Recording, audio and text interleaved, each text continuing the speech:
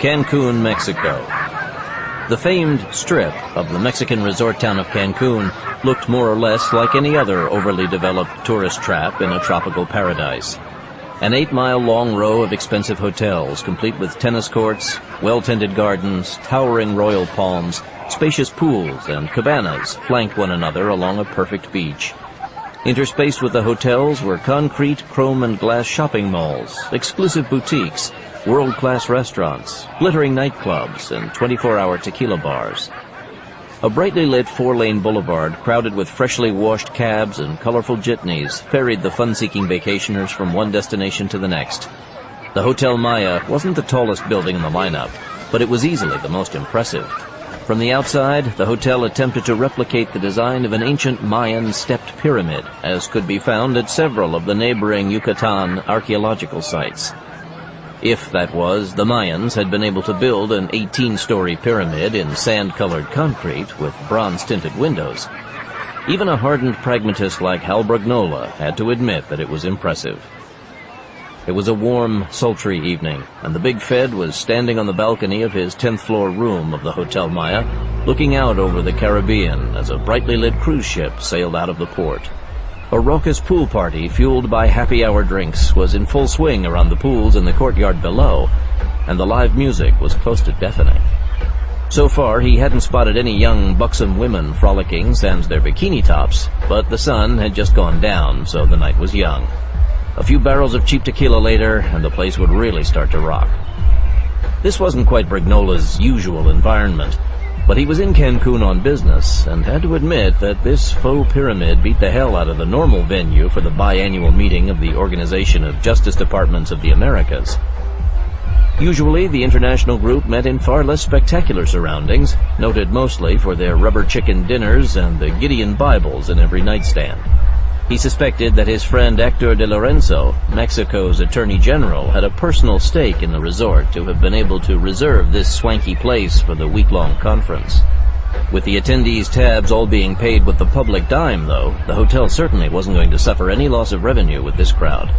Plus, with everyone at the conference being either a police officer or Justice Department official, the staff wouldn't have to go far to call the cops if things got out of hand, which he knew they would again this evening before much longer.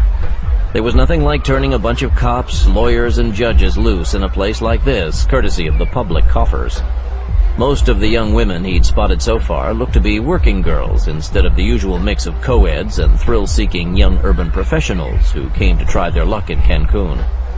Since there wasn't a dog among them, he figured they'd been flown in specifically to service the event. Again, he saw De Lorenzo's deft touch at work. Brugnola enjoyed hanging loose as much as any other overworked public servant, and God only knew he could sure use a few days off. But while this was a premier place for off-duty fun in the sun, of any and every variety known to humankind, he hadn't come south to party. His mission at the conference was to try to get help with something that had been digging at the back of his mind. With the Western world focused so tightly on the war against terrorism, no one was paying much attention to other potential hotspots in America's backyard. The Middle East crisis hadn't yet played itself out, and some doubted that it ever would. But it was still the #1 topic on the national agenda, and rightfully so. 9/11 wouldn't soon be forgotten. Nonetheless, America had other, closer enemies who wished her harm, and they couldn't be ignored. It was true that few of them presented as serious a threat as radical Islamic fundamentalists, but a nation, as well as a man, could die the death of 1,000 cuts. His mission was to interest his colleagues in helping him look into something that seemed to be lurking just below the intelligence horizon. He'd had no joy with his quest so far. In fact, no one would even talk to him about his concerns. But this was just the second day of the scheduled week, and now that the attendees had blown off a little pent-up steam, maybe he could get someone to listen to him. He walked back to the well-stocked minibar in his kitchenette and contemplated his choices. When he opened the door, he found Hector de Lorenzo, and, even so early in the evening, the handsome, rakish Mexican cop-turned-attorney general looked to be half in the bag and feeling no pain. Hooking up with de Lorenzo was usually a one-way ticket to the disoriented express, and this occasion was proving to be no different than usual. Our dinner reservations are getting cold, amigo. And don't tell me that you want to eat alone in your room again tonight. I went to all the trouble to find us suitable dinner companions. And believe me, we don't want to disappoint them. Damn it, Hector. You know how much I hate this social bullshit. I just want to have a quiet meal and go to bed by myself. I really don't need to have a bad head in the morning. I have work to do tomorrow. Hal, that's simply not done around here, and you know it. You have to show your country's flag and wave it proudly by sharing our libations. Don't forget, we Latinos are a very social people, and we're going to think that you don't appreciate our hospitality if you don't break bread with us. It's not the bread I'm worried about, Hector. Never to worry, amigo. I'll see that you get served only the best tequila and not that rot gut you Yankees usually drink. I promise. Let me get my coat. Good man. And I swear on my honor that you won't regret the evening. As much as Brignola hated to admit it, he knew the Mexican AG was right in that he needed to be seen as part of the extended regional justice family if he was going to get the cooperation he wanted when he needed it. And maybe Barbara Price was right too, and he'd been working too hard and needed to relax a little. Team 6 is at its launch point, comrade. Diego Garcia glanced up from the map of Mexico on the chart table over to the clock on the bulkhead of the spacious cabin of his pleasure boat. It was 2200 hours to the second. They were exactly on schedule, and he had expected nothing less of his men. The last two of his assault teams had a more difficult approach to make, and it would be at least another hour before they would be in position to launch. When his teams went into action, they would follow a series of carefully coordinated actions to ensure that his plan would succeed. Nothing less would be acceptable. His command post this night was a sizable pleasure yacht cruising 15 miles off the coast of the Yucatan Peninsula of Mexico in international waters. Anyone spotting the craft on radar or satellite would see only one more private boat sailing past the Cancun resort complex. Externally, nothing showed to make his boat stand out from the dozens just like it in the region. His communications antennas were all hidden, as was his defensive armament. He even had half a dozen women in bikinis up on deck to aid the disguise. Nothing had been left to chance. A sharp stab of pain in the side of his head caused the Cuban to blink, but he ignored it. He had no time for anything as trivial as a brain tumor right now. In fact, for the next 6 months that the doctors had said he had left to live, he would have no time for it. In those few months, he was going to be totally focused on creating a new world order in the Western Hemisphere that would be his last legacy to the world. His plan wasn't just something he'd thrown together when he'd learned of his impending death. Not at all. It was a lifelong dream that had the full approval of the leader of Cuba himself. And while there would be no way to directly connect his operation with the mother country, Cuba would benefit greatly from it. She would finally become a real world power because of his effort, and his name would live forever in the minds of millions. Diego Garcia, a ranking member of the DGI, Dirección General de Inteligencia, Cuba's intelligence service, headed up the super-secret organization codenamed the Matador. This section had been named for the brave men who stood alone in the sand, facing brutal animals many times their size, with only a slim sword in their hand to protect them. His motherland could never best the hated Yankees by brute force. There were far too many of them, and they were too strong. But, as with the lone man in the arena, through bravery and a thin blade, even the largest raging bull could be brought to its knees. Like the matador who faced the bull on the hot sand, Garcia didn't fear dying. When the tumor ate so much of his brain that he could no longer function, he would gladly put the muzzle of his pistol in his mouth and pull the trigger. His only fear was that he wouldn't live long enough to see the full extent of America's humiliation. The Yankees had ground his people under their heels for decades, and it was time for them to pay the bill for their arrogance.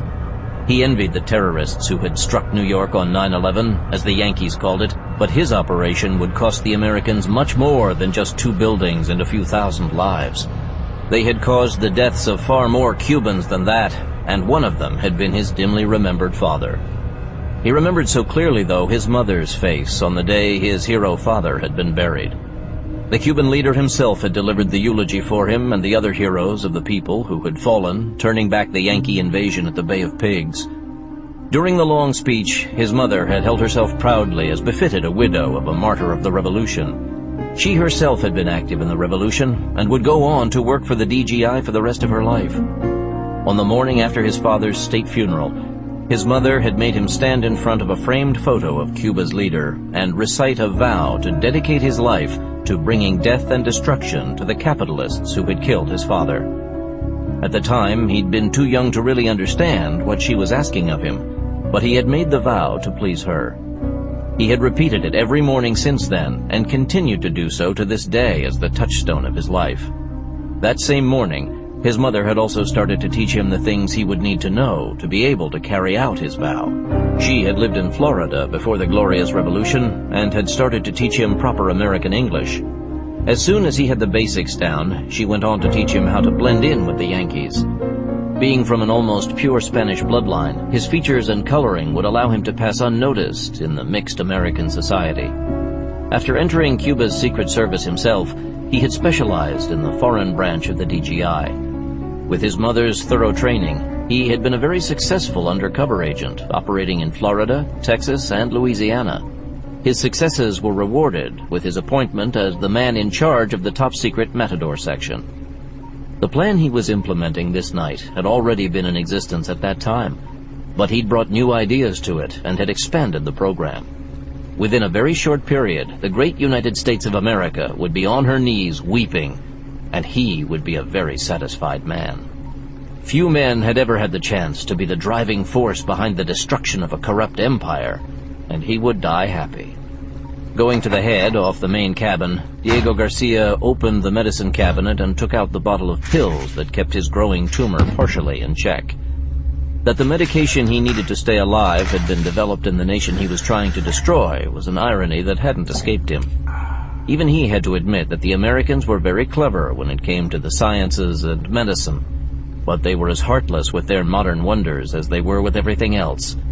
He had to have his medicine clandestinely purchased for him in Florida because the company that manufactured it wouldn't allow it to be sold to the suffering people of his and other poor countries at a price they could afford. That was only one small thing that would be different in the new world he was giving birth to this night.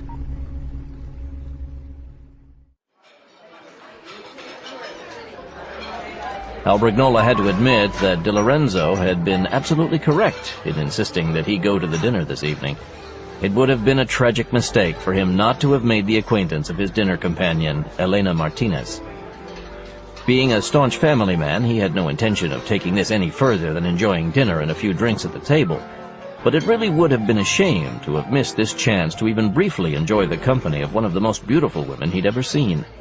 In his cop's mind, Señorita Martinez registered as 5'6" and a well-distributed 130 pounds. The stats, though, didn't even begin to convey the effect of the complete package. The low-cut, tight-waisted dress she wore was a stunning advertisement, offset by long hair combed down over her back. The woman extended her hand, and Bragnola felt like a fool, but he bent over it like a Spanish grandee in a 40s Zorro movie. A man who was too old to properly appreciate feminine beauty was a completely useless article, and he was never going to get that old. Hal, may I present Señorita Elena Martinez? Elena, my old friend Hal is one of the American president's most valuable advisors, so you should make him feel welcome to Mexico. I might need his help someday, and I want him to remember me fondly. I am honored. SMI, senor. Shall we eat? Dinner was being served in the largest of the hotel's open-air dining areas adjacent to the main pool. The scent of tropical flowers and salt water on the warm air and the flicker of torchlights created a romantic atmosphere. This was the most sexually charged event Hal attended in a long time, where everyone still had their clothes on. With the pool close by, though, that could change at any moment. The music from the live band wasn't as loud as it had been during happy hour, but it was still a force to be reckoned with. It did, though, make dinner conversations more intimate because he had to lean close to Martinez to hear her, which, of course, put him in olfactory range of the subtle mix of her expensive perfume and her natural pheromones. It was a very nice combination indeed, and went well with the soft lighting, Caribbean rum, and spicy food. He was leaning close, inches from her fragrant hair, when a switch was thrown and the dining area was hit with harsh light from spotlights around the perimeter. By the time he could blink away the retina burn, a dozen black-clad men armed with AKs entered from the shadows and surrounded the diners. He'd come to Mexico to chase a hunch, but it looked as though it had come chasing him instead. There was no way this was going to have a happy ending.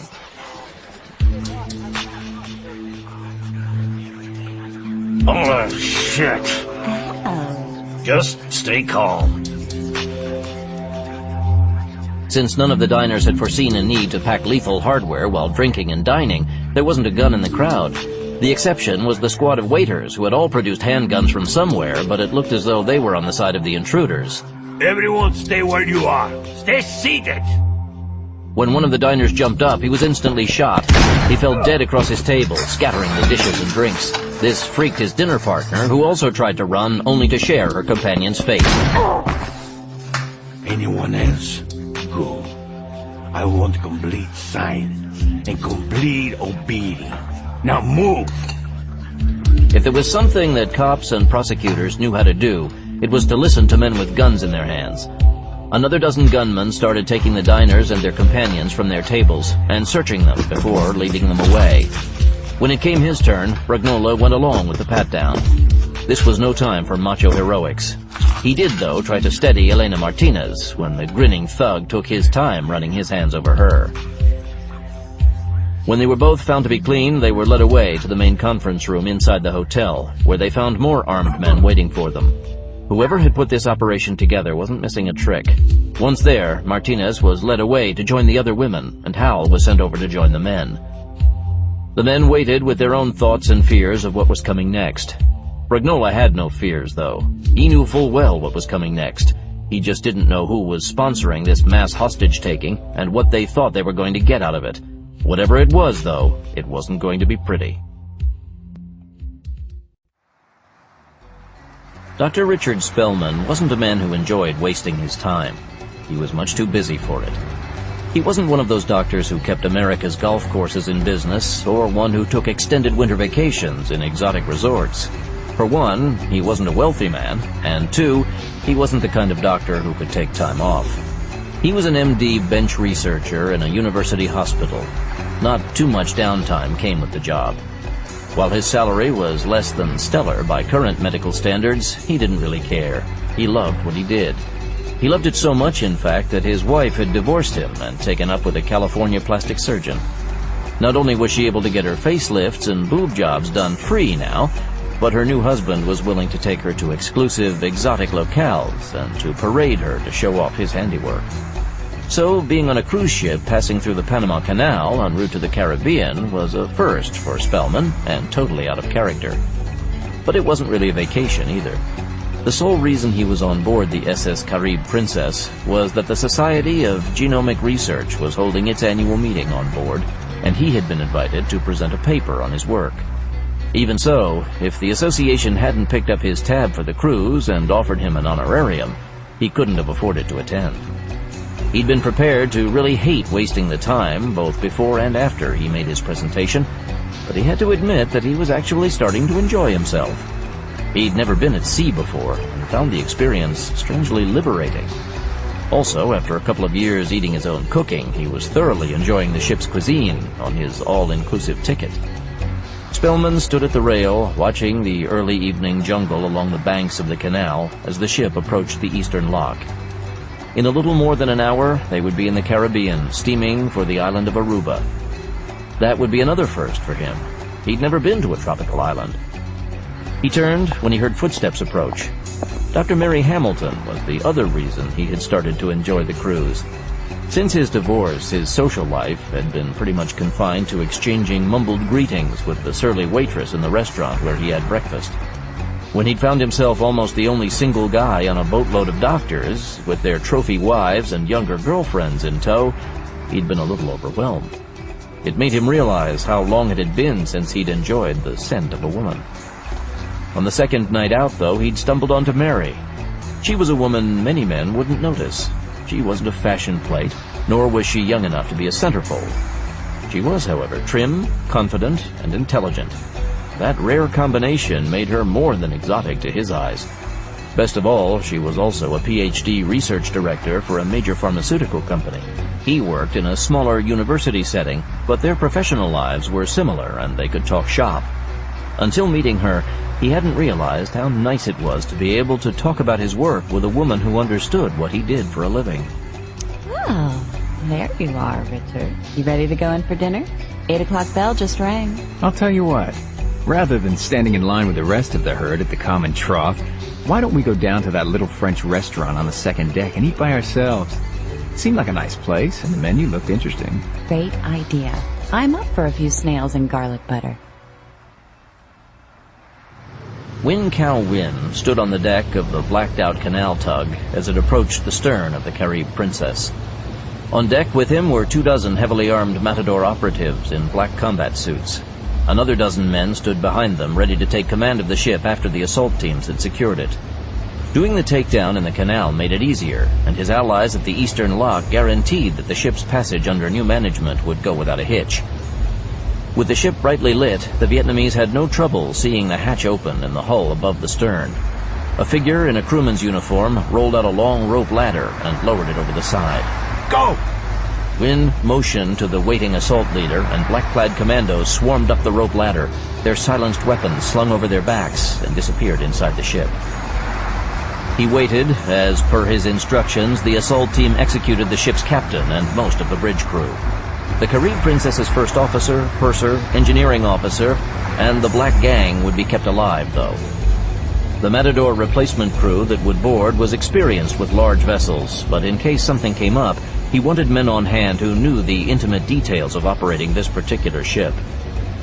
He didn't mind the wait, because he'd been waiting for years to get his payback.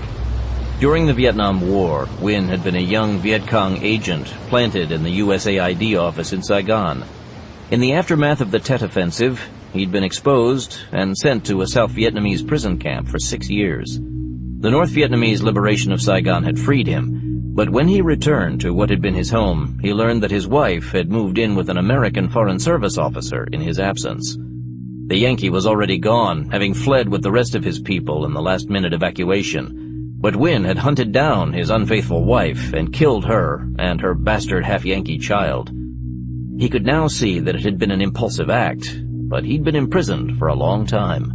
Had he taken the time to think about it, he would have still killed her, but might not have done so publicly. His wife's family was high-ranking Viet Cong officials, and he'd been forced to flee to Red China to escape their vengeance. Even though China and the People's Republic of Vietnam shared the same twisted Oriental version of Marxism, they weren't quite on speaking terms. In the aftermath of North Vietnam's takeover of the South, the Chinese were concerned about continuing their expansionistic policies. The unsuccessful Vietnamese military incursions into the disputed Chinese border territory only confirmed their fears. Therefore, working on the enemy of my enemy is my friend theory, Win was welcomed in China. When his debriefing revealed his vast working knowledge of American military and political activities, the Chinese took him on as an agent in their intelligence service. After extensive training, he'd been infiltrated into a group of boat people refugees from Hong Kong being sent to the United States. Once in the U.S., he settled in southern Florida and, on orders of his Beijing masters, linked up with the Cuban DGI agents active there. The Chinese considered the Cubans to be rather unimportant in the grand scheme of world history, and bumbling, overly emotional amateurs to boot. But they were the sole communist state in the Western Hemisphere and a good launch pad for China's plans for the region. And Beijing had been making plans for Latin America for decades. Since Chinese strategic thought was always couched in terms of decades instead of weeks, Beijing didn't mind letting someone else be their front man as long as it served their ultimate goals. When Win discovered the activities of the Matador section and reported it to his Beijing handlers, he was ordered to try to get accepted into the secret organization and given local Chinese assets to offer the Cubans as an enticement. The Cubans fell for it, and Win soon became Diego Garcia's second-in-command. As such, he was personally supervising the takeover of the Carib Princess, as it was a critical element of Garcia's overall Matador plan. If Garcia's operation was successful, it would advance China's long-range objectives without their having to expose any of their own operations. Best of all, if it failed, China wouldn't be caught up in the inevitable backlash. The Americans had been looking for an excuse to obliterate Cuba for many years now, and the Chinese didn't want Beijing to end up on the same nuclear cruise missile target list as Havana. When Wynne heard the code word over his radio, he motioned to his replacement crew that would sail the ship on to Cancun. As soon as the substitute crewman had climbed the ladder into the ship, Wynne started up after them. His first act on board would be to notify Garcia that the ship was theirs.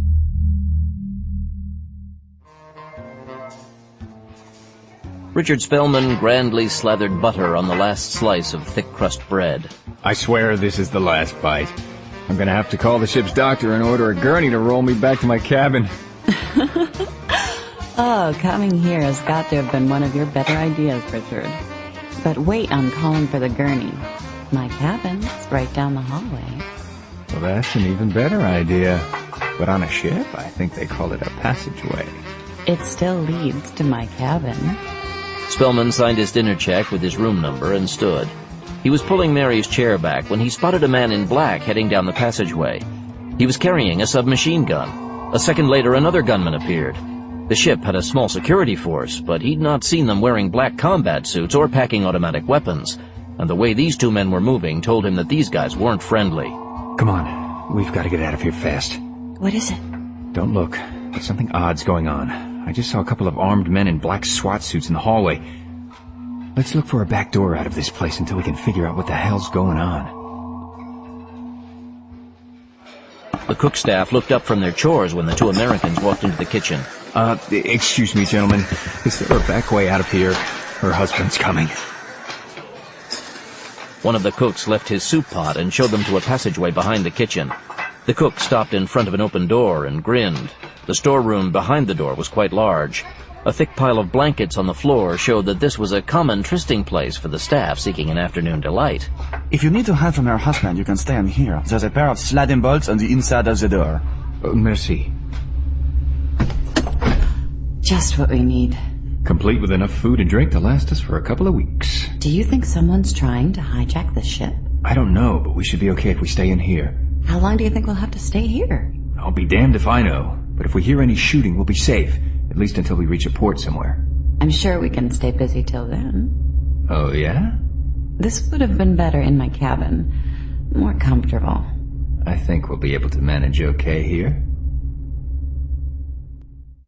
The sprawling Pemex facility at Veracruz Llave was one of the Western Hemisphere's largest oil refinery complexes. Crude oil from dozens of Caribbean and South Atlantic offshore deep-sea oil platforms was pumped in to be processed into everything from bunker fuel to avgas.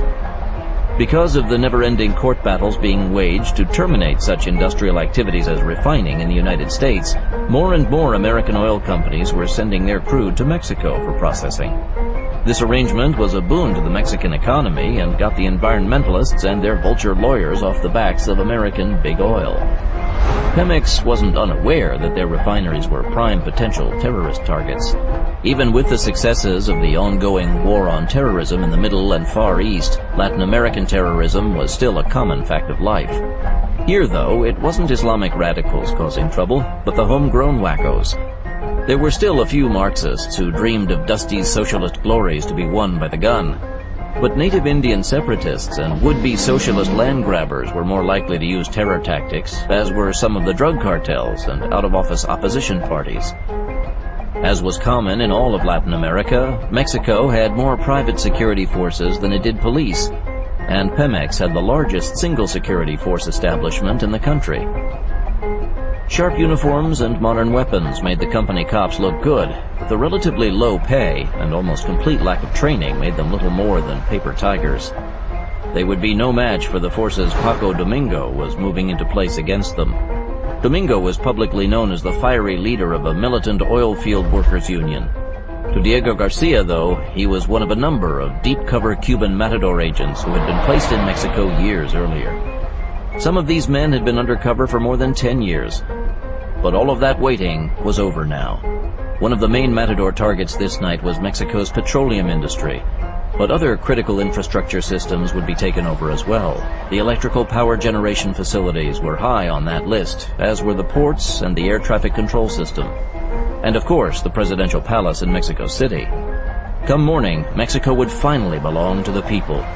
The rule of the powerful old families and corrupt business elites would be ended, and the people would be presided over by their chosen representatives, Paco Domingo and his deep cover associates.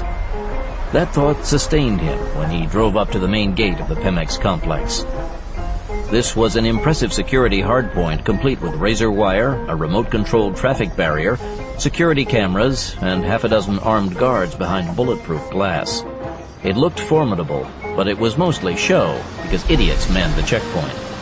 Domingo stopped his SUV in front of the barrier and honked. The security officer who came out of the booth recognized him and walked up to the open driver's side window. You've been banned from this place, Domingo. Move on before I have to shoot you.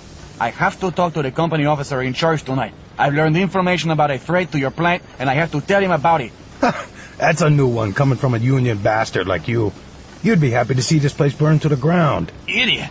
My people need their jobs here so they can feed their families. They're not crazy enough to destroy their own jobs. This is a foreign threat to the plant, and it's serious. Okay, but if this is some kind of trick, Domingo, you're going to pay for it. This is all on tape, you know. Just let me talk to the man in charge. Valdez, up front. Paco Domingo's here. Says he needs to see you. Says there's a threat to the place. Okay. A few minutes later, a BMW drove up. The barrier was opened, and a man in a suit and tie walked through. I'm Valdez. What's this about a threat here? It's no threat. Domingo pulled out a silenced pistol and shot the guard in the forehead. The company man got 2 rounds in the back as he turned and fled for his car. 4 black-clad gunmen stormed out of the darkness and rushed the guardhouse. The main gate is secure. Moving! 20 more armed, black-clad men emerged from outside the cone of light, slipped through the perimeter, and fanned out, weapons ready. The Pemex refinery was about to become the property of the people of Mexico. As with any successful revolutionary, Domingo never let the right hand know what the left was doing. His militant Union brothers might have been a little apprehensive had they known that he was working more in the name of the Cuban DGI than he was in theirs. It would turn out the same in the end, though, and that's what really counted. When he and his men were done with their work, all it would take would be a single push on a button, and the largest oil refinery in Mexico would go up in flames. And until the rightful demands of the union workers were met, not a single drop of gas would leave the place. The entire complex is in Union hands, boss. Good. Comrade engineers, it is time for you to do your part. Yes, comrade. Diego Garcia smiled as he stepped off his boat onto the brightly lit yacht dock at the Cancun marina. The initial phase of the plan had gone like clockwork. The Cancun Peninsula was completely secured. The Carib Princess was in his hands, as were most of the targets in Mexico. He had expected nothing else from his Matador teams, but he knew that the goddess of fate could always unexpectedly deal herself into the game. She'd been smiling on him this time, though, which meant that the rest of the operation should continue according to plan. When the sun rose over Latin America in a few hours, it would be on a new world in the making, a world of his making. Ande! Ande! The mood in the main conference room of the Hotel Maya could only be called grim. It was approaching dawn, and raw nerves had kept most of the conference hostages from sleeping. The heavily armed black-clad guards had reacted swiftly with rifle butts to any attempts at conversation, so the men had been left to stew in their anger. Hal Bragnola was an old hand at the crunch game and knew how to keep his emotions firmly in check. He, too, was outraged at being taken hostage, but he knew that wasting his energy on things he had no control over was a useless exercise. He'd catnapped throughout the night, while still staying alert to exploit any opportunity that might have presented itself. Unfortunately, though, the silent guards hadn't blinked. With the dawn, additional armed gunmen walked into the room, which only increased the tension. To some, the newcomers might have been a guard shift change, but Bragnola had no trouble identifying that they were a command group. The head honcho was easy to spot. He was a light-skinned Hispanic who looked as if he had a Spanish grandee somewhere in his bloodline. He appeared to be in his mid-50s and had a relaxed military bearing. His eyes swept across the roomful of captives but revealed nothing.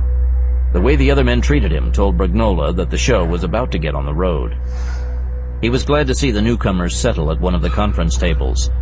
Not having been able to talk to his fellow captives, Hal couldn't even begin to guess what this was all about, and he looked forward to going one-on-one with his captors. Being interrogated always worked both ways, and he should be able to pick up some information. There was no doubt that he and his fellow conferees had some perceived value as hostages. Were that not the case, they'd have simply been gunned down in reprisal for some real or imagined wrong done to someone, somewhere, some time ago. The usual terrorist excuse for brutality. Hector de Lorenzo! This is bullshit. They were considered valuable, so the only question was what the nature of the ransom would be. He was a bit surprised when he wasn't the first man to be taken over to the head table. The American representatives bore the brunt of the kidnappers' displeasure, so the others could see how tough they were on the biggest threat. His friend Hector de Lorenzo got first honors. Hal wasn't close enough to overhear what was being said, but Hector didn't hide the fact that he was royally pissed. The questioning was short, and de Lorenzo was led away. Brignola let himself relax. There was no point in getting amped up until his time came. He was catching another catnap on the floor when he was called for his turn in the barrel via a rifle butt in the middle of his back. Brignola! Get up! This way! Mr. Harold Brignola. Let's see. You're usually called Hal by your good friend the President, right? And you are? I would answer the question if I were you. You know who I am. You have my passport. Garcia nodded curtly, and the guard hovering over Brignola reversed his AK and slammed it into the pit of his stomach. Mr. Brignola, a man of your high position in government can't be stupid enough not to recognize the realities of what is taking place here today. You are my prisoner, and regardless of who you might be in your American Justice Department or who your friends in Washington are, whatever may be left of your life is solely in my hands now.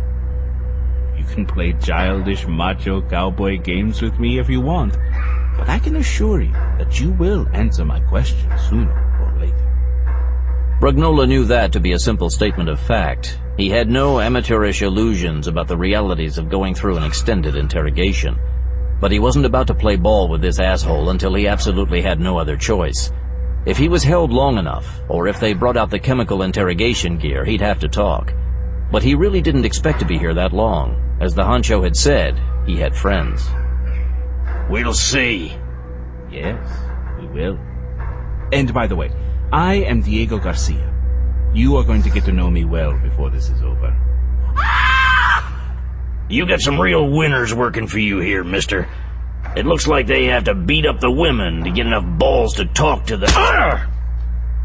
Brignola didn't see the rifle butt coming at his forehead this time, but he rode it out. Take Mr. Brignola to the jail. CFA. Garcia watched impassively as the Yankee was escorted out of the room. The report he had received from the Matador operative at the Latin American desk of the U.S. State Department had been accurate. Hal Brignola was a force to be reckoned with, but he also had his weaknesses. What the American saw as his strength, the Cuban saw as something to be broken. His arrogance would also contribute to his downfall, as would his protective instincts toward the women. Though the Yankee hadn't turned when the women screamed, Garcia had seen the anger flash in his eyes. Though the interview had been short, it had told Garcia much and confirmed that he had chosen his man well. Had he wanted, he could have arranged for the Attorney General of the United States to have attended the conference and taken him hostage instead. But the American AG was always a political flunky who had been given his job as a payoff for services he had rendered to the party of the incoming president. Brignola was a career Justice Department officer, and he had more than likely forgotten more about the workings of U.S. law enforcement agencies than the AG would have time to learn before he left office. And his intimate knowledge was the goal. If it wouldn't have tipped his hand, Garcia would have simply snatched Brignola and the Mexican de Lorenzo and let the rest go free. The other lawmen he'd gathered up were of little use to him, except as expendable pawns as his plan played out over the next few weeks. And to get what he needed from the Yankees, he fully intended to waste a couple of them. He would expend several of the women as well, if that was needed, to get what he wanted. Except, of course, for the delectable Senorita Martinez, Brignola's dinner companion.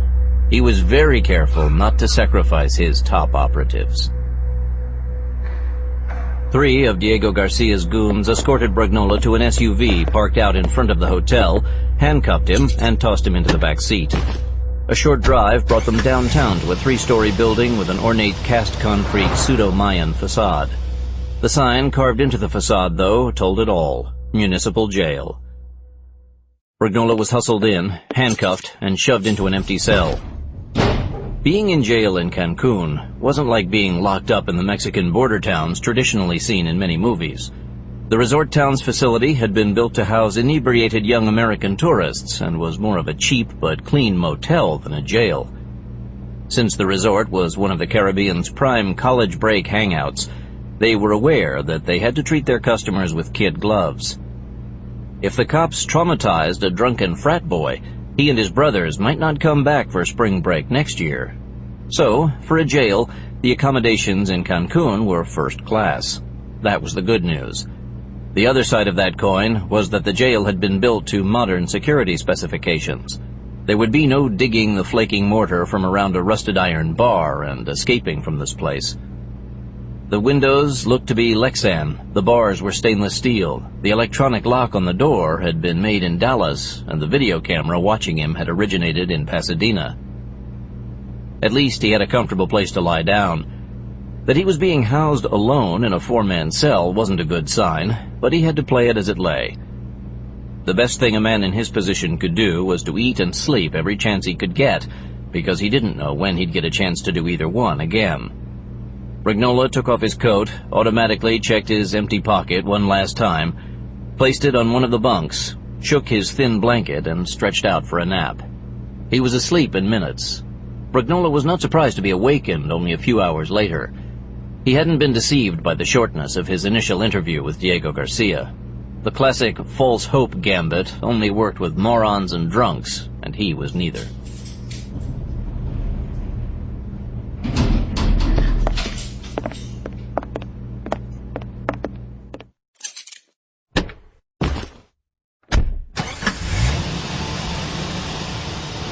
A short ride back to the Hotel Maya confirmed his suspicion that he was on for another round with the boss. The man was playing his hand by the book, chapter and verse. But since the big Fed had read the same book, he'd see if he couldn't stall the process. He was in no hurry to get his ass stomped into the ground. In fact, to make this come out right, he needed to delay that part of the program for as long as he possibly could. It was apparent that he'd been included in the bag because Garcia thought that he was friends with the president. On paper, he was listed as a Special Justice Department advisor to the president, but that was just a long-standing cover for what he actually did. And it was imperative that he keep his real job from Garcia for as long as he could. As far as the man's thinking that he was one of the president's personal friends, he had no idea where that had come from. But since it was on the table, he'd use it to buy himself as much time as he could. This time, Bragnola was escorted into what looked in happier times to have been the hotel management's office suite. He was being taken to what looked to be the main office when the door opened and 2 goons walked out with Hector de Lorenzo between them.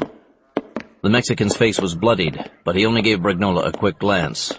Hector was playing the game, but with Garcia's apparent intelligence sources, Bragnola was certain that the bastard already knew of their long-standing friendship. The office was large and tastefully decorated.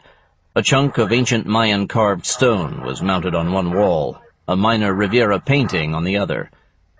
Garcia was seated behind a huge, ornately carved, dark mahogany desk littered with enough electronic gear to run a fair-sized war.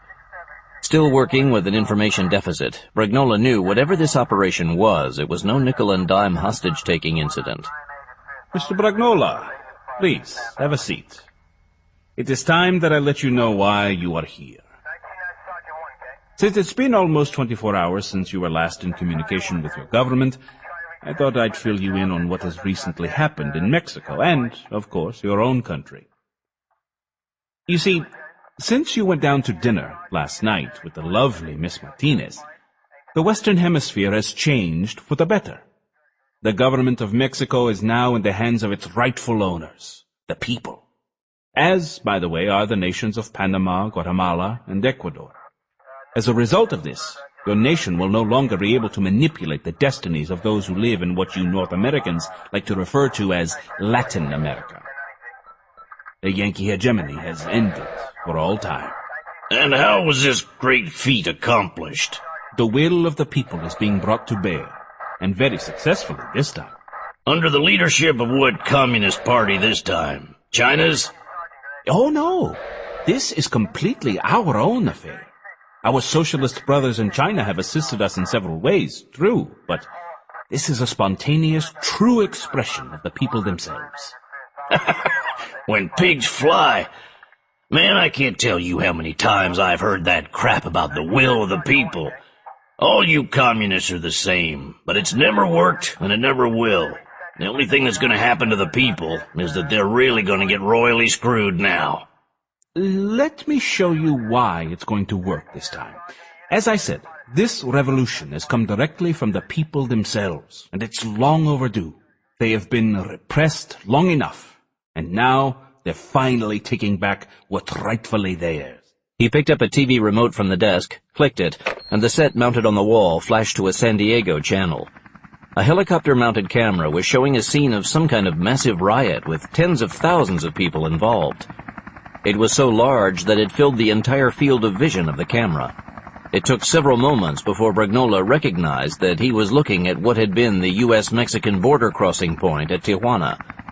The barriers that had controlled the endless streams of traffic coming and going were gone. The buildings that housed the Immigration and Customs Office were being literally torn down by bare hands. The vehicles waiting in line to cross the border when the onslaught struck were being looted and overturned and set on fire.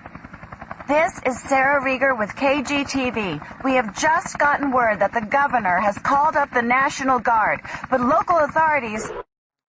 Apparently we are experiencing technical difficulties. Jesus!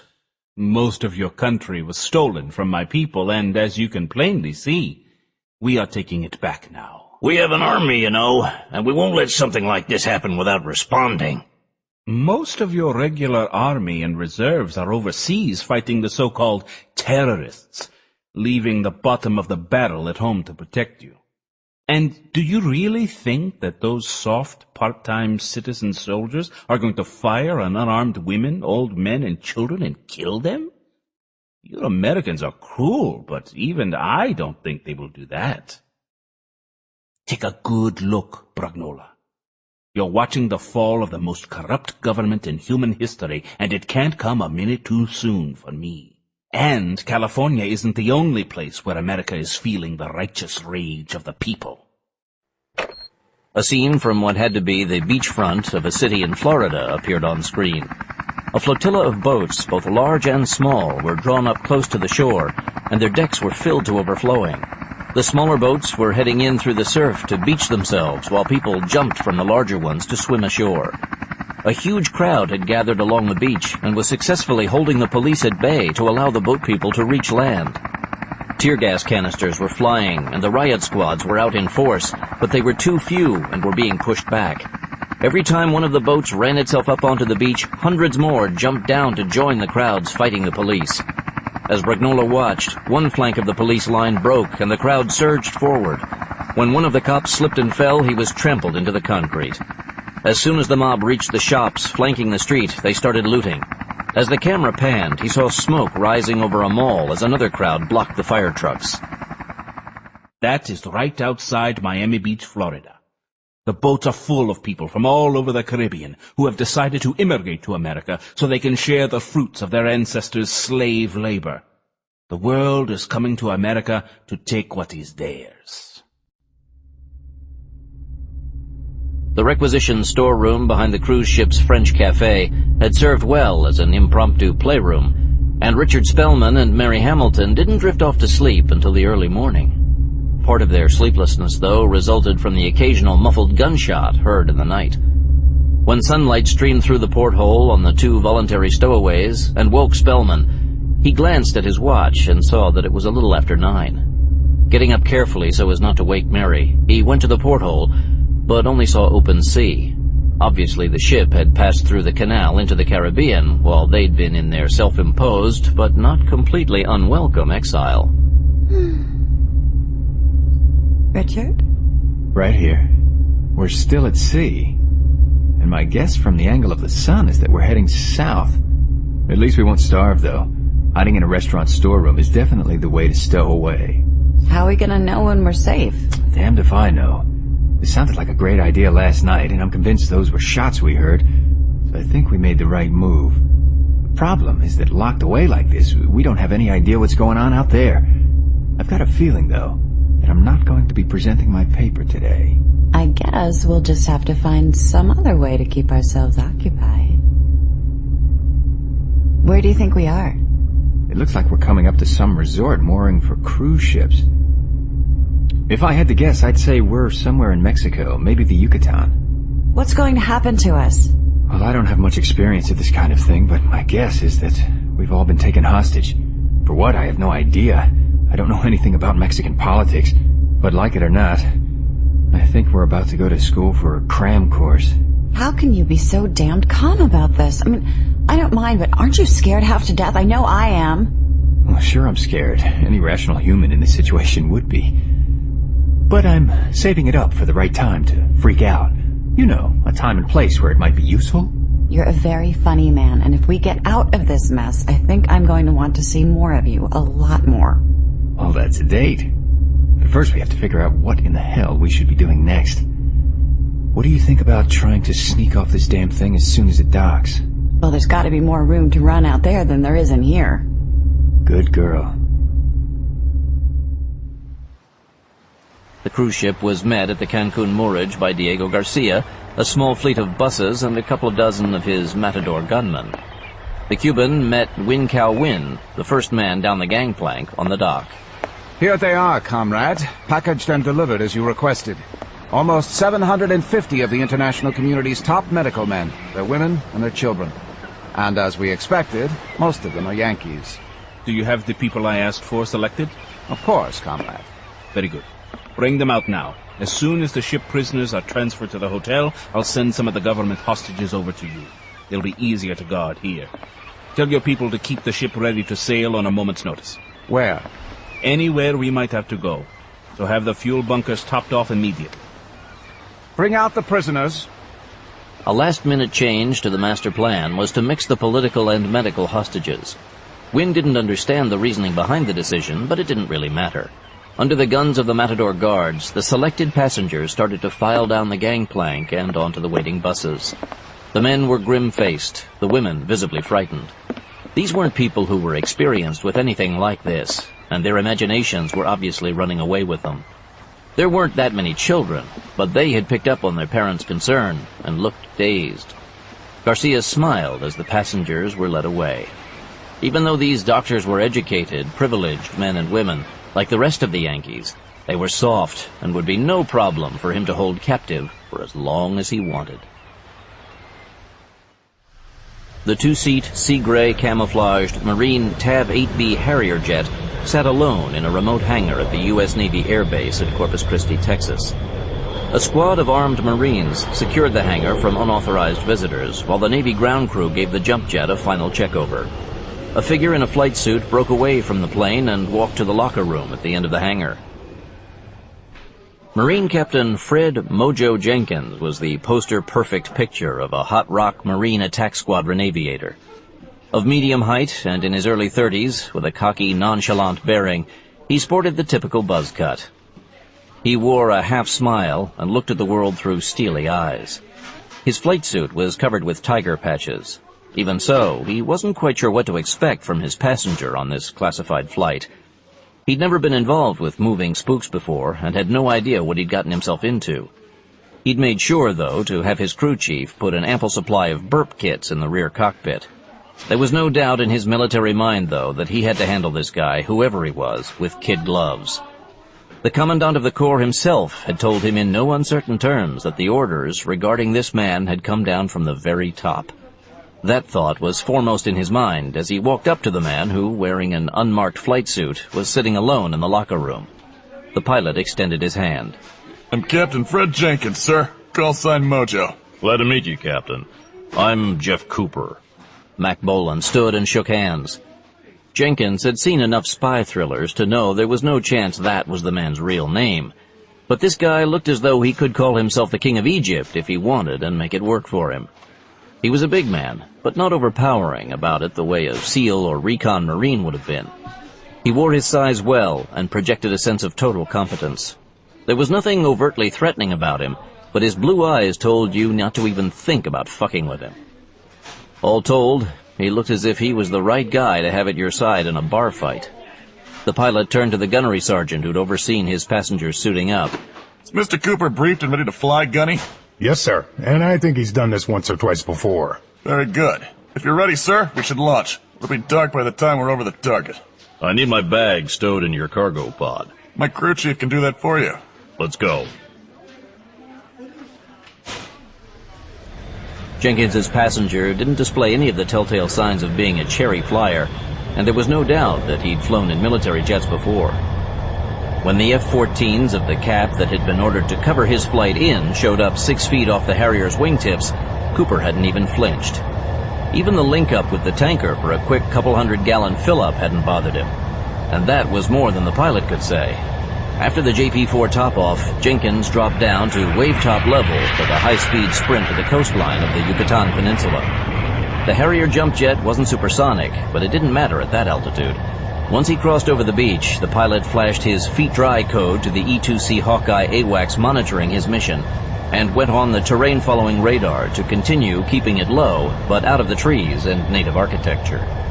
With his GPS nav system locked onto the LZ, he had no trouble locating the small clearing in the jungle a few minutes later. I've got the LZ in sight, sir, but I'd like to make a flyover to check it out before I put us down. No problem. Looks like we're all good. Thanks for the ride. Good luck, sir. Bolan unbuckled his seat harness and raised the canopy. Leaving his flight helmet and aviator survival vest behind, he climbed down and shot Jenkins a thumbs up. As per his pre-flight briefing, the pilot triggered the release to the cargo pod shackled under his right wing. Bolan's black bag fell to the ground, and he quickly rolled it out of the way before shooting the pilot a second thumbs up. After answering with a crisp salute, Jenkins throttled up, hit his Vipper control, and the Harrier rose in the air. Balancing his lift, he fed in a little thrust and started forward. As soon as his airspeed built to the point where the wings were generating enough aerodynamic lift to fly, he swiveled his nozzles all the way back and left town at top speed. Fortunately, he didn't have far to go to reach international waters again and the protection of the F-14 cap over the Western Caribbean. He had no idea where his passenger was heading, but he wished him the best of luck. Bolan broke out his gear. Along with his usual personal weapons and equipment, he was packing heavily this time. With this being an open-ended mission, he had rations for 3 days, a pair of 2-quart canteens, a larger-than-usual med kit, SATCOM radio gear, and extra ammunition. He quickly got into his gear and loaded his weapons. The pod had been sanitized of all U.S. military markings and could be safely left behind, along with the equally sterile flight suit. By the time anyone found them, he'd have Brignola back, and they'd be long gone. At least, that was the mission profile, and until he knew something different, that was what he was going with. He and Brignola had a history together that spanned almost his entire career, so when the president asked him via Barbara Price to try to extricate the Big Fed from whatever was going on in Cancun, he hadn't hesitated. Beyond their long friendship, Brignola was the leader of the nation's most secretive clandestine operations organization known as the Sensitive Operations Group. When the nation needed a completely off-the-screen response to a threat or simply wanted to get some payback against evildoers, Brignola's action teams were the president's first choice to take care of it. Because of that, Brignola rarely traveled outside of the United States. And on the rare times that he did, he was usually accorded Stonyman Farm black suit protection. This time, though, he'd figured that since he'd be in the company of the top cops from the entire hemisphere, personal bodyguards wouldn't be necessary. That the president needed to get Brignola back as soon as possible went without saying. The information he carried in his head went beyond merely being damaging to national security. If the details of SOG were found out, it would be months, if not years, before the damage could be repaired. Bolan knew that Brignola was tough, but the risks of interrogation could never be underestimated, and it all hinged on him being able to stick to his established cover job. If Hal could force his kidnappers away from concentrating on breaking into that, Bolan should have enough time to get him out before it was discovered who he really was. What should have been a simple hostage rescue operation was being complicated by a severe lack of intelligence. All communications with the region, even cell phone traffic, had been cut, and no one had any idea what was going on in the resort town. But if it had anything to do with what was happening in almost all of the rest of Mexico and the border states, the worst was feared. The little information that had made it out of Mexico via satellite phones and TV hookups indicated that the nation was caught up in a bizarre revolution. The presidential palace in Mexico City had been taken over, along with most of the state governments. The armed forces were apparently also in the hands of the revolutionaries, as well as most of the major industries and services. That this was more than a traditional Mexican change in government, Pancho Villa style, could be seen in the reports of American business facilities being stormed and destroyed. Other foreign interests were being taken over as well, but the main concentration seemed to be against U.S. property. No one had any idea yet who or what was behind the sudden eruption of social unrest south of the border. It was as if the entire country had suddenly gone insane, and the insanity was rapidly spreading northward into the United States. The famous border crossing at Tijuana had been stormed by tens of thousands of Mexicans and completely destroyed.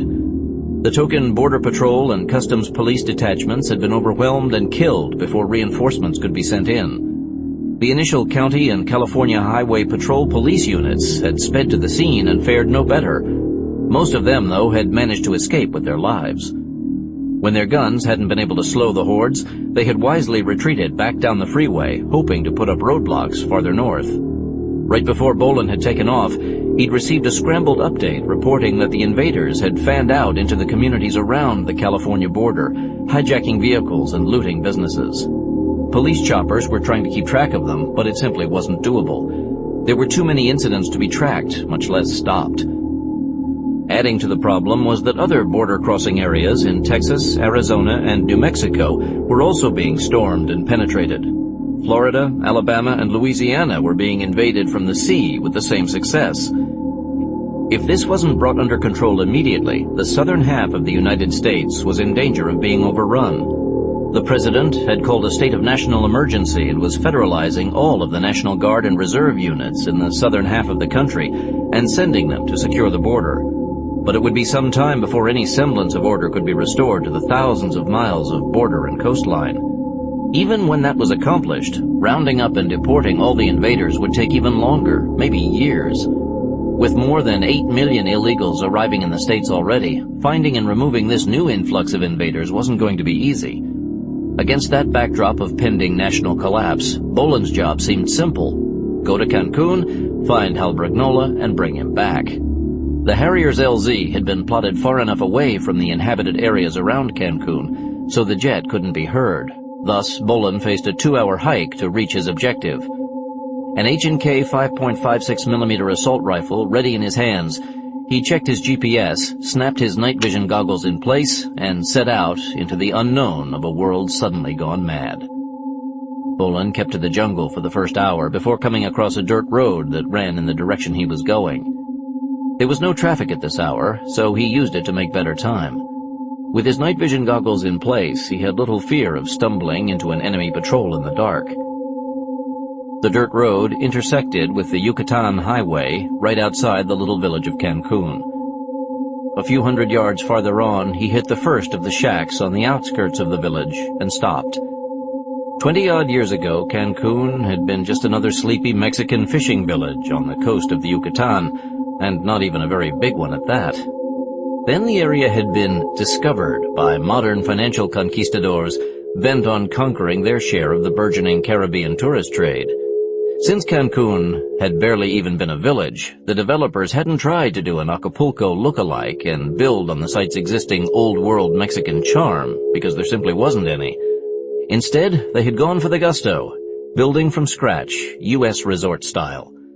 And since they hadn't wanted to get into the hassle of buying out the villagers and relocating them, they'd built on the then empty 8-mile-long sand spit across the bay from the village. The old dirt road through the town had been turned into a 4-lane causeway leading from the airport to the hotels on the peninsula. With only that one bridge between the peninsula and the mainland, whoever held the bridge controlled access to the resort. No one knew yet why the mysterious invaders had captured the Strip at Cancun and the thousands of tourists vacationing there. Bolan had to admit, though, that the physical terrain was perfect for what they had pulled off. He'd studied the NRO recon satellite photos before getting on the Harrier, but he needed to make a personal recon before he decided on his move.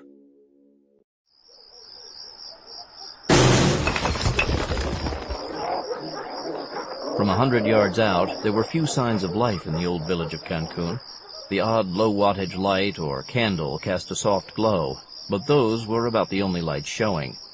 There was no civilian foot traffic, and no signs of any vehicles, even parked, anywhere.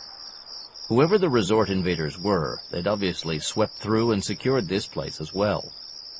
But the executioner hadn't seen any foot patrols yet, so they might have gotten overconfident, which was fine with him. He liked it when his opponents were overly impressed with their own brilliance. Bolan kept to the shadows as he made his way through the seemingly deserted village. What inhabitants remained were keeping a low profile. Hal Brignola was still keeping to his sleep-whenever-he-could regimen.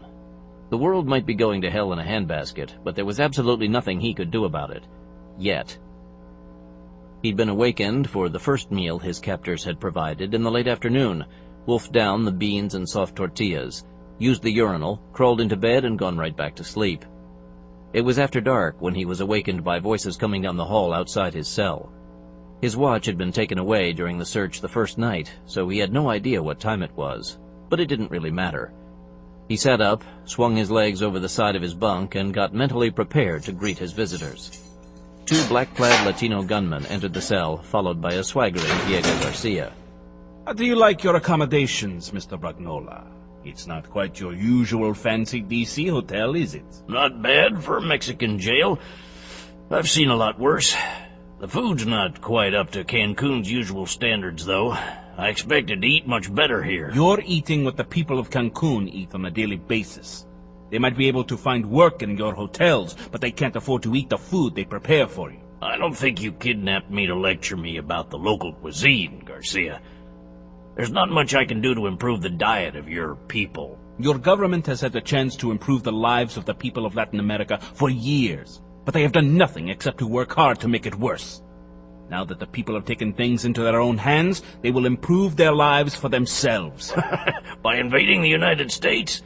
And stealing what we Americans have created by our own ingenuity and our hard work? That's very original. I've never heard that one before. The people are only taking back what was taken from them in the first place. California, Texas, and Florida rightfully belong to the Mexican people you Yankees stole them from. Don't forget Arizona and New Mexico. We won them too when we beat your sorry asses in the Mexican War. Brignola didn't even try to duck when Garcia swung at him. This guy wasn't too tightly wrapped, but as long as he could get him fired up every now and then, he wouldn't start asking the questions Brignola didn't want to answer. He took the blow without flinching. Your arrogance is going to cost you dearly, Brignola. I know that I could get a good ransom from your Washington friends for you, but I think that I'll turn you over to a People's Revolutionary Court instead, to be tried for your crimes against humanity.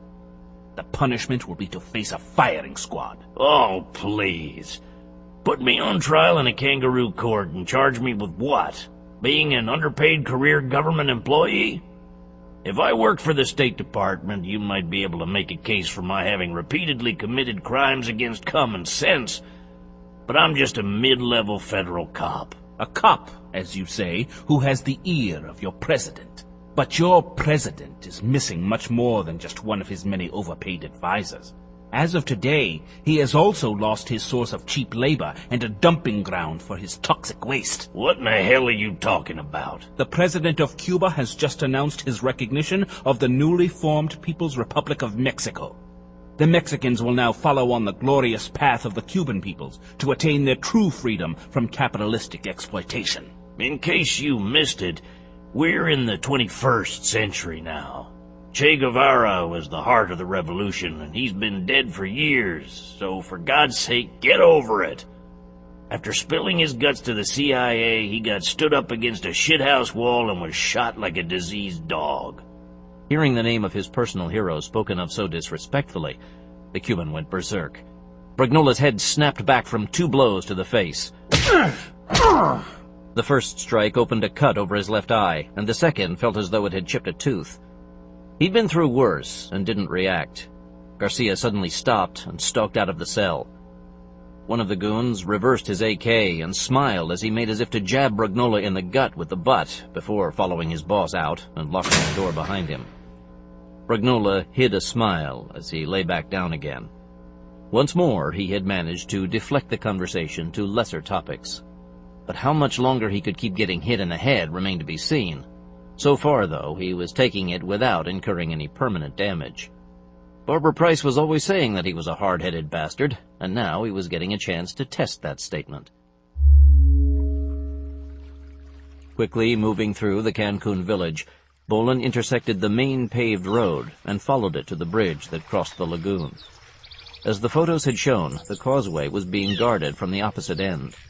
A pair of open-top Humvees with mounted machine guns and searchlights were parked at the far end, and a dozen gunmen loitered nearby.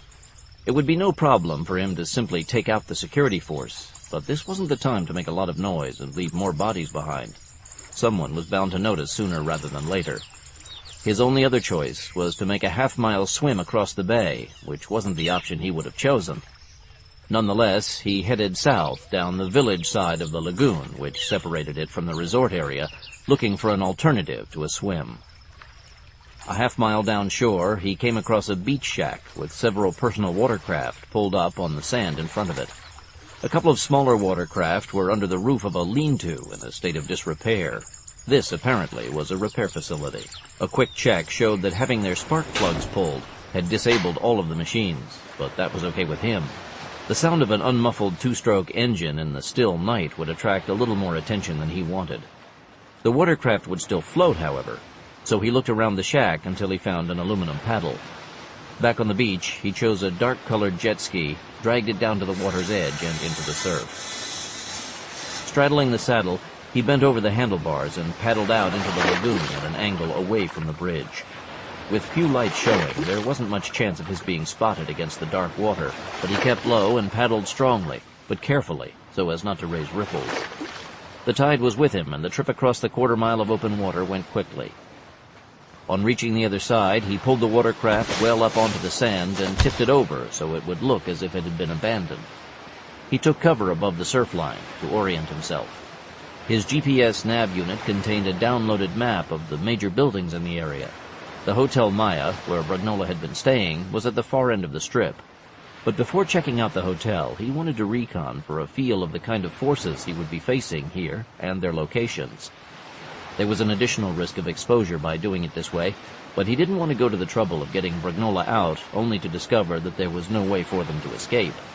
He wanted to locate his back door first. Even then, finding the man was probably going to be more difficult than it really should be. There was a comfortable sub-Q personal locator beacon often worn by people like Brognola, or people who were going in harm's way, that made finding them a snap. A single overhead pass of a satellite or spy plane would activate the beeper, and it would remain powered up for 5 days. As Bolan well knew, though, Hal didn't like to wear the miniature beepers, saying that they made him itch. For the lack of the locator beacon to follow, if Brognola wasn't being held in the hotel, Bolan was faced with the possibility of having to search more than 100 buildings to find him. And to make it even more difficult, according to the data dump he'd received right before he'd taken off from Texas, the airline manifests showed that some 8,000 American tourists had been flown into Cancun recently. Of course, there were also the thousands of Mexicans who lived and worked in the area to serve the visitors. Finding the proverbial needle might turn out to be easier than this job. With all the activity at the pier, Richard Spellman and Mary Hamilton decided to wait for dark before trying to make an escape. They had also changed into fresh, starched sets of Cook's Whites they had found in the storeroom. They weren't the most practical camouflage to wear while trying to make a nighttime break, but he figured that if they were spotted, they could be taken for the hired help, not escaped Americans on the run.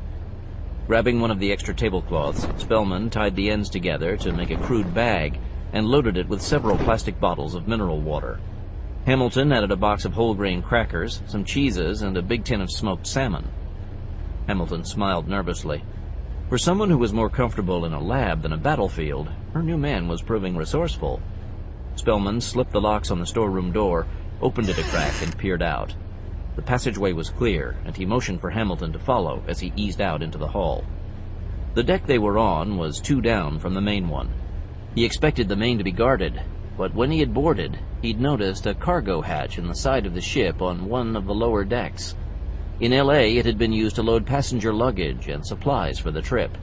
If he remembered correctly, it should be 2 decks down from where they were. The passageway outside the cafe was deserted, and the pair quickly headed for the stairwell leading to the lower decks. The ship's passenger areas were carpeted, so Spellman barely heard the approaching footsteps in time to grab his companion's arm and get them both out of sight. The steps down were also carpeted, which let them move quickly and noiselessly. 2 decks down, they came to a hatch labeled D Cargo. This should be it. He undogged the steel door and opened it. The compartment behind the door was the size of a small house, but was divided up into smaller sub-areas holding different cargoes. Several of the cubicles held the passenger luggage he'd seen being loaded in L.A., and others held ship supplies. He motioned her inside and dogged the hatch shut behind them. The steel deck in the compartment wasn't carpeted, so they stepped lightly as they crossed to the hatch on the outer hull. The sign on the steel door read, "Loading berth." This is it. The controls for the hatch were simple, but he opened it slowly so as not to make any more noise than necessary. The lights on the pier had been turned off, but the few lights burning on the ship illuminated about a 6-foot gap between the hull and the dock. He looked inside the hatchway for a gangplank to bridge the gap, but there was none. Can you jump that far? Maybe. If you go first and catch me. Okay, first I have to see if anyone's watching us. Grab my belt while I take a look. Be careful.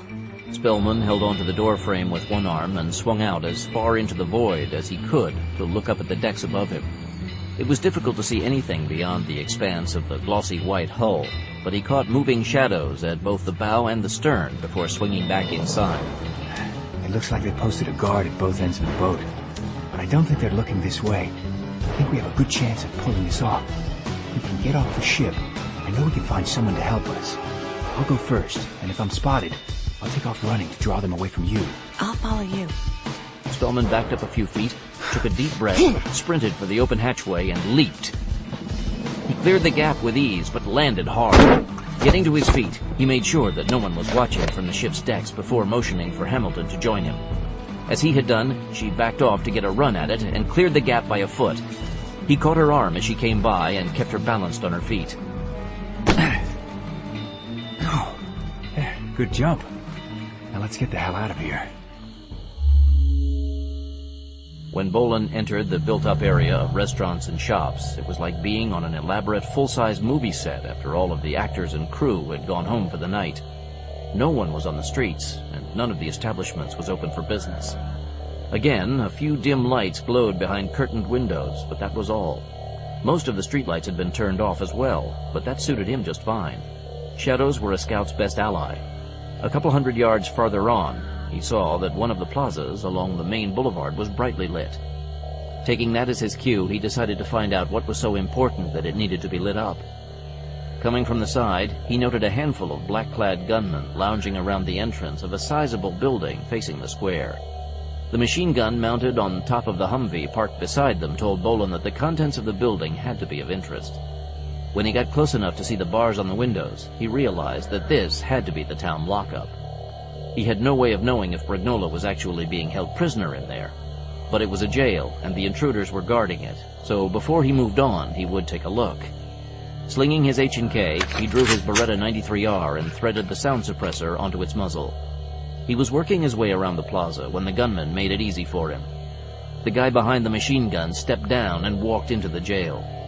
That left him with only 3 targets to take down, and they all had their weapons casually slung. Their confidence was admirable and showed that they had the entire resort peninsula under their control and weren't expecting trouble.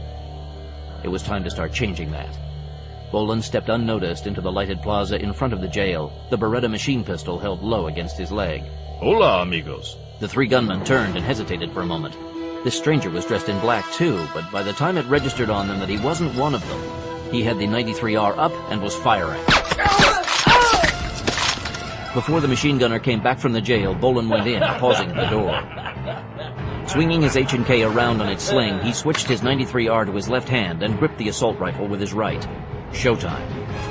Slipping through the door of the Mexican jail, Bolan rushed the room as soon as he had clear lines of sight to his new targets. 3 of the black-clad men in the room had their backs turned to him, so the guy behind the desk with the surprised look on his face was targeted. The man still looked surprised when he took a 3-round burst in the chest from the Beretta and pitched backward in his chair. The others turned to face their unexpected guest. The 4th man was faster than his comrades and dropped out of the line of fire as he fumbled for his piece. Bolan tracked him with the Beretta. The executioner stepped past the bodies and hurried behind the desk. A quick search of the guy who'd been sitting there produced a key ring with a plastic lock card, as well as several large numbered keys. The biggest key unlocked the sliding barred door leading into the holding area. The doors on the cells had regular locks, as well as electronic. In fact, when the power was cut, the mechanical locks worked as a failsafe. Hal Brignola was in the second cell Bolan checked out. There was no mistaking that huddled, sleeping form. Bolan keyed the lock and opened the door. You ready to go home, Hal? About goddamn time you showed up here, Stryker. I got hung up going through airport security. I had to strip down to my shorts because I kept setting off the metal detector. You okay? I'm fine now. How bad is it? Have you been able to get any information down here at all?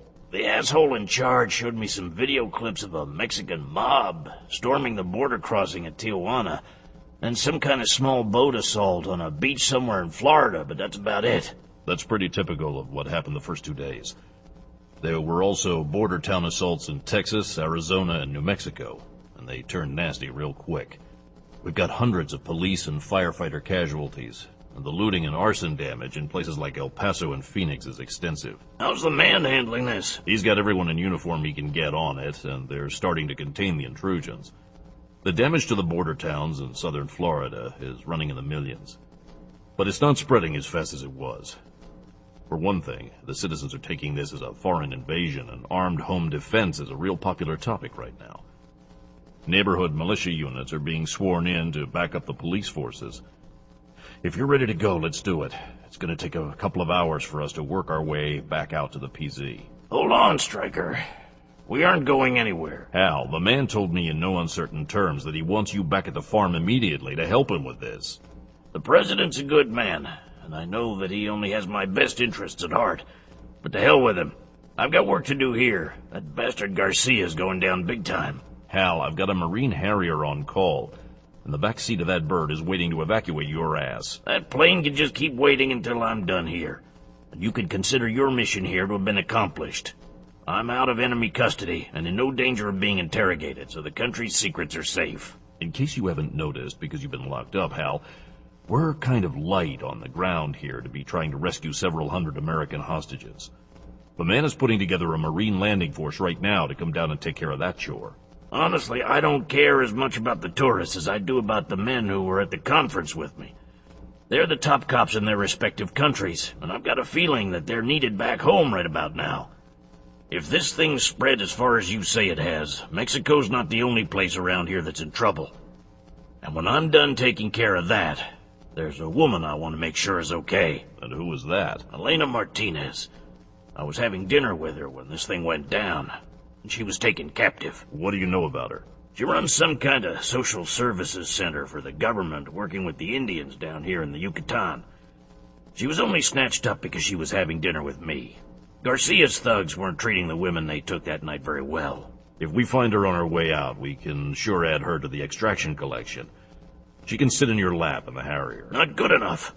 I'm going after her when I go for Garcia. And if it'll make the man happy, I'll tender my resignation from government service, effective immediately. I have a current National Security Act form on file, and since we're not at war yet, I'm still my own man. I'll just exercise my right as an American citizen to opt out of working for the government. Are you sure about that, Hal? Damn straight. I've never been surer of anything in my life, Mack. I've been doing this shit for years now. I've suddenly come down with an urgent need to take some personal mental health time at a tropical resort. Call it a midlife crisis if you want. After all, I did meet a Latin beauty, and if that's not a midlife crisis thing for a guy like me, I don't know what is. Are you sure you want me to call it in to the man that way? It'd probably cause both of us a hell of a lot less grief if you didn't. But I'm gonna do what I have to do, so I guess you have to do the same. I'd better break the radio then. I don't want to have to tell the President of the United States that his #1 boy is playing hooky like a teenager. It might not look good on my report card. If you don't break that damn thing, Stryker, I will. I'll just take the battery out. We might need it later. But as long as it's powered up, they can locate us. Do it then. Let's get going. Hal, it's Hector. How about letting me out? Give me the key. Bolan unobtrusively covered the cell as the door opened and a well-dressed but somewhat battered Latino stepped out. He kept his hands in the open as he nodded to Bolan. Bolan extended his hand, and Hector slowly took it in a handshake. Jeff Cooper. Hector de Lorenzo, current AG for the Mexican government by way of the National Police. Aren't they missing you up in Mexico City right about now? Could be. But to be honest, I don't have any idea what's going on up there recently. I've kind of been out of touch. We don't know exactly who's doing what, but the word is that the presidential palace has been captured and the government has been deposed. All communication facilities have been taken over, so the only news that's getting out is over cell phones, and even that is spotty. What a time to be away from the office. I don't think you could have done any good if you'd been there. The coup was apparently well planned. Even the armed forces have been taken over. Forgive me for overhearing, but it sounds like you two aren't leaving. Not right as yet. There's a couple of things I want to take care of here first. Need some company? He's a good man, Stryker. I don't know how well he can shoot, but I know that he's steady and reliable. If it matters, I was the best shot on the National Police pistol team for 3 years running. It matters. So, what's the plan? I'm gonna try to find Senorita Martinez, and then I'm going after the bastard who's behind this. The one who calls himself Diego Garcia? Yeah. You know anything about him? Only that he's a Cuban, as are most of the rest of those bastards. You're kidding. No. He speaks good Mexican Spanish, doesn't he? But I can tell his mother tongue is Cuban Spanish. The last I saw of him, he was still at the hotel, and it looked like he was planning to stay, since he was setting up a command post. What in the hell does he think he's gonna do with a couple of thousand North American tourists? Other than hold them hostage? I don't know. But with all of us from the conference in custody, he's crippled the justice systems and police forces of most of Latin America. If he's planning some kind of a widespread revolution in the region, with us out of the way, he's got a damn good start on pulling it off. That was my first thought, and I figured that I'd try to see if we could slow him down. If we're going to take on these people, we need to help ourselves do a little more ordnance. And we need to do it quickly before someone notices the bodies outside. Since this is a police station, there should be an armory around here somewhere. It was right around the corner from the holding cells, and another key on the ring opened the door. The offerings were a little better than Bolan had expected. Brugnola found himself a Remington 12-gauge pump gun and a bag of at least 100 rounds of double-aught buckshot. He also spotted a 1911 .45 in a Western-style holster and belted it on. A couple of boxes of ammunition went into his jacket pockets until he could find something better. De Lorenzo took an M16 from the rifle rack and found an assault vest with loaded 30-round magazines, which he put on over a borrowed olive-drab police field jacket. A pistol belt with a holstered 9mm Smith & Wesson and a sheathed K-bar fighting knife went around his waist. Bolan was well-heeled as it was, but he added half a dozen old World War II pineapple-style fragmentation grenades to his load. He had no idea what they were doing in a cop shop, but they might come in handy. He had a double basic load of 9mm for the MP5, but he helped himself to another 200 rounds in boxes. Let's rock and roll. Bolan cleared the plaza in front of the jail before he let Brugnola and the Mexican come out. After concealing the corpses, Bolan disabled the Humvee and the machine gun as a matter of covering their rear. On the other side of the jail plaza, a few more streetlights had been left on, giving the deserted resort a surreal look. Cancun was a 24/7 kind of town, and thousands of young men and women should have been crowding the streets looking for a good time in paradise. Many of them would simply find tequila-fueled oblivion along that route, but that was part of Cancun's fabled charm. But not only were the streets and bars devoid of carousing tourists, the Mexican nationals who lived and worked in the town were gone as well. You said you last saw this Garcia guy in a hotel? Yes. The Hotel Maya is where we were holding the conference. How far is it to that hotel? About 3 miles. Let's get moving. Do you think that he ran off all the locals? I doubt it. I don't think he has enough men here to make a sweep like that. They're probably just holed up in their houses and shops waiting for this to blow over. It's in the blood of the Mexican people to keep out of the way of revolutions. Smart. They've had a lot of practice. The sound of an approaching vehicle sent the trio into cover around the side of a building as an open-top SUV drove past with 3 men in the back guarded by 2 gunmen. The 3 prisoners looked to be tied up. It's heading for the jail. We're about to be made. This way. Hector led them down an alley off the main street. The 3 men faded into the darkness. Richard Spellman and Mary Hamilton had kept to the shadows as they quickly made their way across the open area around the pier where the Carib princess had been tied up. Spellman had no idea where they might be able to find safety from whoever had taken over the ship, but he knew they had to get as far away from it as they could. A few blocks from the pier, they entered the dense downtown area of Cancun, packed with bars, eateries, tourist shops, and strip malls. They were surprised to find the area dark and completely deserted, all the shops closed. Everyone's gone. What do you think's happened? I don't know, but it doesn't look good. And it may have something to do with the hijackers. I think we better just keep out of sight until we can figure this thing out. Spellman looked around slowly. He took her arm and started down one of the side streets. He had absolutely no idea where he was going, but vaguely hoped to find some signs of life and someone who might take them in for the night. Meanwhile, Bolan, Halbrignola, and De Lorenzo also kept to the side streets as they made their way north to the Maya Hotel. So far, the only signs of the terrorists they had encountered had been the occasional Humvee patrol.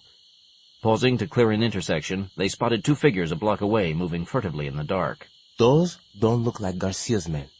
Not wearing white clothes like that. They might be local hotel workers. Let's see if we can catch up with them. They might be able to fill us in on what's been going down around here.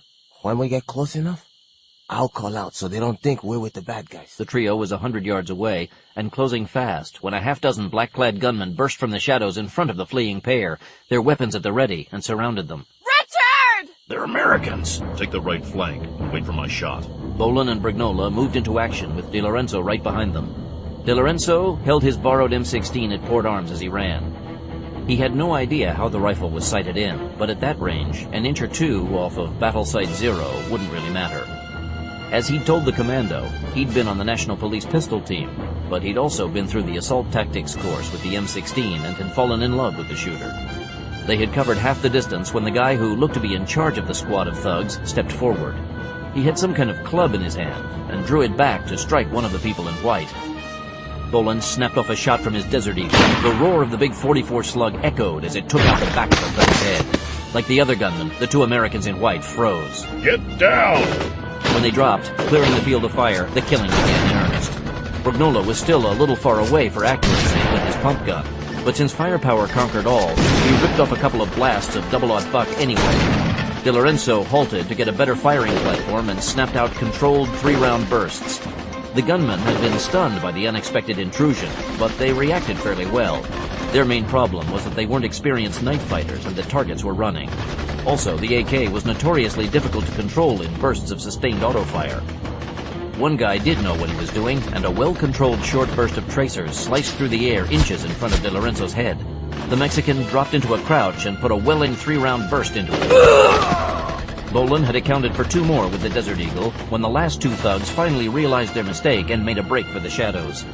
The executioner acquired the lead runner in his sights and put a .44 bullet in the middle of his back, slamming him face first into the dirt. Brignola got the last one with a double pump from the Remington. The 2 Americans got to their feet and looked around in shock. When one of them turned out to be a woman, Brignola cradled the smoking Remington in his arms as he walked up. It's okay now. You're safe. Thank you. Oh, thank you. They were going to kill us, and you saved us. Who are you 2? And what are you doing here? Spellman quickly filled them in. So you never had a chance to really find out who those men were, or how many of them were involved? No, I'm sorry. It happened too fast, and all I could think of was just to get out of sight. Do you know how many people were on the cruise? At least 750, according to the handout we got when we came on board. And they're all doctors? Mostly medical researchers and their families. And they're from all over the world. I don't understand. Why was the ship taken over? Well, it's real simple. It was taken over so the terrorists could hold you all hostage to protect themselves from a retaliatory attack. We don't know what their ultimate plan is, but it has to be big. The Mexican government has been taken over, and we've also had problems at our southern borders. So this is larger than just the capture of the tourists here at Cancun and your ship. Can you help us get out of here? The President has a rescue force on the way. They should be hitting the beach in a little over 24 hours. The Marines? Yes. If you can find a place to hide until they get here, you'll be safe. We don't know how much of the area the terrorists are controlling. But if you head south along the beach, you should run into other people who are also hiding, and they will take you in. Just be on the lookout for gunmen in black. They're the terrorists. We'll be careful. Hey, and thanks a lot. Good luck. In his command post in the Hotel Maya, Diego Garcia went over the printouts of the latest reports from his Matador groups in Mexico. It was amazing how easy it had been to bring the country to its knees with just a few hundred men in the right places. Even the takeover of the presidential palace and the National Assembly had been child's play and had required very little killing. Gaining control of the Mexican military forces had been a bit more of a problem, but select officers in positions of high authority had been deep-cover Matador agents. The Army's chief of staff had met with an unfortunate accident, but his successor was part of the Matador team.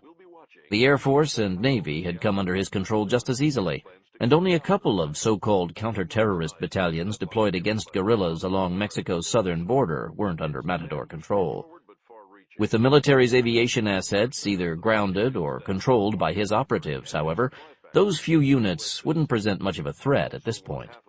Once the Army had been properly purged, he'd use them to neutralize the few holdout units. The Yankees had finally reacted to the invasions of their southern borders, but the damage had already been done. The estimates were that between 80 and 100,000 people had flooded into the border states, and it would take months, if not years, to run them all out. Not all of them had been Matador operatives by any means, but all it took was for a couple of his men to aim the mobs against high-value targets and turn them loose to do the damage he wanted accomplished. The Yankee news reports of widespread looting and arson told him that the plan was working as he had intended. The Yankees, tied up in their own backyards, they wouldn't be interfering in Mexico's internal affairs. Comrade, someone killed the guards at the jail and freed the prisoners. How did this happen? No one knows, Chief. We were delivering another group of prisoners and found the bodies of our men had been dragged inside. It looks like they were caught by surprise. All of them are dead, comrade. And it also looks like they took some of the police weapons to arm themselves. Does it look like they had any outside help? There is no way to tell, comrade. None of our men fired the weapons, so it looks like they were taken by surprise. Pull one of the squads from the eastern end of the bridge and tell them to replace the jail guards. And tell the comrade at the bridge to make sure that the explosive charges are ready to be set off. Si, comrade. Track them down. There's no way for them to escape, and I want them back. I need that Yankee alive at all costs. And, if they can, the Mexican De Lorenzo as well. Si, comrade. As soon as the Matador officer left to carry out his orders, Elena Martinez came in from the back room of the office. She was still wearing the red dress she had worn to dinner. I didn't think Brognola had it in him to do something like that. He seemed just like all the rest of those Yankee political flunkies. There's something about him that doesn't fit with what I was told. Unlike the others, he wasn't at all concerned about being taken hostage. He taunted me like he was a man who had no fear of the future. You know, I think he escaped so he could try to kill me and disrupt the plan. Martinez was all too aware of Garcia's growing paranoia. He was a brilliant planner, and his thirst to bring grief to the Yankees drove him relentlessly. Of late, though, he seemed to have slipped into very self-centered thinking. She had reported her concerns to the Cuban leader, who had ordered her to keep an even closer eye on him. She didn't know how much closer she could get to him than sharing his bed, but much was riding on the success of this Matador operation. Garcia was the architect and driving force behind the project, but if it looked as though he was losing contact with reality, her orders were to eliminate him. If that became necessary, Win Kao Win would step in to take the plan to its conclusion, and she would step up to the second-in-command position. It would be poor payment for Garcia's years of faithful service to the revolution if he had to be removed. But the Cuban people deserved only the best, and if a man, any man, was not up to the job, he was expendable. Let me go out and look for the Yankee. I should be able to bring him back. Tonight? Our own patrols will shoot you. You can tell our men to be on the lookout for me. And if the Yankee sees me, he'll think I managed to escape too. It's a big town. But if he's coming here like you think, He'll be somewhere between here and the jail. I'd rather you stayed here and guarded me. I have to oversee the plan, and if I am killed, it will surely fail. No. I will not let him get close to you. But to do that, Diego, I have to have complete freedom of movement. You know that. All right. But see that Juan knows that you are leaving the headquarters so he can increase the security on me. Certainly. Elena was one of Cuba's most effective operatives, and her personal kill list was impressive. She quickly rearmed for her excursion. She positioned the thigh holster for her silenced Makarov pistol on her left leg and her stiletto sheath down the back of her neck. She had no doubts that if Hal Brugnola was coming back to the hotel, he would be coming for her. He was that kind of old-fashioned man. It had taken her a little longer than usual to get a read on him at dinner, and she had been surprised when she did. She'd been prepared to have him start pawing her over the shrimp cocktail, the usual response she got from men his age, particularly Americans. Surprisingly, though, he had turned out to be the perfect gentleman companion, comfortable with himself, urbane, witty, and well-mannered. It had been a long time since she'd been around a man like him, and it was almost a shame that she was going to have to kill him. She left the hotel through one of the side doors and slipped into the warm night. Once in the dark, she mussed her hair and carefully tore the bodice of her dress to expose half of one breast. If she was going to claim that she'd been manhandled, she had to look the part. Men were such fools.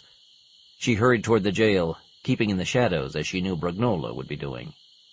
She hadn't pegged him as having had much military experience, but even a rookie cop knew enough not to walk down the middle of a deserted street in enemy territory.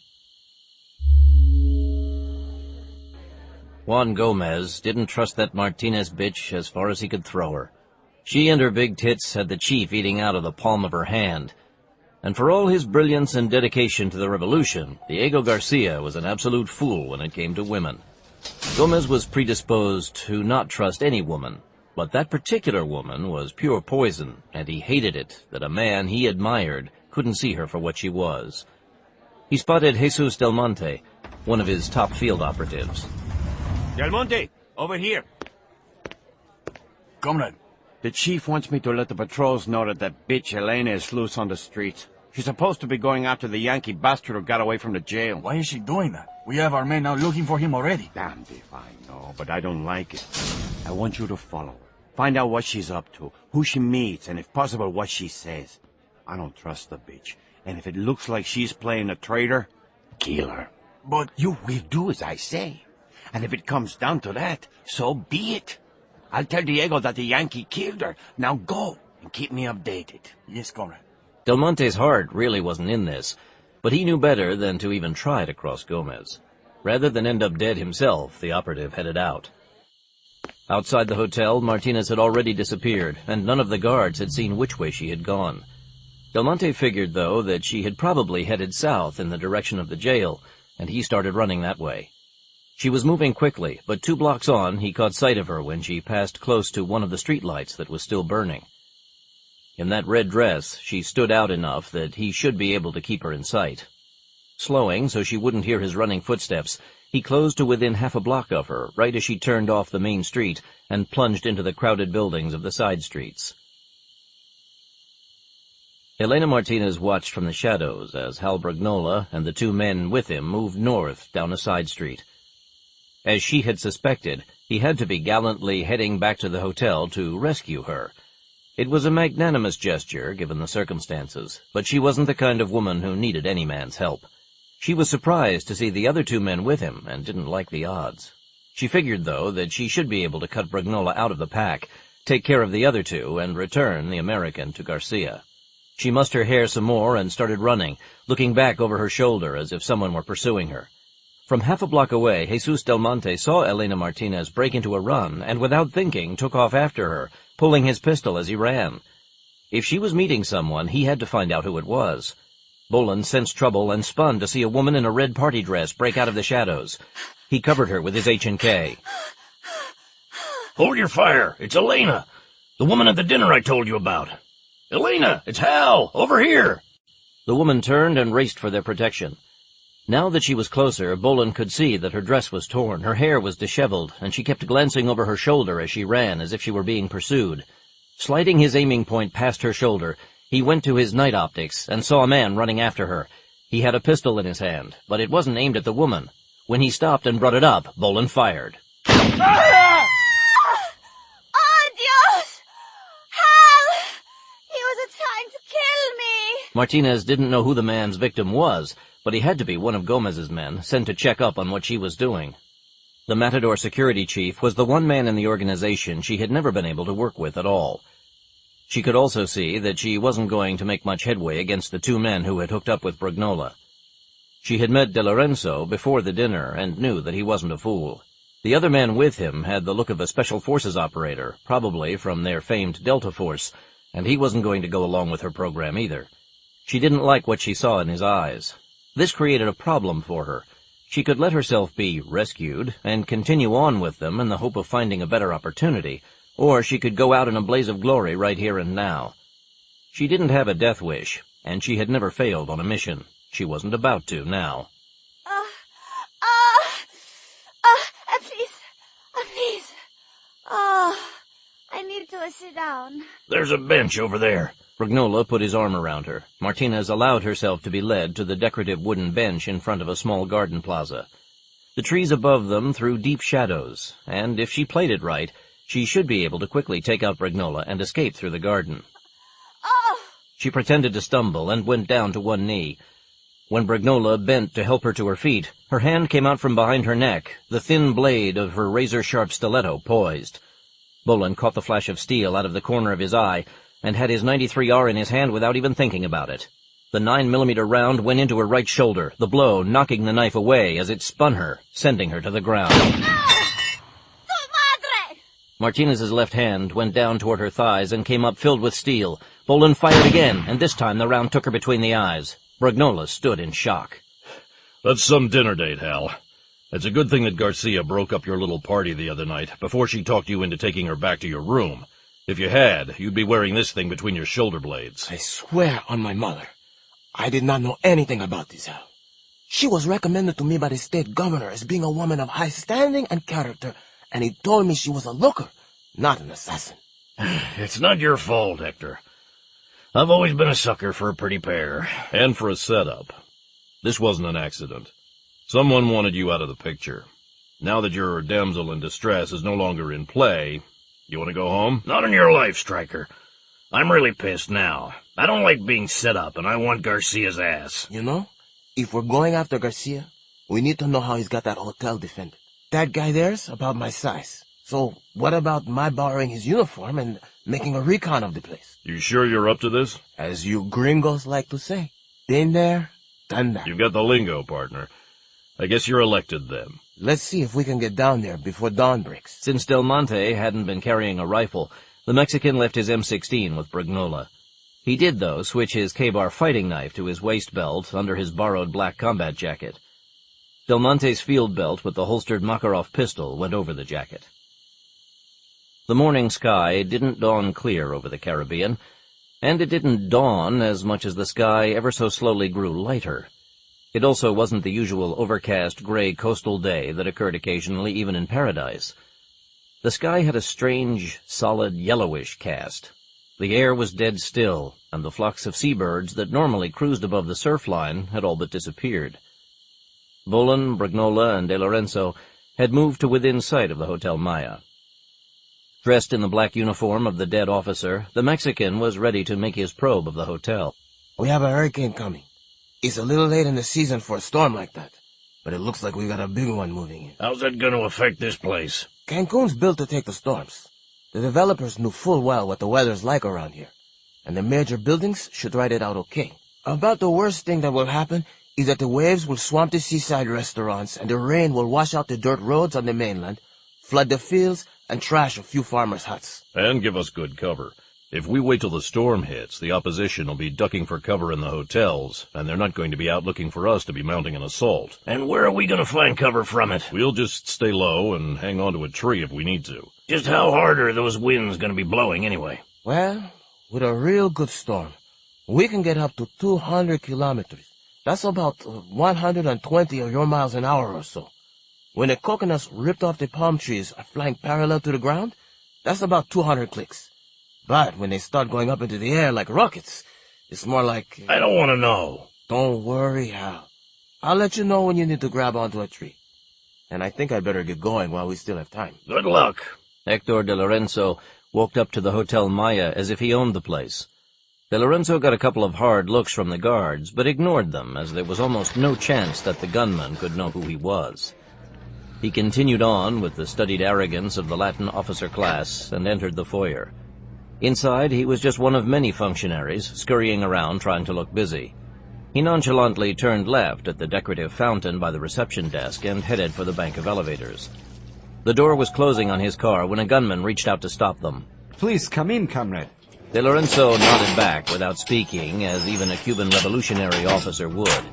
He punched the button for the rooftop restaurant on the 18th floor and was surprised when the gunman did not select a floor for himself. At his floor, the man held back while De Lorenzo stepped out ahead of him. Still playing the officer, De Lorenzo continued to ignore the man and walked onto the observation deck outside the restaurant. The deck extended around all four sides of the pyramid and would give him a good viewing point to look down on Garcia's defensive positions and guard posts below. He was checking out the beachside approaches when he heard the guard walk up to him. He turned slowly as the gunman halted a pace away from him, his AK held at port arms. Comrade? What is it? The orders are that no one but the sentry is to be allowed on the observation deck.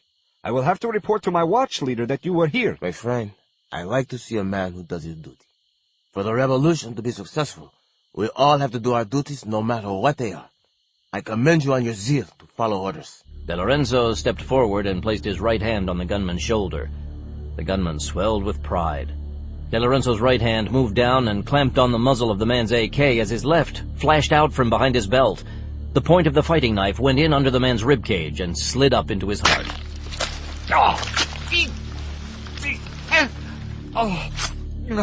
With a puzzled look in his eyes, the dutiful sentry died.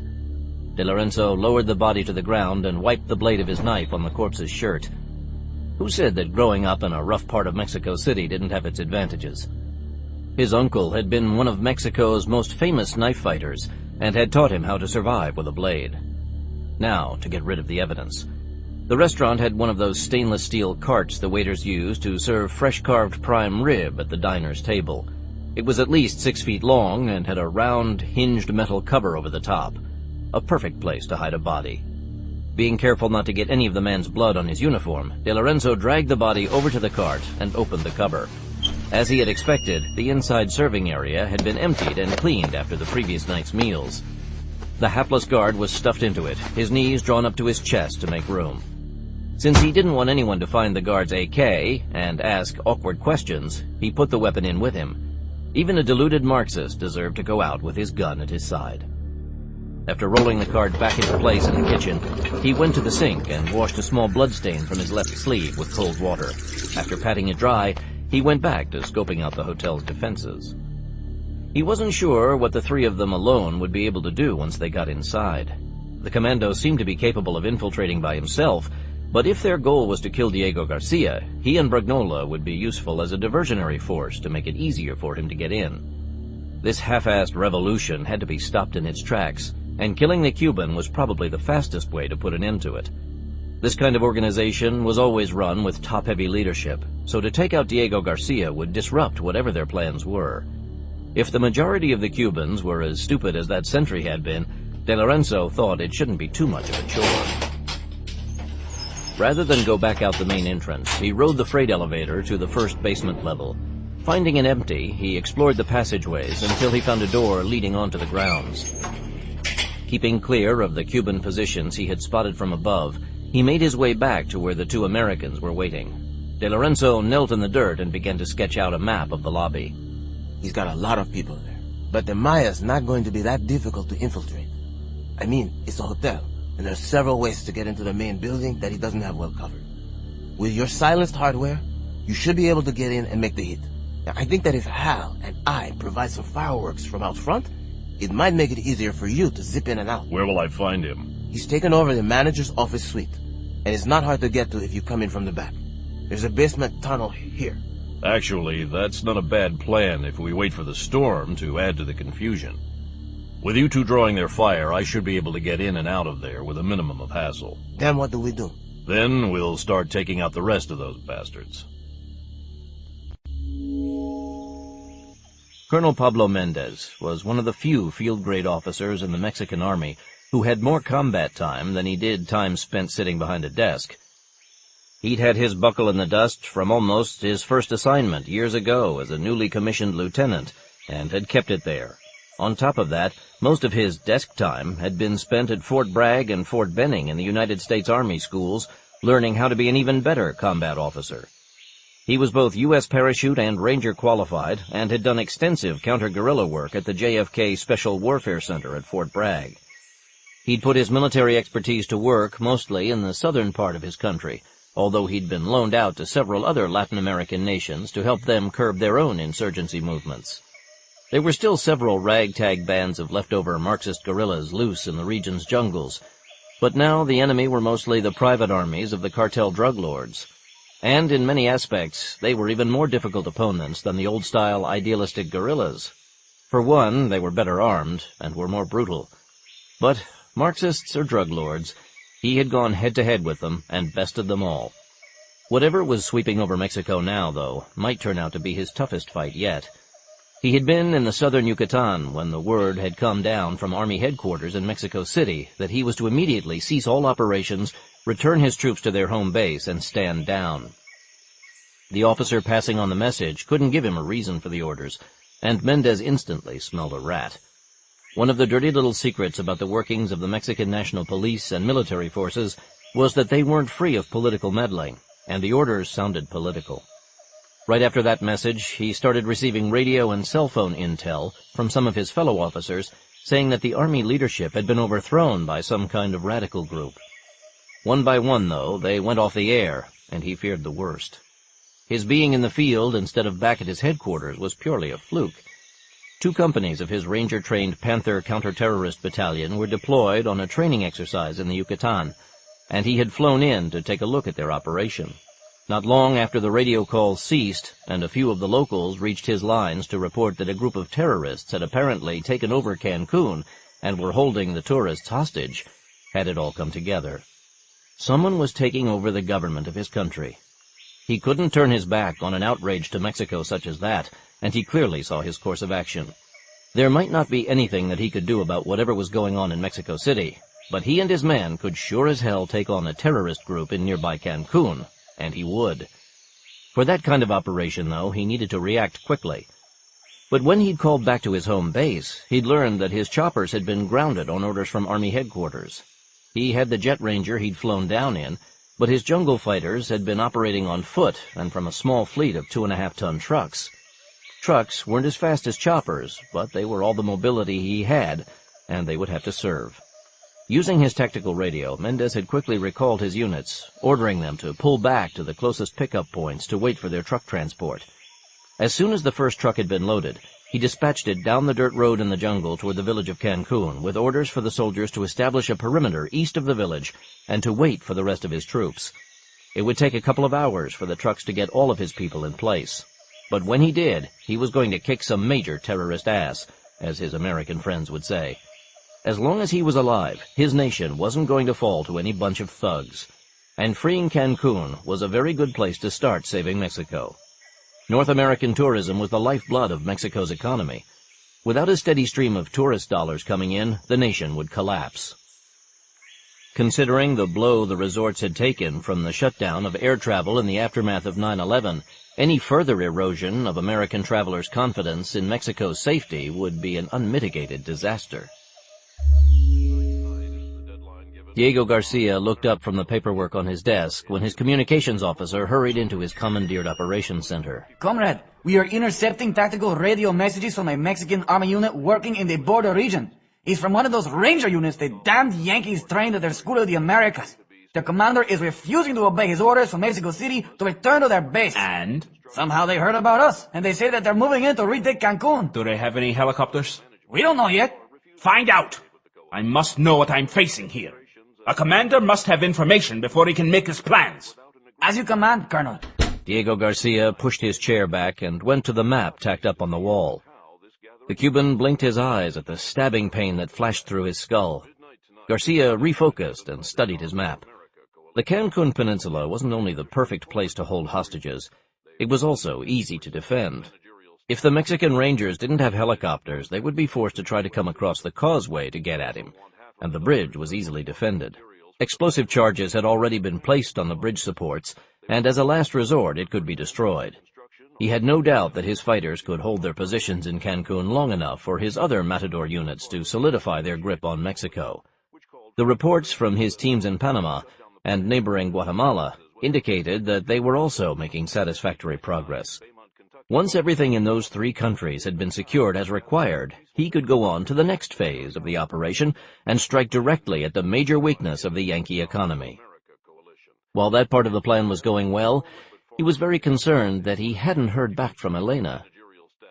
He had been a fool to let her go out alone like that, but she had her ways of getting him to agree with whatever she wanted to do. Now that the Mexican army had discovered them, he needed her to help him organize their defense. Gomez, get in here now. Yes, Chief. Have you heard from Elena? No, sir. Not since she went out last night. I will tell the patrols to keep a sharp eye out for her, Jefe. Please do, comrade. She is essential to our success. Also, we have intercepted radio messages from a small Mexican army unit that is moving toward us. Do we know who they are yet? One of the units that guard the border with Guatemala. They call themselves the Panther Battalion. That is not good. Those units are said to be well trained. We will be safe here. They will not dare attack us in force. They know that we are holding hostages against them. Let me alert our men. We can't always count on the enemy doing what we want them to. Do that. And let me know the instant you hear from Elena. As you command. Once his orders had been issued, Mendez left his senior officer, Captain Stephen Ortega, behind to supervise the loadout, boarded his jet ranger, and flew to the designated assembly area east of the village of Cancun. He had the pilot keep low on the approach so they wouldn't be spotted from the resort area.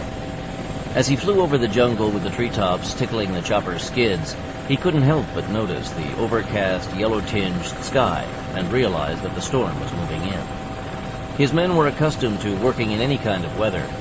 In fact, depending on the situation, a storm delivering blinding rain might even work to his advantage. He'd keep a close eye on it as the situation developed. When the pilot reached the cleared farmland to the east of the village, Mendez had him get down even closer to the ground. It had rained recently, so the ground was wet, and the rotor blast didn't throw up a dust cloud. Once they sat down, he decided to make a personal recon of the approaches to the bridge. He unbuckled his seat harness. I'm going to the village. I'll go with you, Colonel. No, Jorge. I want you to stay here and monitor the radios for me. And if I'm not back in an hour, I want you to tell Captain Ortega to do what he thinks is best. But I want those bastards cleaned out of there as soon as possible. Yes, sir, Colonel.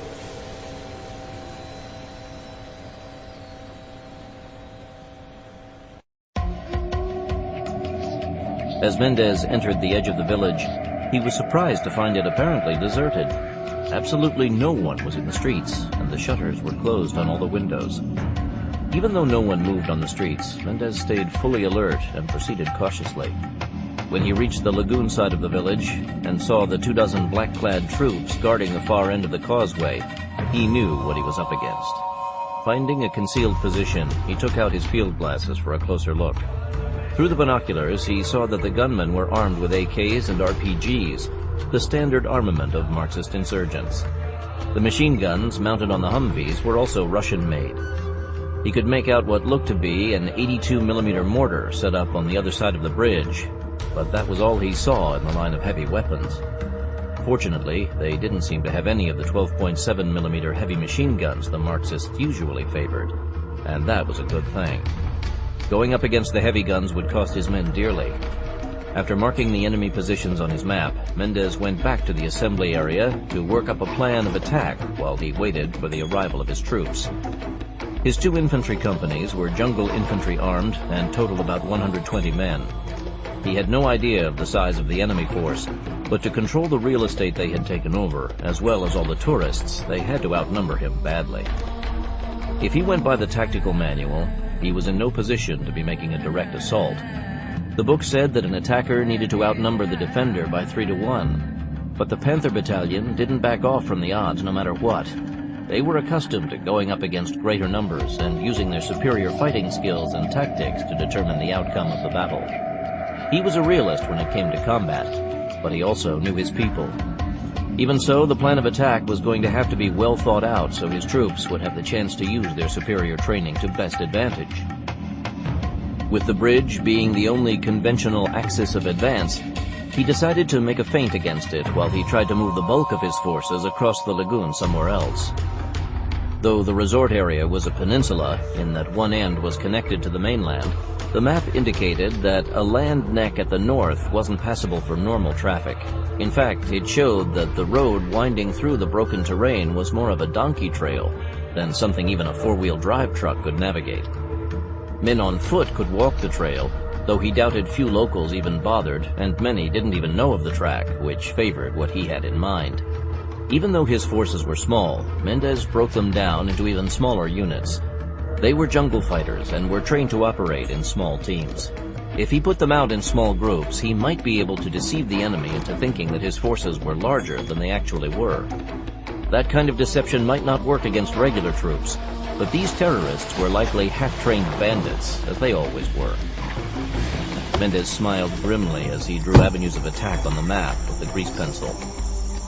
Rather than wait for all of his troops to assemble, Mendez took the officer who arrived on the first truck aside and gave him his mission. Lieutenant Simon Villa was what his old American Ranger buddies would have called a hard charger. A graduate of the Ranger School himself, Villa was on his way to becoming a legend in counter-terrorist jungle warfare. He wore a pair of holstered Smith & Wesson semi-automatic 9mm pistols on his field belt, and his men called him Pancho. He was famous for taking on the most daring tasks and somehow pulling them off. Yes, Colonel. If you can truck us up to here, we should be able to get through there in a little more than an hour. Then, depending on how well the enemy is patrolling the neck, we should be able to either sneak through or blow our way through those bastards in short order. What I'd rather have you do is create a diversion up there for the rest of us. Make them think that you're the main attack, or at least a flanking attack. Once you're drawing their attention to the north, I'll mount another diversion against the bridge and then push the rest of our people across the lagoon to the south. I think we can manage to do that, Colonel. You better be able to, because I don't have enough men to rescue your young ass if you get in trouble. That will not happen, Colonel. The second truckload of men arrived just as Villa was moving out with his platoon. The troops from the third and fourth truckload would be his main attack. Sergeant, take these men and secure the village itself. You're going to be the main diversion force that'll make the attack against the bridge ahead. Make sure to keep out of sight. We have to coordinate your attack at exactly the right time, and I don't want them to spot you before that. Make it after the rain starts, Colonel, and they never see us until we're right on top of them. Ortega, go down the south shore and see if you can find enough boats that you can use to cross the lagoon. When you find them, let me know and we'll kick off. Yes, Colonel. Now that they had a plan, Bolan, Bragnola, and De Lorenzo had to wait to see if the Mexicans' prediction of an incoming hurricane would come true. If it did strike, it would provide perfect cover for what they had in mind. If it didn't, Bolan would still make his solo insertion, but he would wait until dark. Let's pull back. They were moving away from the hotel when several truckloads of gunmen rocketed down the main boulevard toward the south end of town. I wonder what that's all about. They're sure as hell excited about something. Since we're waiting for the big blow to hit, why don't we head back down there to see what's going on? We might be able to pick up a few targets of opportunity. The three went into the maze of smaller shops and bars on the lagoon side of the peninsula and headed south toward the causeway. At the main intersection south of the jail, they spotted a sandbagged position manned by a squad covering the road from the bridge. It was apparent that something had stirred the hornet's nest. The gunmen were alert behind their barricade, as if they expected to see the enemy come charging across the bridge to assault their position at any moment. Those boys are nervous. Something big's going down. Whatever it is, I think we can give them something more to worry about to raise their stress level a little. You two keep my butt clear, and I'll see about doing a little ankle biting. Bolan's H&K wasn't particularly suited for sniper work, but he'd worked with worse, and he did have a +2 optical battle scope mounted on the weapon. After Bragnola and De Lorenzo were in place to cover his withdrawal, Bolan slowly worked his way forward and found a covered position 150 yards short of the barricade. With the enemy all dressed more or less the same, he couldn't tell who the group's leader was, so he chose a target at random and squeezed off a single shot. The gunman's head appeared to explode in a cloud of red. His comrades reacted instantly and started offloading ammunition at anything they could see. An RPG gunner popped up, a grenade ready in his launcher as he frantically looked for the sniper. Rather than target the gunner, Bolan zeroed in on the rocket in the front of the launcher and fired again. The detonation of the warhead ripped through the gunman, slashing them with red-hot frag. Instead of remaining where he was and taking up the rest of the squad, Bolan withdrew before he was spotted. After rejoining Brignola and De Lorenzo, the three went to find another group of terrorists to harass. Chief, I'm getting reports that someone's attacking our outpost in town. Do you have anything on Elena yet? Considering what's going on, I can only believe that she fell victim to whoever is shooting up our outposts. I'm sure that if she was alive, she would have returned by now. I never should have let her go out alone last night. She is a soldier of the people. She is still a woman, and she should have been escorted. Comrade, we have a mission of great importance to accomplish here. And every one of us is expendable except you. If Comrade Martinez has fallen, you must follow the example of our glorious leader and march past her body without looking back and concentrate on the job at hand so the people will emerge victorious.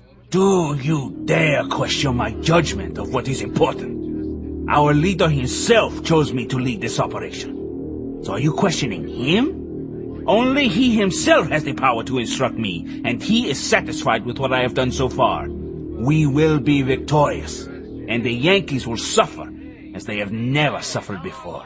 When I am finished with them, they will never stop weeping. I meant no disrespect, comrade. If you ever say such a thing like that to me again, I will have you taken out and shot like a dog, Gomez. Your life is valuable to me only as long as you are serving the cause and carrying out your orders faithfully. As our president himself said, the faithful must never waver in their devotion to the duties they are given by their leaders. As you command, comrade. Gomez was a dedicated Cuban communist, and his entire life had been spent in service to the Cuban people. No one had ever talked to him in that manner, and it was only his years of rigid obedience to those appointed over him that kept him from killing Garcia where he sat. The mission did come first, but when it was over, Garcia would pay for this. Gomez wasn't a man who ever forgot an insult. He stiffly turned and left the room. Lieutenant Simon Villa had positioned his men on the flat land at the northern end of the peninsula in double-quick time. Pushing his points well out in front of his main body, they had run almost all the way along the trail through the jungle at the neck of the peninsula. He had broken down his 25 men into 5-man hunter-killer teams. That was their usual tactical grouping, and it should work as well here as it did in the jungle. Their mission was to kill any terrorists they saw without getting into a major firefight. If it got too heavy for them to deal with, they were to retreat to the hills. Team Uno, take the seaside position. Team Dos, advance up the lagoon side position. Teams Tres and Cuarto, take the center advance. Team Cinco, you're with me. Wotan, this is Centaur. Los Dorados are in position. Centaur, this is Wotan. All right then, move out. Villa took command of the 5th team himself and headed off toward a golf course he could see in the distance. He didn't expect to find too many terrorists playing golf, but you never could tell what the bastards would be up to. Terrorists of any and all stripes were the lieutenant's avowed enemies. One of his cousins had been caught up in a bank robbery being conducted by one of Mexico's so-called Marxist Liberation Front gangs and had been killed in the crossfire. At the funeral, he had vowed to his aunt that he would devote his life to getting revenge for the death, and he had done so. When they got closer to the green, Villa was pleased to see an open Humvee with 3 gunmen inside and a machine gun mounted in the back drive onto the course and park. The terrorists had good fields of fire out there in the open, but he had no intention of getting too close to them. Ranger school had taught him the value of making a long-range kill. He had several trained marksmen in his platoon, and his best was in his team this day. Can you take him out, Paco? Do beans go with tortillas, Lieutenant? Let's do it. With Lieutenant Villa acting as the sniper spotter and security man, the 2 Mexican soldiers crawled onto the golf course to a nearby depression in the green that gave the shooter adequate cover, as well as a good line of sight to his intended victims. When going up against a machine gun position, a sniper always liked to take out the gunner first with a shot to the head before doing the security man. That would be easy this time, since the gunner was standing in the truck next to his gun, his back turned to the wind. Had he been checking out his surroundings instead of focusing on trying to light a cigarette, he might have lived a little longer. Not much, but maybe a couple more seconds. As it was, the sniper had a clear shot of the back of his target's head. The 7.62mm slug took the gunman at the base of the skull as he was taking his first drag on the smoke. That done, the startled driver was next. The third gunman dropped his AK in panic and made a run for it across the grass. It's stupid to run from a sniper. You just died tired. Botan, this is Centaur. First blood, Colonel. 2 gunmen and a machine gun in an SUV on a golf course. So far, that's all we've encountered. But we're not into the built-up area yet. Over. Centaur, this is Wotan. Keep going. We found a way to cross the lagoon, and I need you to keep them busy up there. Over. Can do, sir. Out. Restaurados, this is Centaur. Draw fire. When you get a good fight started, though, break contact. Pull back and start another one somewhere else. I don't want anyone to get tied up with these bandits because I can't come and get you. Out. Okay, Paco. Let's go hunting. We have a report of a force moving in from the north. Somehow they got through the range of hills without a road. The Matador leader's hand went to his temple. Damn those people. His plan was working so well, but he'd only expected to encounter small pockets of resistance, not an entire Mexican army unit that wouldn't obey their orders from Mexico City. He didn't have enough troops to fight an offensive battle against them, but he could mount a good defense. Plus, this was where the hostages would turn the battle in his favor, no matter what the odds, and he had no shortage of them to expend. If he was forced to, he'd send truckloads of women and children to the hotspots to see if the Mexicans were willing to gun them down as they advanced. Garcia went to a map on the wall. How many of them are up there? We don't know at this time.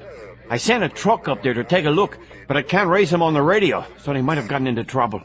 The enemy also has another small group trying to come up the coastline, and we're engaging them now. Pull a third of the men from the hotels in the south and send them to the north. Have them take up defensive positions around the 2 hotels up there, and tell Delgado to use the hostages as shields. I don't want to lose any of our people in stupid gun battles. What about the men who have been shooting at our people downtown? Tell everyone south of here to shoot on sight. Kill anyone they see on the streets, armed or not. Yankees or Mexicans, kill them. Si, Jefe. Garcia knew that the unknown gunmen attacking within the built-up area weren't Mexican army troops. They were hitting and running away like cowards, and that wasn't the way regular troops fought. More than likely, they were the same men who had escaped from the jail. And if that were the case, that Yankee bastard Bragnola was leading them. It had been a mistake not to have killed him from the outset rather than trying to keep him as trade bait. The Cuban had made relatively few mistakes during his career, and this one galled him. Had he done what he should have when he'd had the chance, he wouldn't be dealing with armed men operating inside his perimeter. More importantly, Elena wouldn't have gone out last night and would still be with him to help fight. Sounds like we've got company. And that's not just 2 or 3 guys lone wolfing it. That's disciplined firing. There's a couple dozen weapons involved. Maybe the bastards don't have complete control of our army after all. I know that some of our ranger units have been working counter-terrorist ops in the border regions, and their officers aren't the kind who will give up without a fight. If they got word of what was happening here, they'd be sure to come and investigate. In another circumstance, that'd be good. But it's going to make it difficult for us to move against Garcia as we'd planned. With our people attacking, the Cubans are going to be hunkering down and expecting trouble. Damn, I hadn't thought of that. What size are these units that are working the border? Most of them are light battalions of jungle fighters, maybe 500-600 men all. But they usually only deploy a couple of companies at a time on routine patrols. If they get lucky and run into a concentration of guerrillas, they call for the rest of the unit to join them. Al, why don't we head up that way to see if we can contact those Mexican troops? With Hector being the senior government official on the scene, I think he can be of use to their commander. At the least, the army needs to know the extent of the hostage situation here, so they don't attack the hotels. Damn, I hadn't thought of that. If they start lobbing shells into those buildings, the collateral damage issue isn't going to play well on TV back home. If you can get me close enough to them, I think that if I go in unknown, I can get them to accept my surrender. Garcia has my wallet and ID card, but I'm wearing dog tags that give my rank and position in the government. Are you sure you want to risk that? You'll be moving into a free fire zone. As I recollect, I've already been shot at a couple of times. And Hal, as soon as Hector makes contact, I want you to go with the Mexicans too. Now that they're here, it's too dangerous for you to be playing commando with me. When the shooting starts getting serious, it'll be no place for freelancers. Including you. As long as you let them know that I'm out here, I can still do something useful. He has a point, Hal. It won't look good if you're accidentally killed by Mexican troops. Your president will not be happy with us. Okay, I'll do it. Then we'd better get a move on. If you haven't noticed, the sky's not looking too good, and the wind's picking up. You're right. It's coming in. And it's going to be a good one. From horizon to horizon, the sky over Cancun had turned a dull lead gray. The usual gentle offshore breeze was starting to gust as the storm approached. The palms flanking the boulevard were swaying, and discarded bits of paper and plastic were dancing in the air. Villa had moved his hunter-killer team south a quarter mile and was set up between the golf course clubhouse and the first of the big resorts on the Strip. This hotel apparently had been designed with some kind of jungle paradise theme and was surrounded by a lush, overgrown tropical garden on the three land sides. The foliage was a perfect place for terrorists to hide defensive positions. Paco was scoping out the area directly in front of his position when he saw something white on a stick waving back and forth. He directed Villa's attention ahead. Villa focused on the moving stick and saw the top of a man's head. Occasionally, the man would pop up for a quick look. I think I found a guy who wants to surrender. That front, a little less than 300 meters. Got it. Cover him. Hurry, man! Run! Taking a piece of notepaper from his map case, Villa stuck it in the muzzle of his M16 and raised it up high enough to be seen as a sign.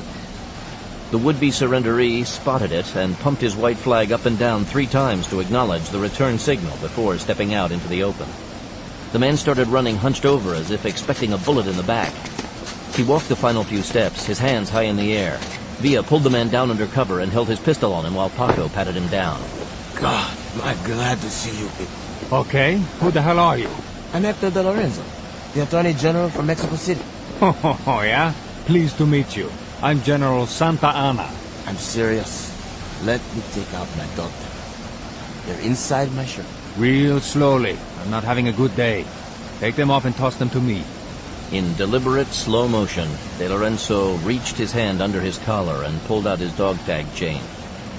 He pulled to break the chain and tossed them underhanded.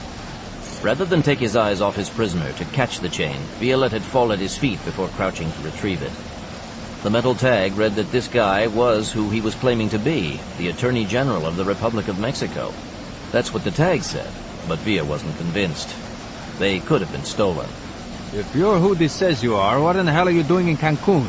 Mexico City was hosting the biannual meeting of the Organization of the Justice Departments of the Americas at the Hotel Maya. And we were in the middle of dinner when the Cuban terrorists broke in and captured us. Me and What Cubans? Gonzalez quickly recapped the recent events. You say that you were with the American AG and were rescued from jail by some kind of American commando? Not the AG, but a special advisor to the American president. The commando was sent by their president to get him out, and they decided to take me with them when they escaped. This sounds like a plot from some gringo movie with Sam Jackson. I'll tell you what. Why don't you put me in contact with your commanding officer so I can tell him what's going on in downtown Cancun? Something tells me that he'd really like to have some recent field intelligence. Then, when I'm done with that, you and I can go back to playing stupid games about which movie the situation reminds you. Wotan, come in. This is Centaur. Over. Centaur, this is Wotan. What's your status? Over. I have a situation. I got a prisoner here who claims to be the Mexican AG escaped from the jail. He claims to be an escaped prisoner of Cuban terrorists who are the instigators of this action. Says he was broken out by a U.S. commando and has offered his assistance to us. Dog tags check out, but that's about it. Requesting instructions. Over. Who demands? Over. Here. Talk. It's Colonel Pablo Mendez. This is Hector de Lorenzo. You're the CO of the Panther Battalion, right? Over. I am. Over. Well, your predecessor, Raul Domingo, was a good friend of mine when I was in the National Police. Over. Oh, you mean Mad Dog. And that guy sure loved his mezcal, didn't he? Over.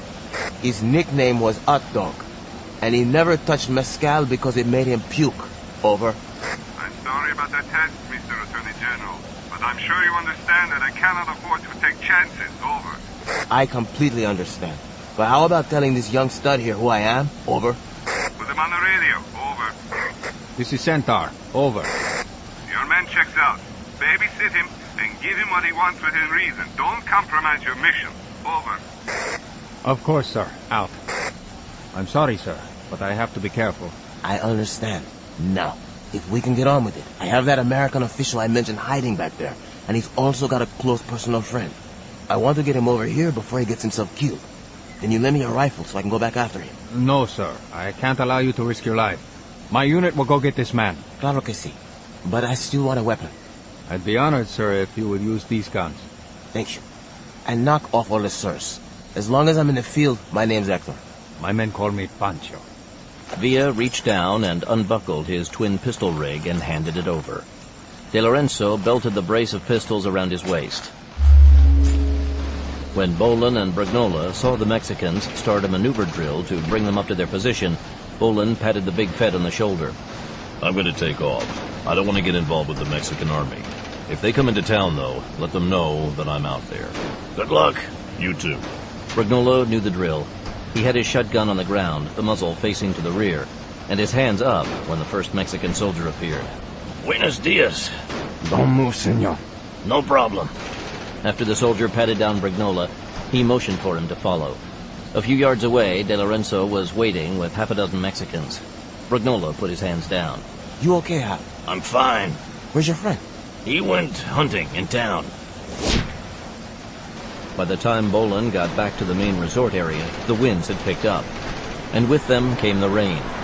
At first, it was just torrential rain, water falling in never-ending bucketfuls, limiting one's vision to no more than 50 yards. Before long, though, the wind grew strong enough to start deflecting the rain, sending it slashing sideways like liquid bullets. Bolan didn't mind the rain whipping his face and obscuring his vision. He could handle it, but it didn't look as though the opposition was dealing with it well. When a pair of gunmen running for cover from the deluge came into view, he simply shot them down one at a time. He revisited the defensive positions he and Brignola had spotted earlier. Some of the positions were no longer manned, the gunmen apparently having left to seek cover from the storm. In one such abandoned machine gun position, he found that the Russian RPD machine gun had been left behind as well. He quickly removed the weapon's bolt and threw it far away. It never made sense to leave a usable enemy weapon at your back. Moving on, he found one stout-hearted terrorist still at his post, braving the downpour. Bolan admired the gunman's fortitude, but that didn't grant him any slack on the battlefield. Using a little Kentucky windage in the face of the gale, Bolan put a bullet through the sentry's heart. The late sentry's position also had a machine gun, which he disabled as well before continuing. This was where the lack of communication between him and Brignola was going to start hurting the operation. With no way to talk to him, Bolan had no way to find out what the Mexican commander's intentions were, and didn't know where he could do the most good to help him. Even so, as long as he could find careless terrorists, he could take them out.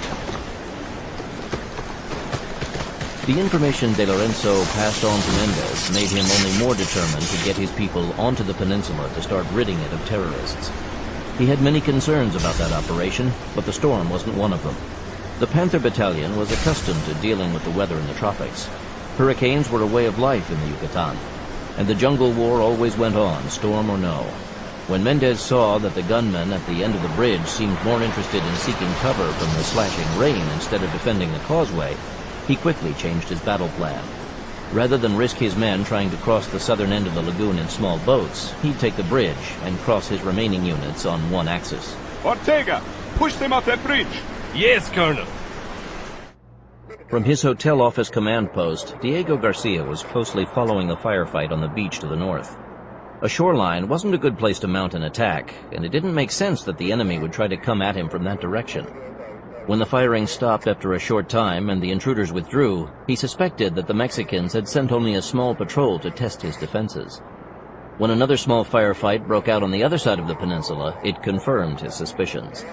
They were probing his positions, looking for his weak points. Rather than attempt to defend the entire peninsula, the Cuban had gone to a strong point defense posture. He had units positioned at each of the hotels guarding the hostages, and the rest of his troops were scattered out in strong positions at the main avenues of approach throughout the area. that should have been adequate to deal with isolated attacks by anyone who hadn't been rounded up in the initial takeover. How his defenses would hold up against the Mexican troops depended on both their strength on the ground and their determination to attack. Comrade, the Mexicans are attacking us at the breach. Tell them to blow the breach, and to be prepared to beat back a major attack. I will send him reinforcements as fast as I can. Yes, comrade. He now saw that the probes from the north had been feints to draw his forces away from the bridge, and he'd fallen for it like an amateur. If he lost control of the bridge before he could move his men back in to defend, he wouldn't be able to hold on to Cancun, and his plan would fail. Colonel Pablo Mendez's troops were barely onto the village end of the bridge when a thunderous explosion split the air, sending chunks of concrete and steel flying.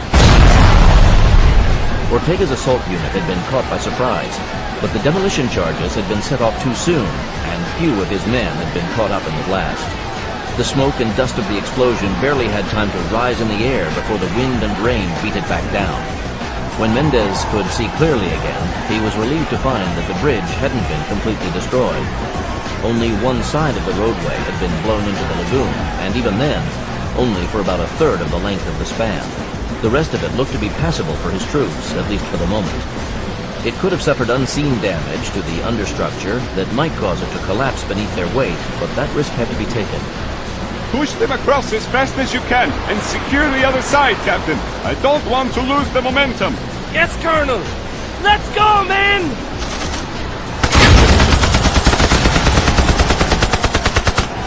Recovering fire from his two M60 machine guns and a brief 40mm grenade fire, Ortega threw two squads across the shattered bridge as a point on them. A full platoon followed them 25 yards behind.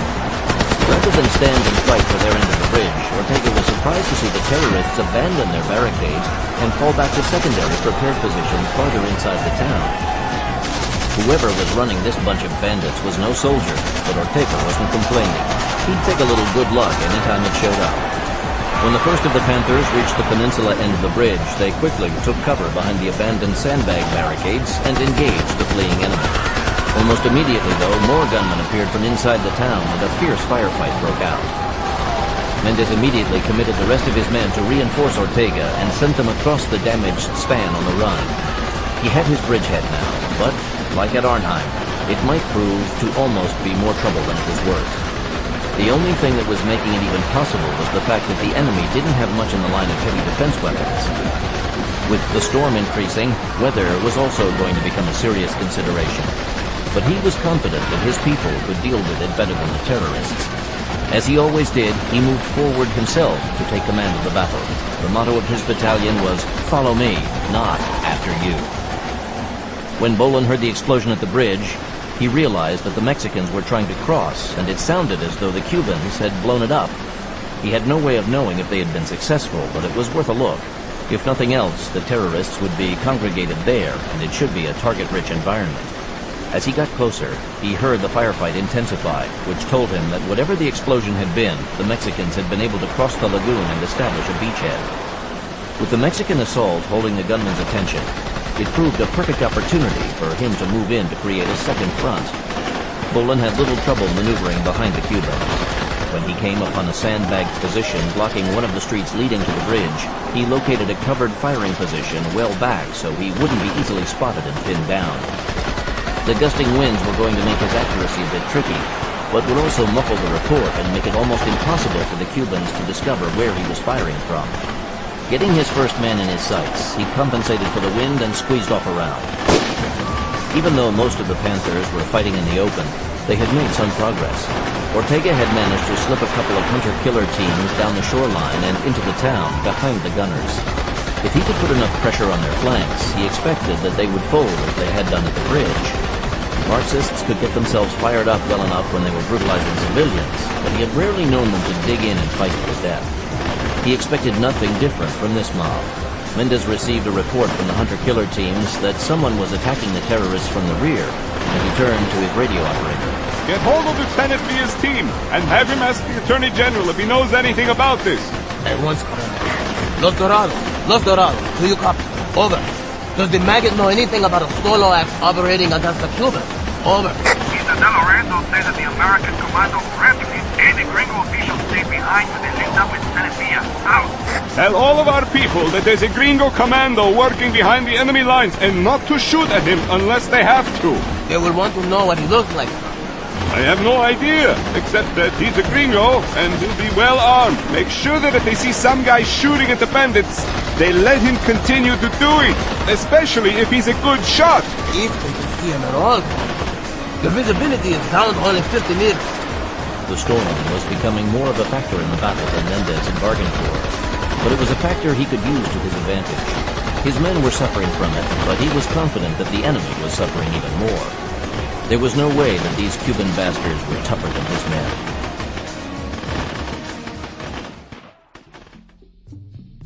The Hotel Maya had been designed to withstand the worst that a Caribbean storm could throw its way. Its walls were thick, its windows were reinforced glass, and it had auxiliary generators to provide power for the sump pumps. Several times the staff and guests had ridden out a seasonal storm with little or no discomfort.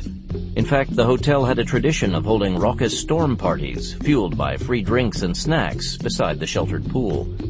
This storm was no different than the ones that had passed this way before. The only damage the wind did to the pseudo-pyramid was to wipe out most of Diego Garcia's communication system. The antennas for his long-range radios had been placed on top of the building for the best reception, but they hadn't been designed to ride out 100-mile-an-hour wind gusts. Garcia could no longer communicate with the outside world. If that wasn't bad enough, the news he was receiving from his short-range tactical radios forced him to concentrate on his local battle situation, which was getting worse. Part of it was because of the storm. The winds were gusting up to 100 miles an hour now, and the blinding rain made it difficult for his troops to hold their positions. For some reason, though, the Mexicans weren't being affected as much as his men were. Not a man to denigrate his opposition, Garcia knew that the Mexican counter-terrorist units were well-trained. His men had been well-trained too, but few had the extensive combat experience the Mexicans had, and that additional experience was telling. He was well aware of the classic military axiom that said no operations plan survived the initial contact with the enemy, and he had prepared his fallback plans for almost any contingency. But he hadn't expected to face an additional enemy in the form of a hurricane. He could fight the Mexican troops, or he could fight the storm, but he couldn't fight both at the same time. The storm would pass, but with the Mexicans now firmly established in the town, the initiative had been passed to them. He would soon be tied down and forced into fighting a series of defensive battles. He wasn't, though, condemned to be trapped like a rat. One of his contingency plans gave him a way out. The storm would make it more difficult to pull off, but it still could be done. Being a Cuban, Garcia was no stranger to Caribbean hurricanes. They slashed across his motherland on a regular basis, and as every Cubano knew, a hurricane wasn't an unrelenting fury that lasted for days. It was a furious spiral of wind that whirled around a core of calm known as the eye of the storm. Within that eye, often as large as 50 miles in diameter, there was no fury and no destruction, as there was no wind. When the eye passed over, the winds died to nothing, the sun reappeared, and the birds took to the air once again. People left their shelters to marvel in the calm and to watch the wall of darkness that was the other side of the Wheel of Fury slowly approach. When is the eye of the storm supposed to pass over us? I don't know. We can't get through to the weather center anymore. But the last forecast I had before he lost the antenna was that it would be here in a little more than an hour. Can you repair the antennas? If I could find them, comrade. They're probably halfway across the Yucatan right now. Can you reach the ship with the little radios? Yes, comrade. Get Comrade Wynn on the radio. At once, comrade. As her name implied, the SS Carib Princess made her living plying the seaways of the Caribbean Sea. While primarily a fair-weather sailor, she had been fitted with stabilizers large enough to handle anything that Mother Nature could throw her way, should she ever need them. But with modern satellites keeping track of the world's weather, a South Atlantic storm was barely able to even get started before someone spotted and reported it. When that occurred, the Carib Princess, with her combination navigational and meteorological suite, was always among the first to know in time to get out of the way of the storm.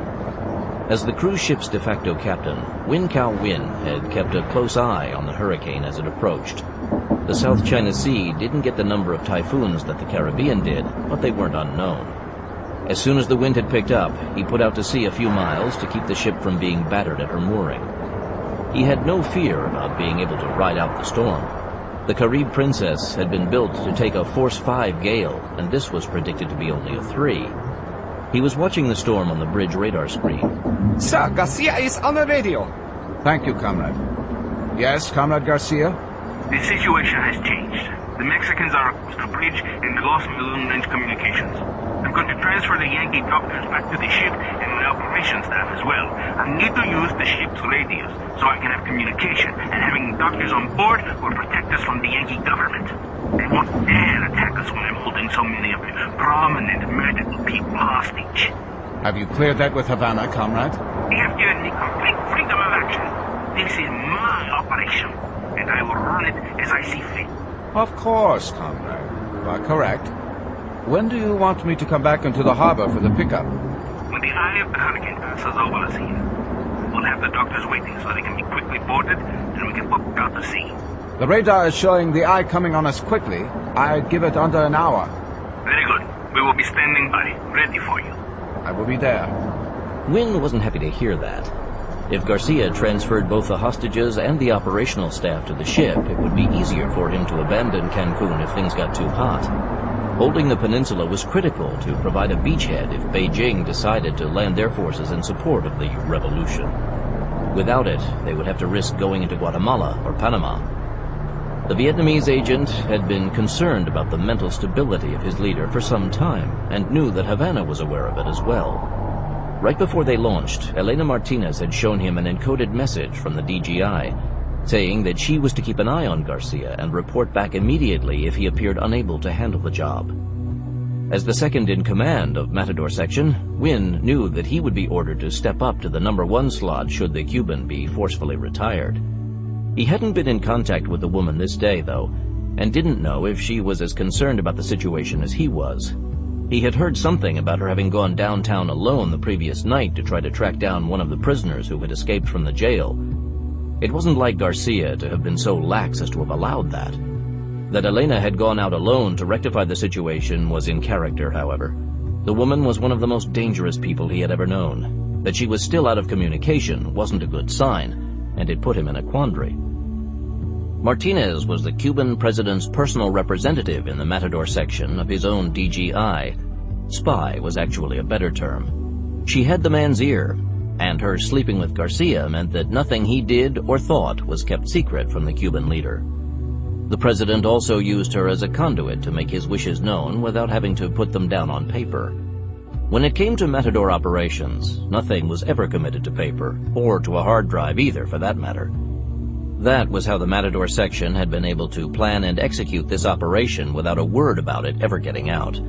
That was the main strength of the Matador operations, but it was also their greatest weakness.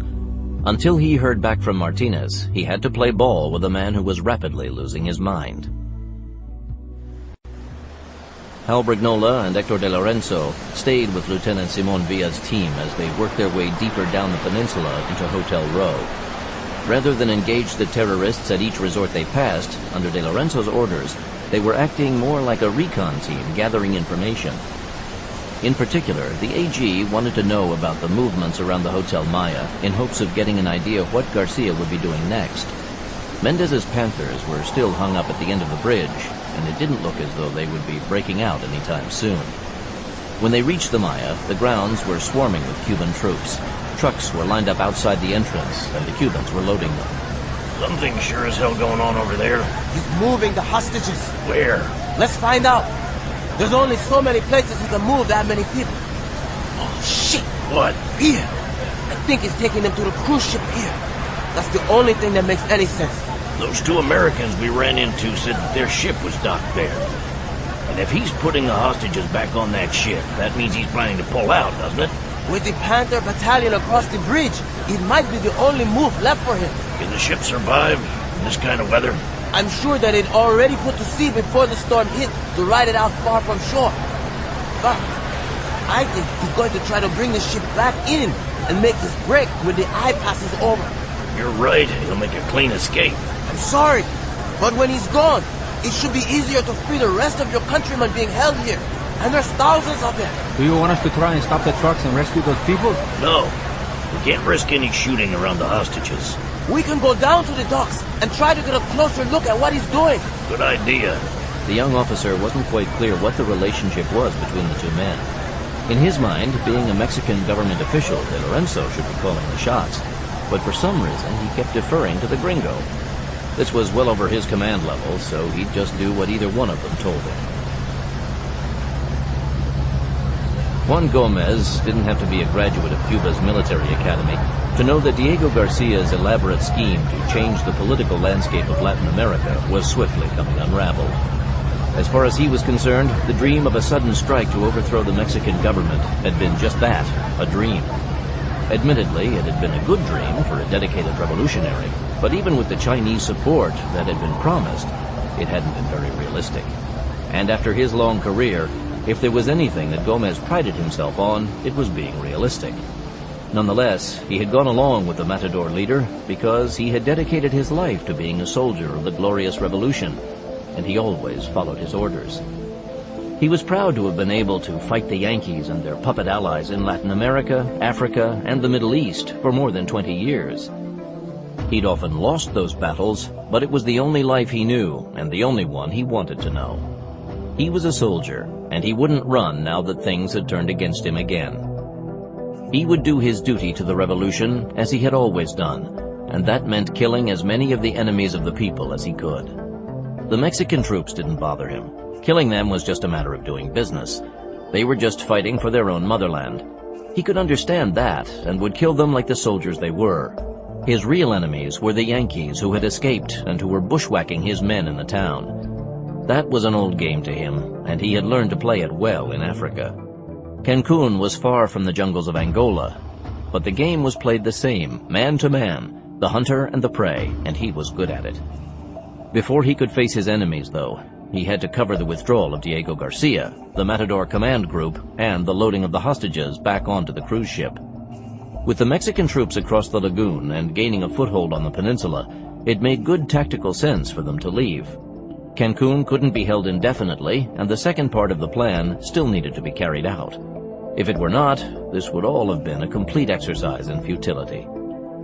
Even though he had been ordered to cover the withdrawal, Gomez didn't feel that he was being abandoned. Not only would his presence stiffen the spines of the Matador fighters, he'd had about all he could take of listening to Garcia's ravings. He didn't know what had gone wrong with the man he'd followed for so long, but he had changed. Garcia had once been the most audacious fighter he had ever known, but something had been wrong about the handling of this operation from the start. Earlier, he had felt that the Martinez woman had had something to do with the Matador leader's frame of mind. But after she'd been killed, he had become even more unfocused. The big question now was if he and the Vietnamese had the cojones to pull off the rest of the operation by themselves without him around to keep them focused. But that wasn't his worry now. He had a real man's work to do. Gomez grabbed a full chest-packed magazine carrier and headed out to take personal command of the rear guard fighters. It was fitting that the storm had come upon them because a storm always favored an experienced hunter. He had stood against storms of nature and man-made storms of fire and steel, and neither of them had ever slowed him. His prey would be cowering under shelter, but the hunter only concerned himself with making his kill. Gomez's prey was out there cowering from nature when the most dangerous thing on the planet was after them.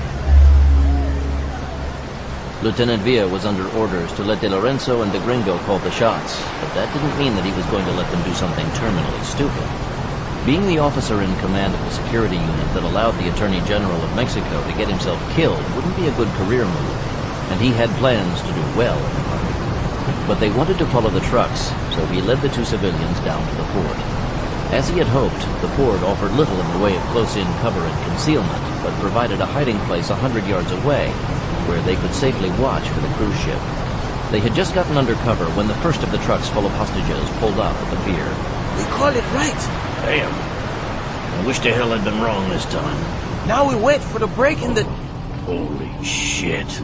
The sudden calm that came with the eye of the storm passing over Cancun was as if the hand of God had swept down to still the wind and waters. The sun blindingly broke through. It was as if the hurricane had never been, and even the birds took to the air again. A glance at the eastern horizon, though, showed a wall of black shot through with lightning flashes as a reminder that this hiatus was just that. How long is this going to last? Half an hour for now. But where's the ship?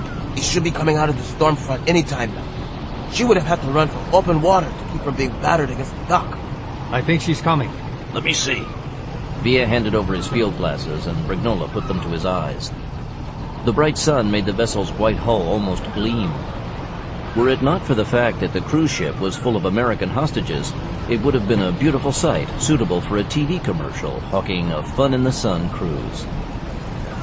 4 trucks loaded with drenched civilians were waiting by the time the SS Carib Princess tied up at the pier.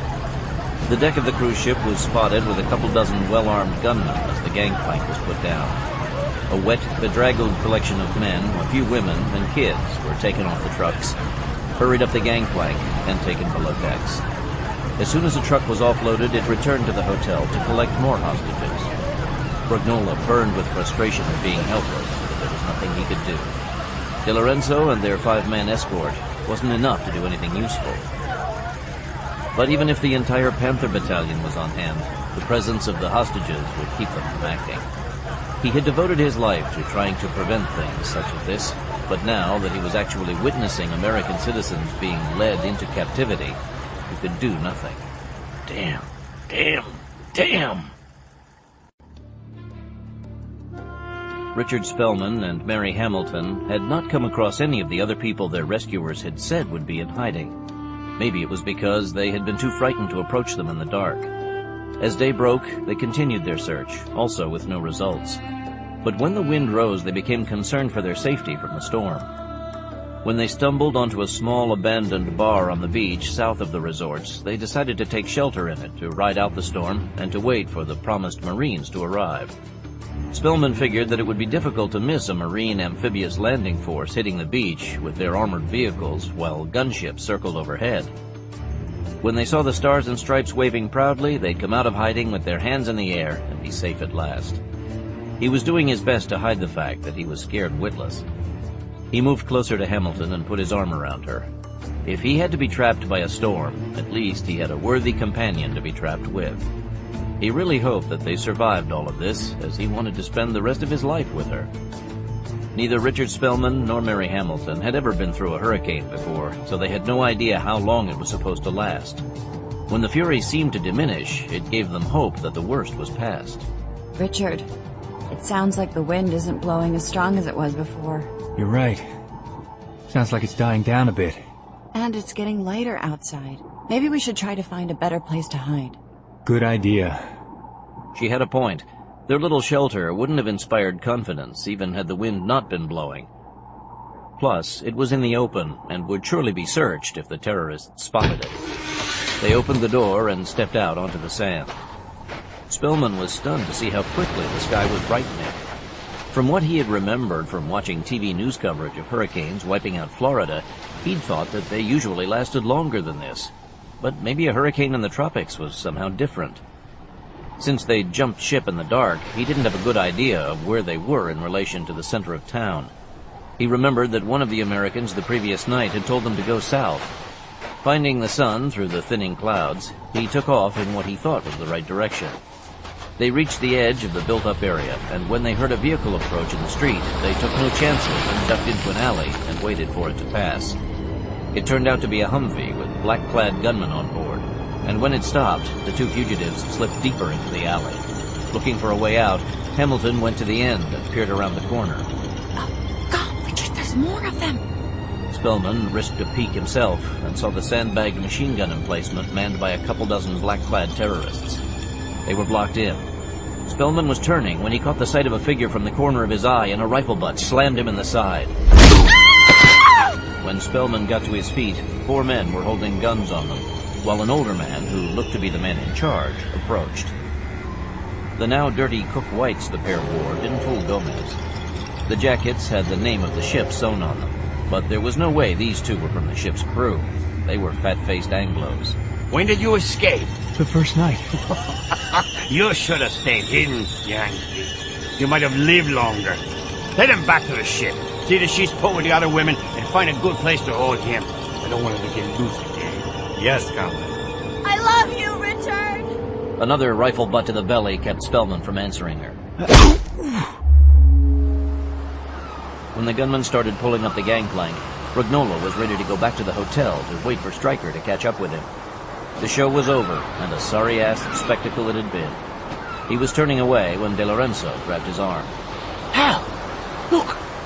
It's Dick and Mary! Didn't find a good enough place to hide. Damn.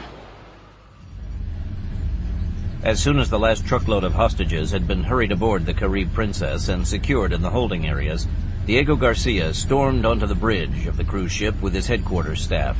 Get us underway immediately. The Mexicans might have long-range weapons, and I can't risk the ship taking any damage. Where's Gomez? Like a true hero of the revolution, he stayed behind to lead the men covering our escape. Wynn didn't like the sound of that. Gomez was an experienced military leader, and his vast expertise in combat operations had proved critical on more than one occasion. With both him and Martinez now gone, outside of Garcia, he was the only one left of the original Matador group that had planned this operation. That it hadn't gone as they had planned was an understatement. While he was still optimistic about the outcome of the second phase, splinters of doubt had been driven deeply into his mind. He was far from the paddies of the village where he had grown up, but he would have given anything for a gray-haired old priest to make a sacrifice of salt and rice to the god of war, and to light a couple of joss sticks to try to improve their chances. He was a Marxist now, and knew better than to slip into the error of primitive superstition, so he turned to the helmsman. Make for open water. Aye, comrade. The calm that followed the appearance of the Eye of the Storm had a stunning effect on the combatants. For Colonel Pablo Mendez's Panthers, it was as if a veil had been lifted and they could now go to work. His counter-terrorist platoons broke up into their hunter-killer teams and started hunting their enemies in earnest. Hunting bandits in a built-up area wasn't their trained specialty, but they were very good at improvising. They were all aware that the Eye would pass and the storm return, so they wanted to get as high a body count as they could before the wind and rain picked up again. The embattled Matador fighters could now look around and clearly see how many of their comrades were no longer among the living. It wasn't a reassuring assessment. Even worse, the Mexicans were on the offensive and pushing hard. Small units were attacking almost every one of their positions and inflicting casualties. Juan Gomez was driving his Humvee from one position to the next, trying to rally his fighters and to assess the situation. The Cuban had been at his business long enough to know when the combat equation had turned against him. His fighters still outnumbered the Mexicans, but the battle wasn't going to be in their favor because their hearts weren't in it. He fondly remembered the men he had fought with in Angola all those years ago. They had been true fighters of the revolution. No matter what the odds, they would stand and die if need be to show their enemies how brave men die. This generation, though, wasn't made of such stern stuff. To them, the revolution was something they read about in books or heard stories of from their fathers.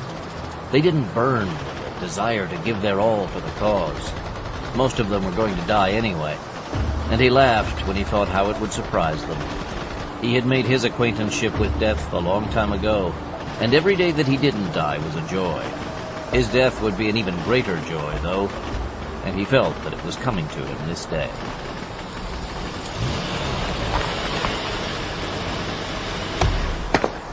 Stepping out of his vehicle at one of his main blocking positions, he looked around and beckoned to the leader of the group. The man saluted. Yes, comrade. Your orders are to stand and hold this position until I return. And where are you going, Comrade Gomez? Without changing expression, Gomez pulled his pistol and shot the man in the head. Soldiers of the revolution didn't question their leader's actions. The Matador fighters pretended not to have noticed that their leader had just been shot to death. And Gomez pretended that they were going to do what they had been told, as if they were brave. Beyond shooting half a dozen more of them to pump up the fear factor even more, there was little he could do to make them stand and fight. As soon as his back was turned, he knew they would start to fade away. That was fine with him, though. Any man who abandoned his post under fire became an enemy of the people, and if he spotted him, he would kill him. Even though Bolan had been doing well in his solitary venture against the terrorists, when the wind started to abate, he disengaged from the main battle area. He'd been through a hurricane or two before, and knew what was coming next. As long as the eye of the hurricane was overhead and the skies were clear, he intended to keep out of convenient rifle range of the Cubans. He made his way back deep into the town to a small garden plaza and took cover inside a tourist information booth. He really didn't count himself as a tourist, but it seemed appropriate. He was surveying his front when a bullet hit the stuccoed wall beside his head. Hitting the ground, Bolan crawled across the walkway to the raised shrubbery beds bordering the plaza.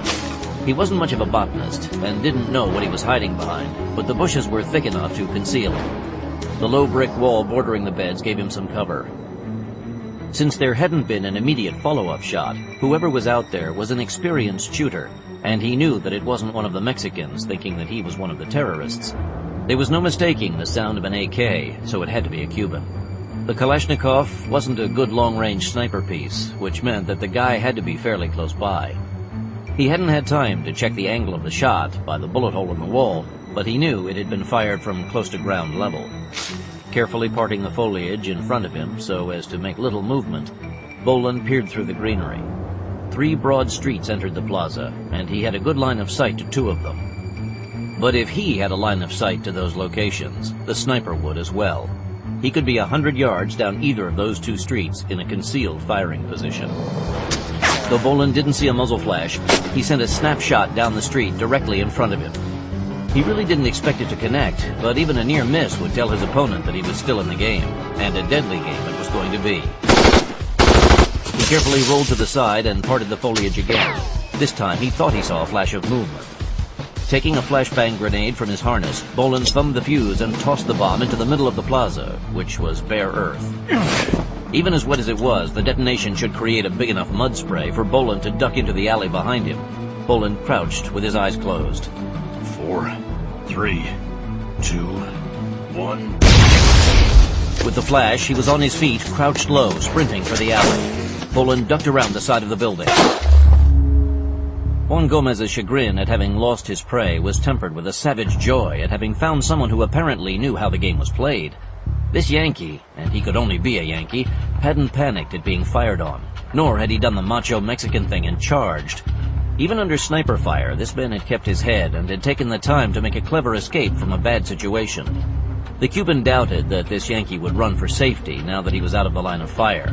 Not this one. This was a man, and he would take to the alleys himself and hunt for whoever had fired at him, which was what Gomez wanted more than anything.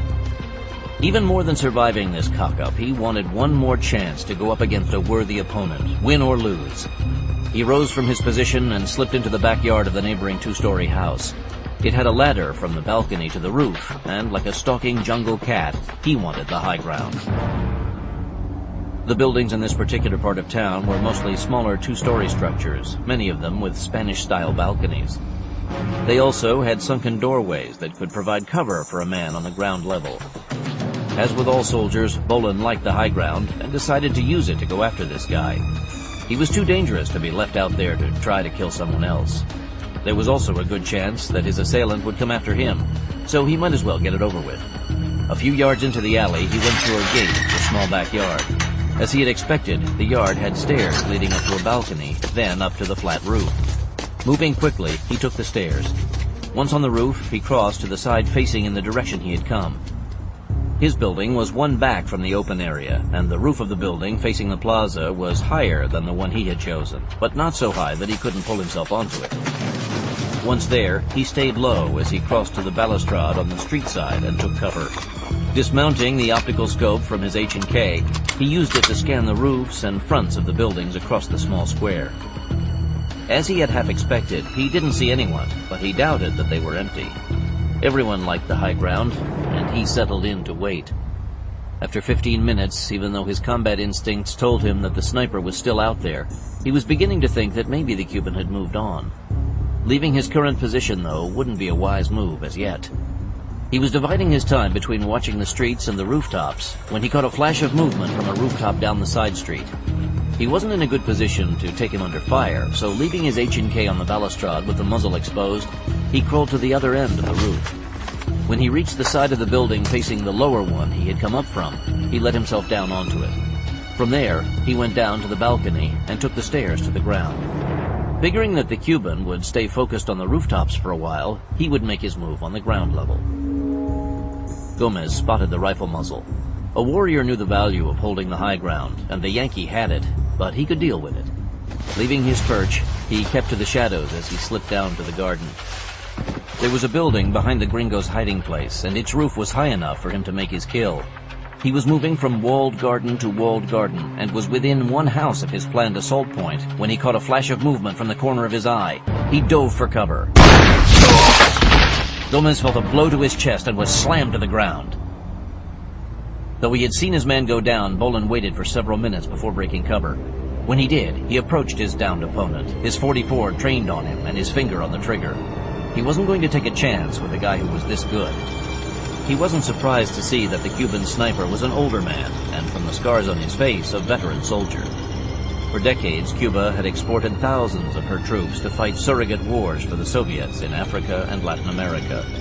This doomed exposition was like a leftover Cold War scenario from the 70s or 80s, so it was fitting that a veteran of Cuba's foreign wars was taking part in it. The Cuban painfully opened his eyes when he heard Bolan's footsteps, but was too badly wounded to try to reach for his assault rifle. You should have stayed in Cuba, compadre. Didn't you hear that communism's dead?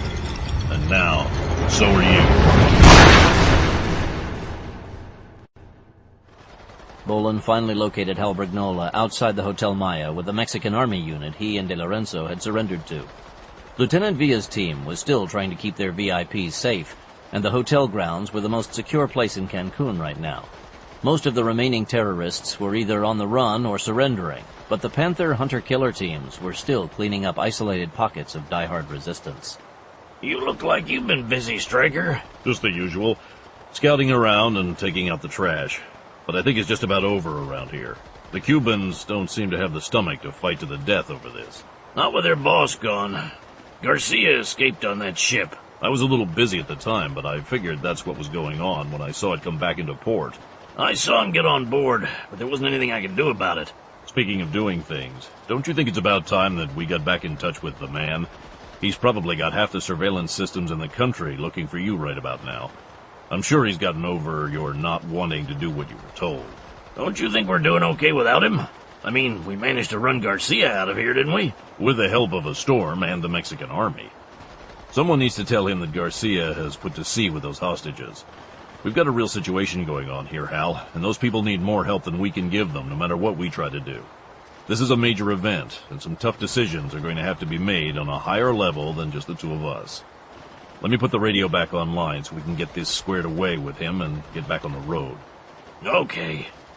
But after I make my report, I'm going to ask if the Navy has something close enough to come and get us so we can follow that bastard, but do it in style.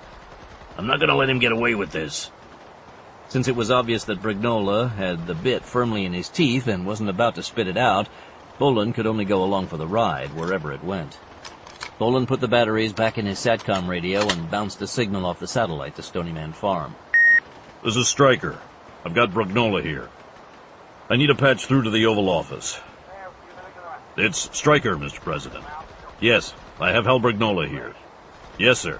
I think he wants to talk to you. Oh, boy. Hello, Mr. President. Yes, sir. Yes, sir? Okay. He says that all is forgiven and we're back in business, big time. He's sending a nuke sub to pick us up, an attack boat. It's coming at flank speed and should be here in under 3 hours. And we're supposed to follow Garcia's ship and report on what we see him doing, right? At a minimum. But he left it open for suggestions for direct action. Let's go find Hector and tell him what's going down. He set up a command post inside with the Mexican battalion commander. Now that Colonel Pablo Mendez's counter-terrorist Panther Battalion had the situation with the Cubans well in hand, the Mexican Attorney General was acting as the local political commander. He and Mendez had set up a joint command post in the hotel manager's office, recently vacated by Diego Garcia and his people. As a stockholder in the resort, De Lorenzo had been glad to see that the Cuban thugs hadn't trashed the place too badly on their way out. The same couldn't be said for the hotel's liquor stocks. Bolan and Brignola walked in. Gentlemen, good news from Mexico City. The presidential palace and the National Police headquarters have been freed, and they're working to bring key buildings and public service functions back under government control. This revolution isn't going to last more than another day or two at the most. That's good to hear. I have a favor to ask of you. Anything, my friend. Do you think that Colonel Mendez and his men can take care of the American tourist hostages until someone can get in here to evacuate them? That sounds like you're planning to go somewhere again. We are. The President is sending a submarine to pick us up. We're going to follow Garcia. Do you want to come along? I'd love to go with you. But my duty is to remain here and oversee getting things back to normal, whatever that's going to be, as quickly as I can. I want to see Garcia get his as much as you do. But we have a lot of very frightened people here who need to be reassured and evacuated as quickly as possible. I just got word that the airport is in friendly hands once again, and the airlines will start flying in as soon as the storm completely dies down and the runways can be cleared of debris. Do you need any help from Uncle Sam? I have friends in high places, and I'm sure that a word from me would get immediate results. Tell your uncle thanks. But this time, the Mexican government owes the United States. The least we can do is to assist your stranded citizens and see that they're made as comfortable as we can until they can be evacuated. What you can really do to help all of us is to get that Cuban bastard. We'll get him. You can take that one to the bank. If you get him alive. I'm sure that my government would love to put him on trial and prove that Castro was behind this, so we can take a chunk out of that bastard as well. I can't promise that, but I can assure you that my Justice Department will render all possible assistance to your department in getting to the bottom of this. I'll personally see to it that you get a full exchange of information and assistance should Mexico decide to take direct action against the perpetrators of this outrage. I thank you. But until the situation in Mexico City is clarified, I'll have to wait before I pass on that offer. But give your president my heartfelt regards the next time you see him. Will do. De Lorenzo was fully aware that Bragnola had just promised him that the United States would go to war alongside Mexico if that was deemed appropriate. He still wasn't sure how much pull his friend really had with the American president, but if he was serious, it was a major commitment. And with the stance the United States had taken against terrorism worldwide since the 9/11 attack, it might actually come to pass. De Lorenzo returned to his new duties. He'd never known just how much was involved in running a city. Even with the Panthers doing double duty as cops and medics, as well as soldiers, until the civilian authorities could be screened and put back to work, he was going to be a very busy man. Now he knew why he had gone into police work and not politics. Win Kao Win stood on the Carib Princess's bridge, his feet spread well apart to move easily to the roll of the deck. Less than half an hour after leaving Cancun Harbor, the ship had sailed out of the calm eye of the hurricane and back into the full fury of the storm. Even though the ship was designed to ride out the worst the Caribbean and South Atlantic could deliver, she had her work cut out for her this time. She had been battened down for rough seas, so her exterior was weathering the storm well compared to what was going on inside. The stabilizers were supposed to keep the ship stable on all three axes, roll, pitch, and yaw, and they were getting a real workout. Head into the gale. It will minimize the effect of the waves. How much longer is it going to blow this hard? The Yankee National Weather Service is giving it the rest of the night, but they say it should slow to something like 40 or 50 kilometers an hour by then. How long before it's completely gone? Hard to tell. The radar plot shows that it's turning north and east over the Yucatan, so it's probably going to turn and come back into the northern Caribbean. We might have to endure this for at least another 2 days. The Matador planning team hadn't included a hurricane in the operation, so they were reverting to Plan B. The problem was that Plan B wasn't comprehensive and wouldn't deliver the crushing blow to America that the original operation had envisioned. The Yankee economy would still be crippled, but the results wouldn't be as long-lasting as Win had wanted, so Beijing could make its move. Win was disappointed that they had been forced to evacuate Cancun, and he knew the lords of Beijing wouldn't be pleased when they got his radioed report. He had depended on him to make this plan work for their ends as well. China was poised to jump in to provide assistance to any of the Latin American nations that asked for it in the name of revolution. Several treaties of mutual defense and assistance were ready and waiting to be signed by the victorious revolutionaries. Once inked, the pacts would be implemented immediately. It was planned that most of that assistance would be in the form of military forces on the ground. Several older oil tankers had been converted to troop transports for the operation, and 100,000 men, their weapons, ammunition, and equipment were on the high seas right now. More men and equipment were standing by at Chinese airfields, ready to be flown in. At this point in time, though, those troops might just have to sit in their transports a little longer. There was still the off chance that they could prove useful in Panama or Guatemala, but the planned Cancun beachhead was off the table. To make it worse, the news coming in from the Matador units in Mexico City wasn't good. Even with Cuba's proclamation of support for the revolutionary uprising in Mexico, it didn't look as if it was going to be successful either. He had more hope, though, for the second phase of the plan. With the American hostages on the ship as a shield against American attack, at least it could be accomplished. They were scheduled to arrive at their resupply point at daybreak, and, if the weather report was accurate, they could load the material and the helicopters they needed immediately. Once that was done, it was only half a day's sailing to the first of the Plan B targets. Commander Douglas Bulldog Rawlings, captain of the nuclear submarine USS Sandshark, was a typical attack boat skipper. Closing with and destroying enemy warships on the high seas was in his blood. Commanding a lumbering boomer cruising around the oceans of the world waiting for a launch order that would probably never come would have driven him mad. At least in a fast attack boat, he could lurk around the sea lanes and play bumper tag with the Russian and Chinese pig boats when he wasn't making practice torpedo attacks on unsuspecting cruise liners. As the skipper of a United States warship, Rawlings had no idea why he'd been ordered to divert to a Mexican resort town at flank speed to pick up 2 stranded civilian VIPs. To him, that sounded like a job for a garbage scow, not a nuke attack boat. On top of that, modern submarines didn't like to be on the surface of the ocean, even in good weather. Their hull shapes had been maximized for underwater speed, and they were pigs on the surface in any kind of gale. Sailing into a hurricane and surfacing in a harbor was a good way to mess up his tidy little boat. All that aside, though, when the Chief of Naval Operations got on the horn to personally order him to take his deep-sea boat into Cancun, he hadn't argued. It wouldn't have been a wise career move. He fully planned to be the first pigboat officer to be CNO himself, so he knew how to act when the Admiral came asking for a favor. That task was, however, turning out to be easier said than accomplished. Deep under the waves at diving depth, the Sandshark wasn't at all affected by the storm raging on the surface. The problem was that he would have to surface to make it all the way into the harbor. It was too bad that he hadn't gotten the call an hour or two earlier when the eye of the storm had passed over Cancun. That would have been smooth sailing for him, even on the surface. Now that the eye had passed, it was rather nasty up there again. Rawlings knew better than to even try to dock his boat at the pier when he pulled into the harbor. He didn't need to have his outer hull plates stove in.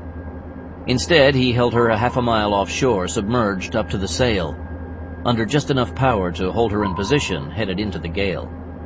He didn't have direct communication with his would-be passengers, but when Sinclair informed him that the package was waiting, he launched a Zodiac raft to retrieve them. He watched through the optical attack scope in the control room as the small rubber boat fought her way through the waves to the pier. And as he had been informed, 2 men were waiting on the dock.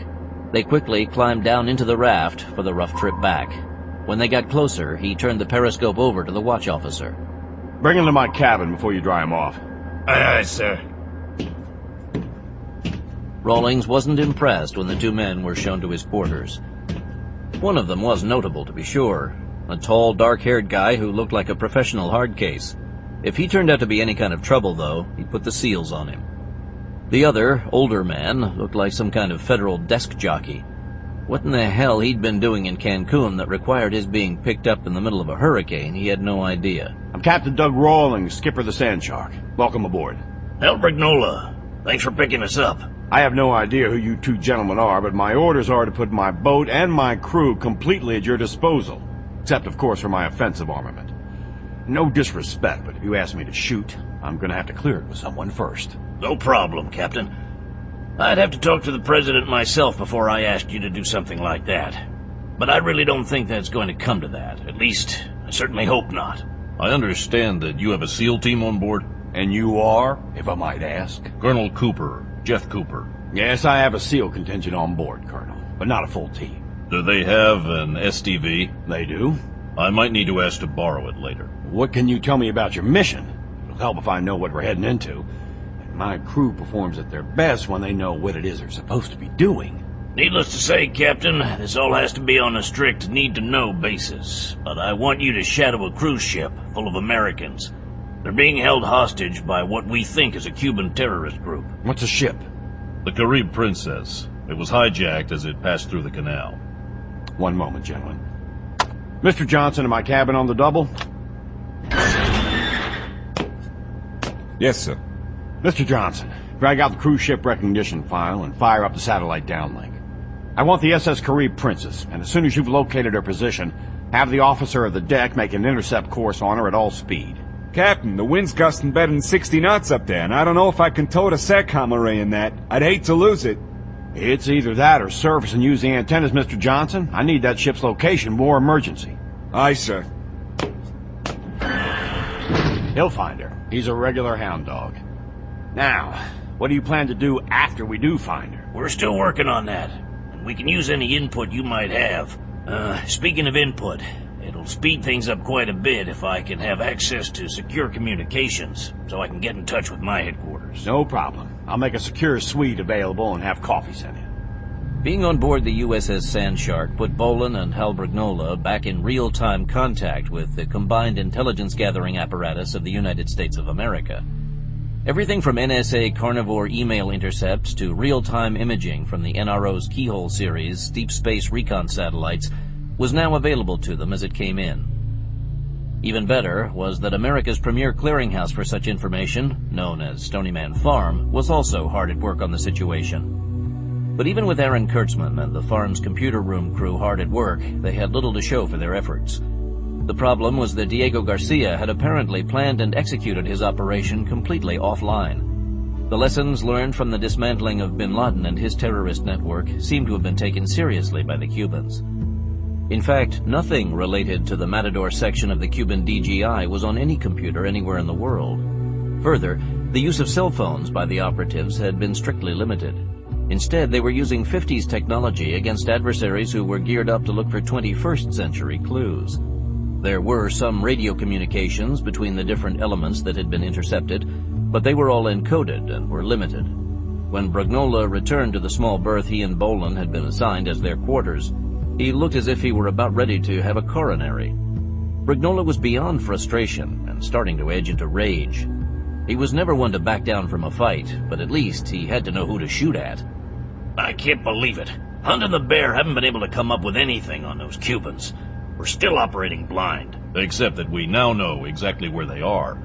The sub's crew was able to access their link to the spy satellites, and the ship's been spotted. Rawlings is on an intercept course for her at flank speed, and we should be in torpedo range within a few hours. That's even worse. We may have spotted them, but we can't do a damn thing about it. What's the deal? The usual. The Carib Princess's passenger manifest reads like a who's who of the world's medical research community. He's got prominent scientists, including a couple of Nobel Prize winners from almost every industrialized nation in the world on board, and most of them have their families with them.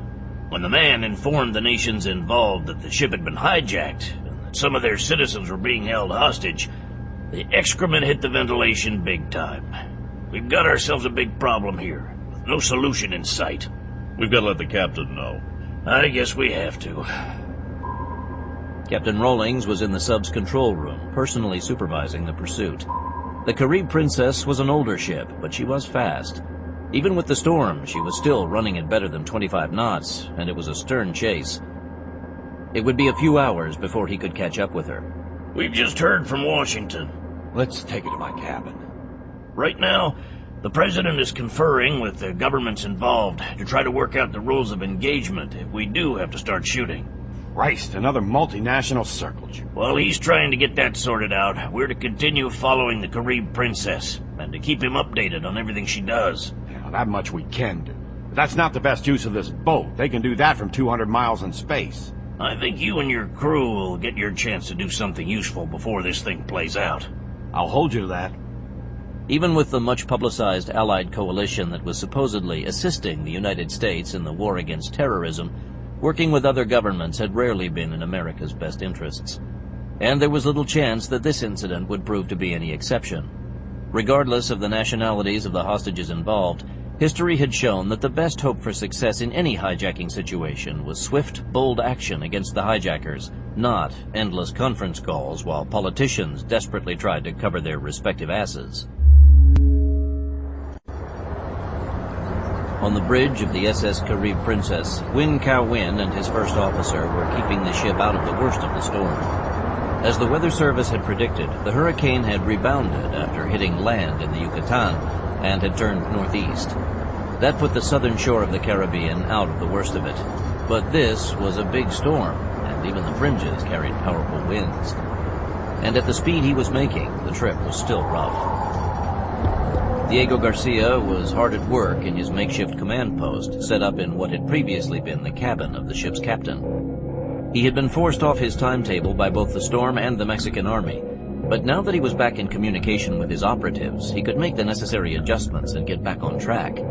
Some of the news he was receiving from his operatives, however, wasn't good, particularly the reports from those in Mexico City where the situation had collapsed. The success of the People's Revolution in Mexico had been a big gamble, but one that he'd thought would be worth taking. That it had long been a dream of his president to bring socialism to Mexico had also played a large part in his planning. That the revolution had apparently failed wasn't a complete surprise to him. The socialist fervor burned brightly in certain progressive segments of Mexican society, but too many of the common people had been seduced by living so close to the United States. Visions of quick riches through greed and capitalism had corrupted them beyond salvation.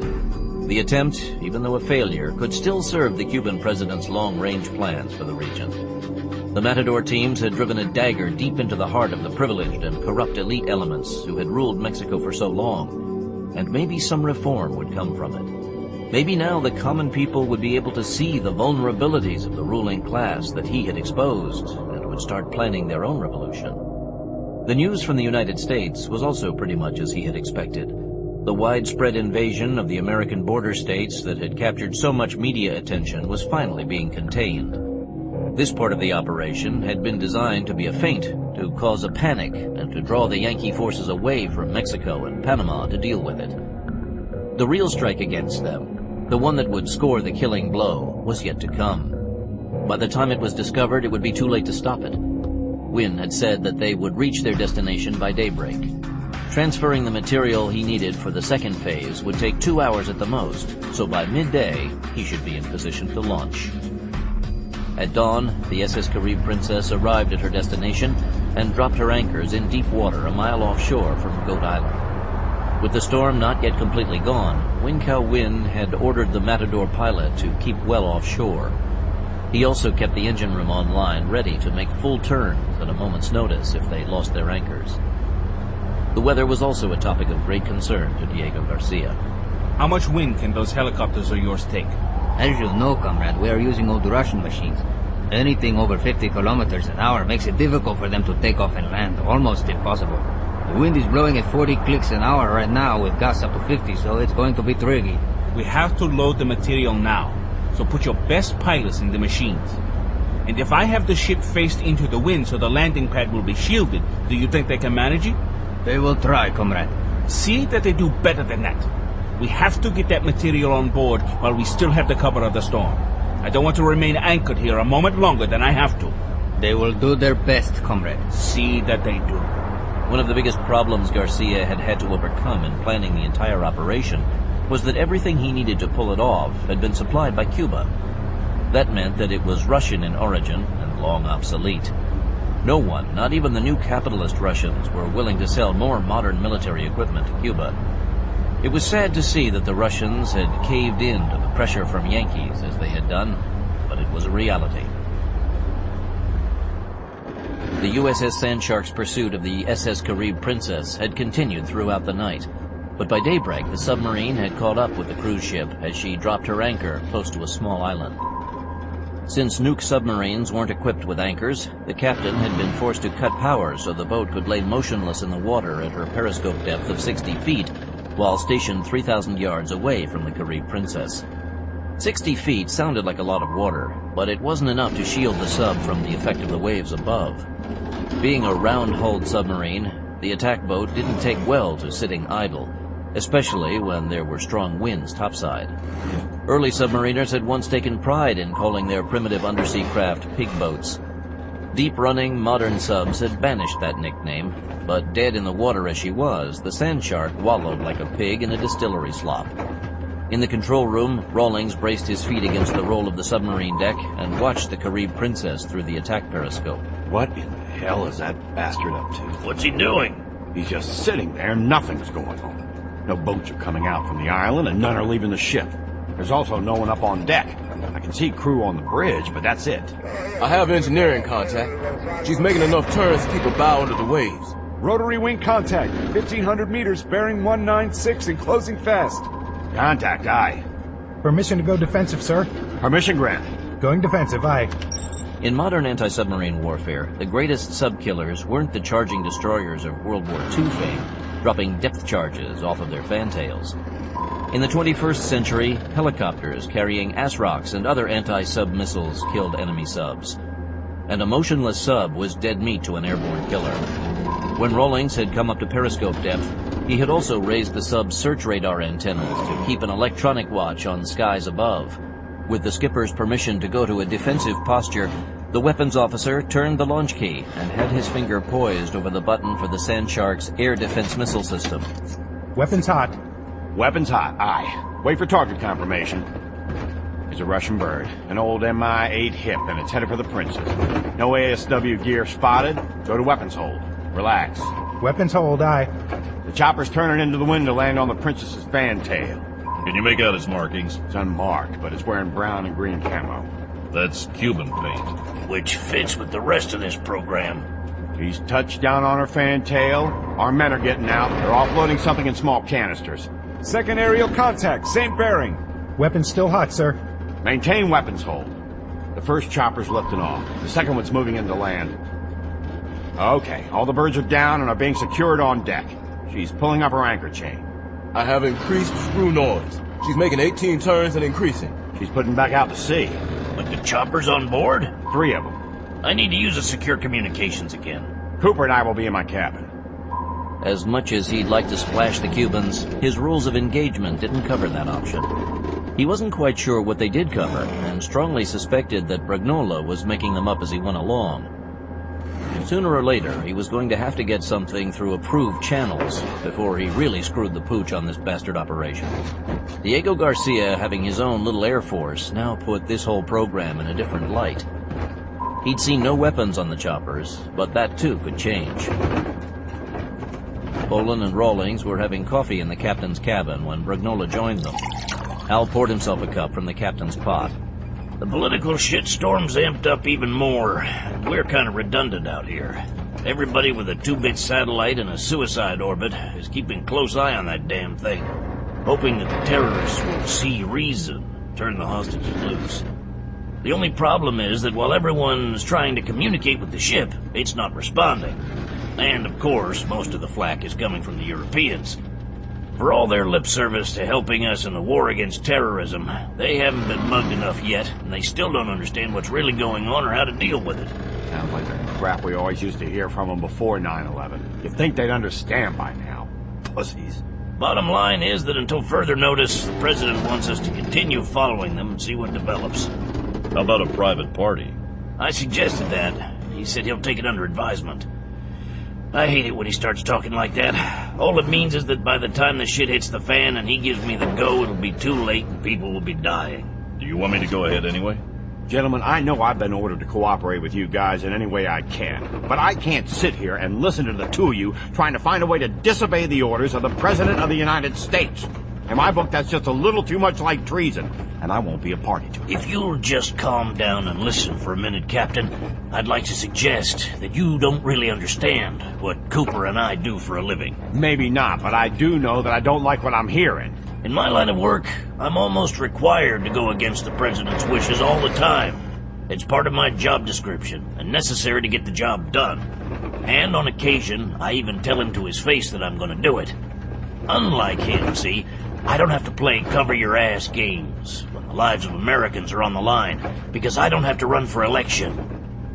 You know, Rawlings, Sometimes I really wish I did have to be elected to do what I do. Then maybe I'd be defeated this November and not have to do this anymore. Then I'd get turned out to pasture. And when shit like this comes down, someone else would have to try to find a way through the political minefield to get the job done before the body count gets too high. Is there any way you can use your weapons to disable that ship? Not without putting the passengers in danger. Remember that to a submariner there are only two kinds of ships, subs and targets. All of our weapons are lethal to a ship like that. Can you fire a torpedo with the warhead disabled? Oh, even without the warhead, our MK-48s move so fast they'd probably penetrate the hull of that damn thing and go all the way through it. Since she's not a warship, she doesn't have any kind of armor belt to protect her. If I try that, I'll sink her for sure. There's another thing to consider.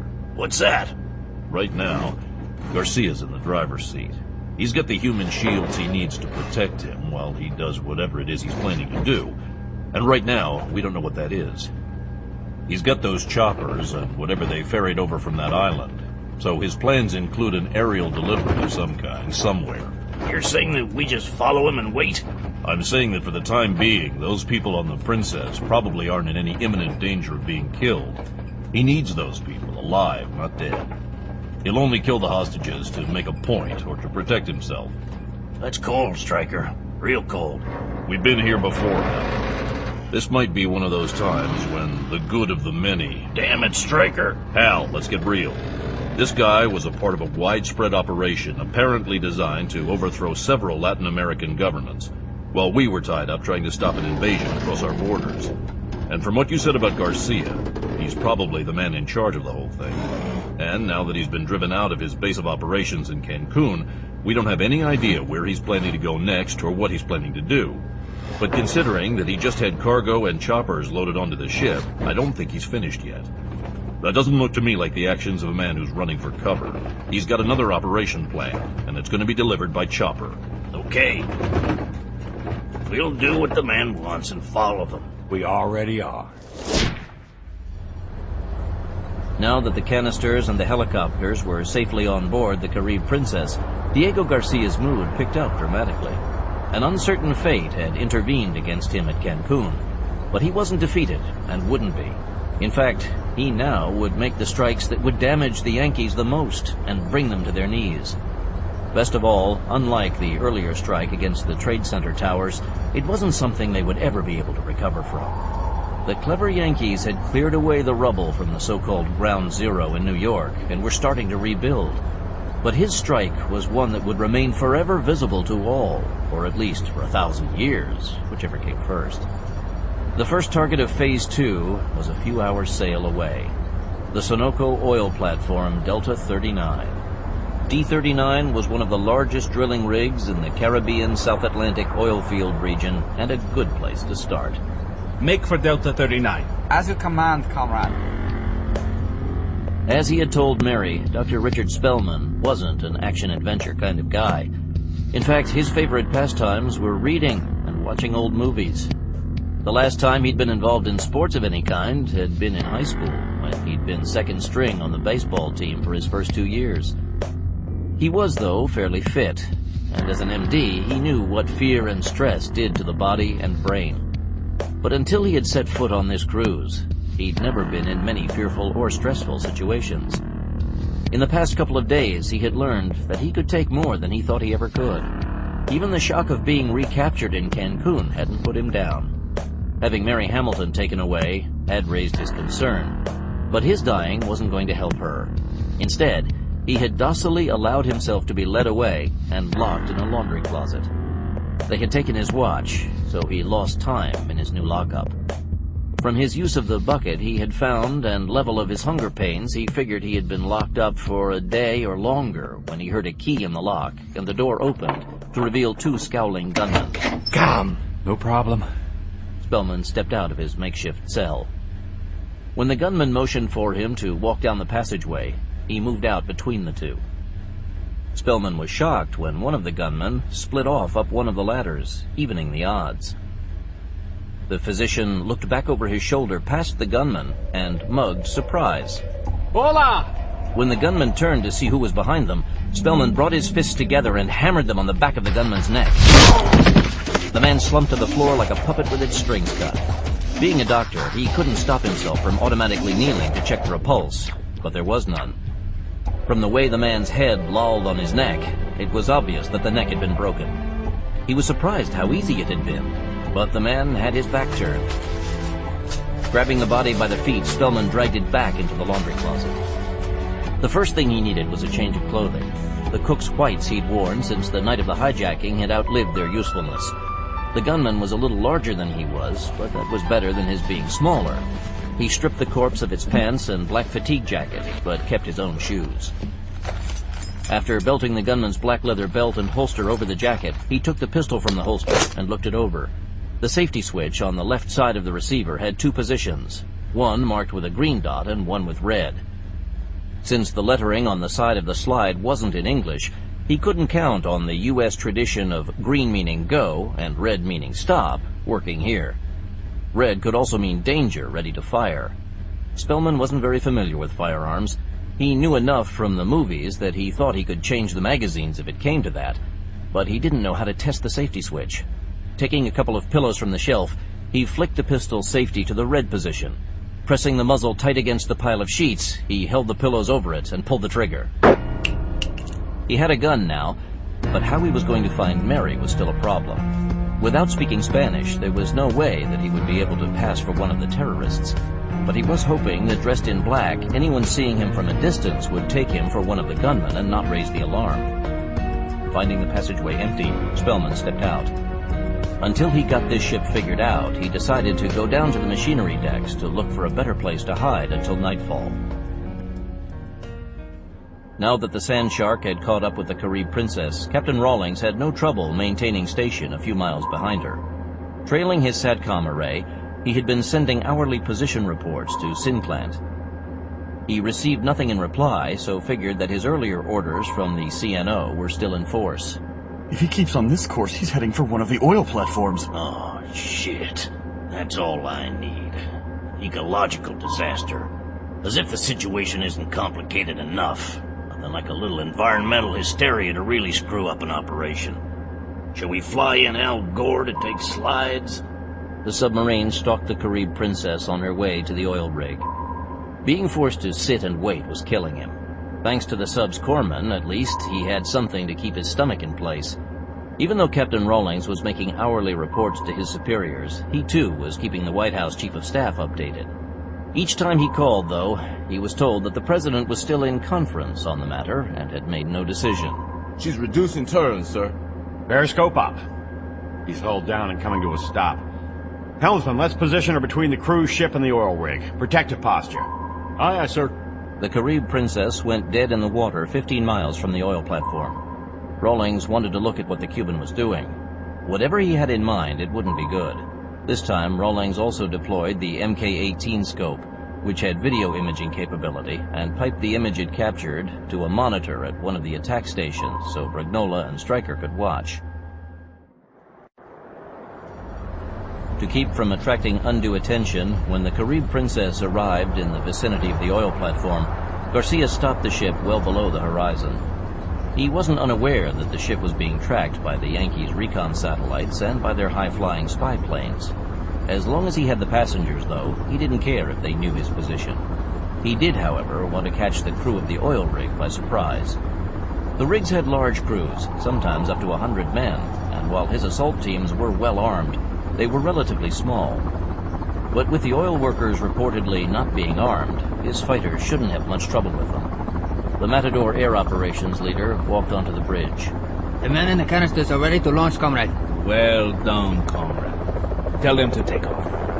The first Mi-8 HIP copter lifted off with 22 Matador fighters inside with a 10-minute flight to the oil rig. As soon as the platform was pacified, the second aircraft with the canisters would join it. An hour after that, America would start paying for her crimes against the people. The video from the Sand Shark's periscope showed movement on the rear deck of the cruise ship as one of the helicopters was readied for takeoff. Rawlings turned the scope to catch the chopper when it flew past. I've got rotary wing contact Romeo 6, sir. It's bearing directly for the platform. My guess is that he's sending an assault force to the platform. I can take that chopper out, sir. Weapons on hold, guns. Aye, sir. Weapons on hold. Can you contact the rig and warn them? I doubt if they're armed, and it might be better if they don't try to resist armed gunmen. We don't know what he's planning to do yet. Bolan had a bad habit of pointing out the obvious, so Brignola backed off. It was a bitch having to wait for the enemy to make his move. It was worse having to ask Washington to do what needed to be done. If you were to ask him, Bud Miller probably wouldn't call himself a patriot. That was too fancy a word, and he would have shied away from it. Sure, he loved his country, but like most Americans, he bitched about everything from taxes to scumbag fat cats and politicians, and he didn't think a real patriot would do that. He also wasn't much for what was touted as American family values. He'd never known his dad, his mom was a royal pain in the ass, and he was currently between ex-wife number 3 and whoever was in the running to become number 4. Working on oil rigs wasn't conducive to marital bliss, but he'd never had any trouble getting hitched. The women liked the fat paychecks, but the extended tours on the rig were another matter. Miller was, though, a man who was fiercely loyal to his friends, and the crew of Sunoco Delta 39 were as close to a family as he'd ever really had. On shore, his door was always open and his couch available for any roughneck who needed to sober up or who had just been thrown out of his trailer by a pissed-off, soon-to-be ex-wife. He was also known as a soft touch for a small loan until payday, a never-ending point of contention with his ex-wives, all of whom thought that their alimony payment should always come first. So when the unmarked chopper touched down on the rig's landing pad unannounced and started disgorging black-clad gunmen, Miller became angry. One of the reasons Miller was never short of feminine companionship and was so well respected among his peers was that he was a big man. Not big as in John Belushi, but as in Arnold Schwarzenegger. Being 6'6" and 240 pounds made him a man to be reckoned with in almost any situation. Even so, he was an easygoing kind of guy, as if to compensate for his bulk. That's the thing that drew women to him like flies to a ham sandwich at a 4th of July picnic, and accounted for his string of serial marriages. He was laid back and hard to ruffle, but when he was angry, everyone sat up and took notice. When that happened, and it was only rarely, those who could evacuated the premises. Those who couldn't quickly said, "Yes, sir." Miller saw the window to the office above him slide open, and Fraser's head came out. Hey, Bud, who the hell are the guys in that chopper? Fucked if I know. They sure as hell don't look friendly to me. Those are AKs they're packing, not M16s. I'd better go down there. I wouldn't do it, Rick. You got the key to the gun rack? Let me go down and talk to them. I'm sure there's some reason they're here. There wasn't much need for guns on an oil rig, but if someone went overboard, a rifle would keep the sharks away until they could get the boat to it. Plus, in the wake of 9/11, some guy in Washington woke up to the fact that oil rigs could be hijacked and had made surplus military rifles available if the oil companies wanted to arm their rigs. Miller's bosses had taken a dozen of the offered rifles and pistols and a small supply of ammunition, but kept them under lock and key in the main office. Miller wasn't one of those die-hard union guys who thought that every company man was a moron. Granted, a lot of them couldn't pour piss out of a boot unless the instructions were printed on the bottom of the heel, but he'd also known some damn good men in the higher ranks of the company. Unfortunately, Fraser wasn't one of them. Miller turned back and walked over to a tool locker. Taking out a 3-foot titanium pry bar, he headed for the main office on the next deck up. Jim Simmons, the shift crew boss, was parked behind his desk as he usually was, drinking a cup of coffee. Miller came in and headed for the arms locker. Who the hell's in that chopper? You aren't scheduled for any resupply today. They're packing guns, AKs, I think. You're shitting me. Nope, Fraser's gone down there to talk to him. The hell are you doing? I'll buy the company a new lock. Put it on my tab. Simmons was a good man who had come up through the company the hard way, but he could be a bit slow on the uptake at times.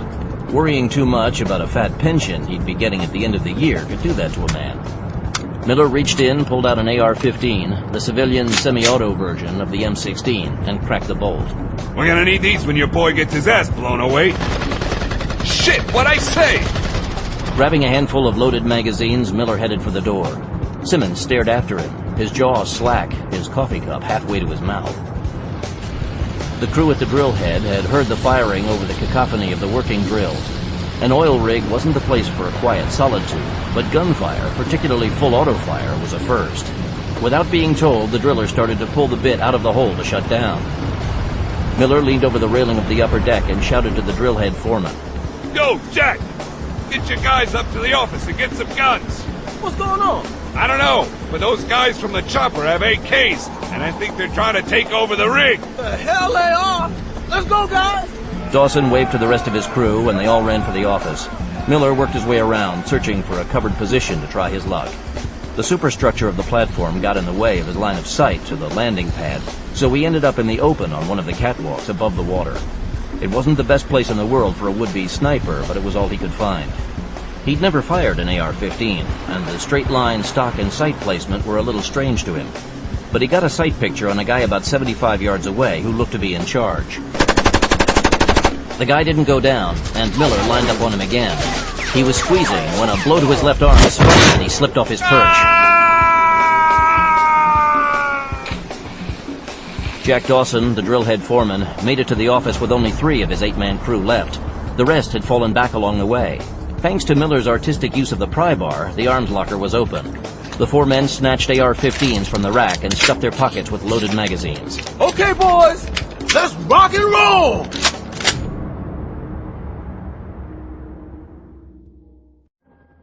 Rawlings had maneuvered the Sand Shark to within 500 yards of the Delta 39 for a better look at what was going on.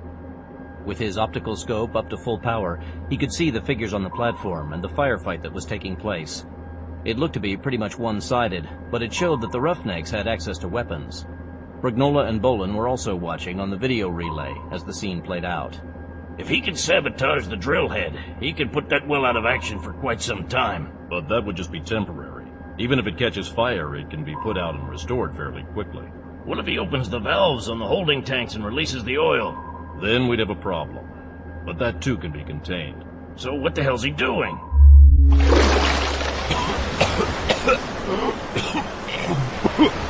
Miller surfaced above the waves onto the platform. His arm was throbbing, but when he looked at the wound, he saw that the bullet had just torn a furrow through the muscle.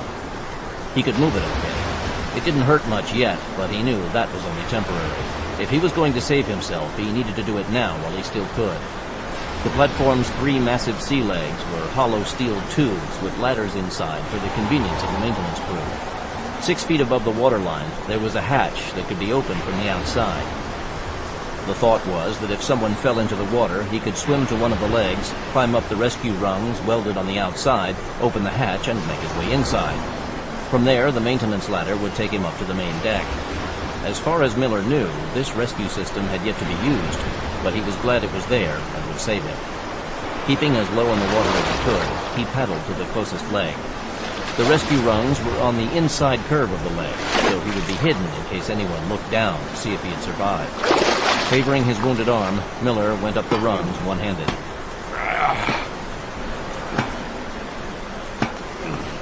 The dog on the hatch was properly greased, but stiff, and it took a moment for him to get it open. Inside the leg, he left the hatch open a bit to give him some light as he took a look at his wound. The salt water had washed it clean, but it was still bleeding. Taking off his t-shirt, he used his teeth to tear a strip off the bottom. The makeshift bandage would slow the bleeding, which he figured would clot sooner or later. Right now, though, he had other things to worry about. He started up the maintenance ladder, knowing that the first exit hatch he came to would open onto the lowest of the rig decks. The loading dock below the main deck. He thought it might be a better idea to exit there, to take a look at what was going on before he went further up. Cracking the hatch, he peered out and found that the deck was empty. Miller stepped out and started for the ladder that led to the main deck when he heard boot heels coming down the metal steps. He ducked behind the platform leg for cover and waited.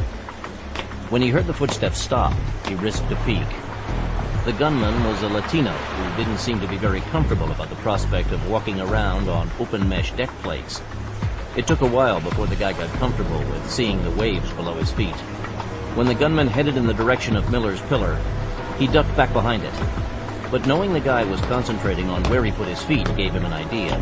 He listened to the hesitant steps and waited until it sounded as though the man was right on top of him. Stepping out from behind the pillar, Miller clotheslined the gunman, smashing his forearm into his Adam's apple and crushing his larynx. The gunman's hands clawed at his throat as if he were trying to open his smashed airway. No such luck. He went unconscious in seconds, slumping to the deck. A few more seconds, and he was was dead. Being a man who never liked to see garbage littering his oil rig, Miller grabbed the corpse by the ankles, dragged it over to the side, and tossed it into the sea. The body sank beneath the waves. After snatching up the fallen assault rifle, Miller took cover behind the pillar again to examine his prize. He wasn't a dedicated gun nut like some of his buddies, but he wasn't a complete firearms novice either. He knew what an AK looked like and roughly how it worked. He just never had a chance to fire one. But if these bastards were able to use them, he figured he could do it as well. Taking out the magazine, he cracked the bolt to empty the chamber and let it go forward. Pulling the trigger, he found that the weapon was unsafe. Seeing the big flat lever on the left side of the receiver, he flicked it up one notch and pulled the trigger again. That was the fire position. Resetting the magazine, he chambered around. Rather than put the weapon back on safety and having to fumble around if he needed it, he left it hot and kept his finger outside the trigger guard. Now that he was armed, he realized that he should have stripped the gunman's body of his extra magazines, but it was too late now. Instead of taking the ladder the gunman had used, Miller went to the other side of the deck and took the other ladder up to the main deck. He had work to do.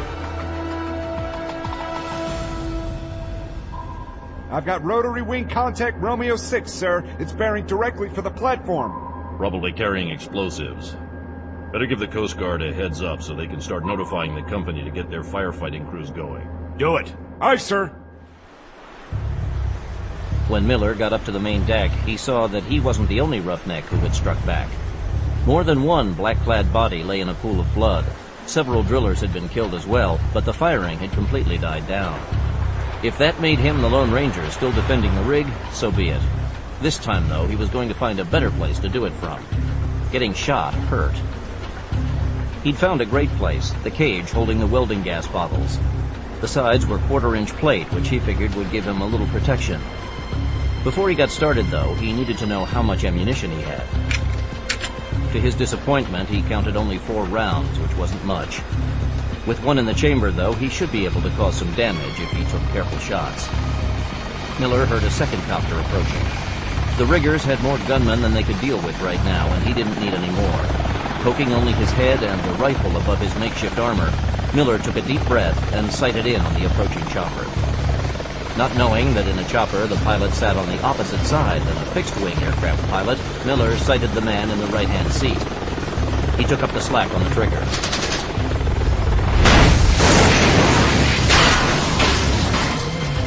Miller didn't see any flames, but knew that fuel might be leaking.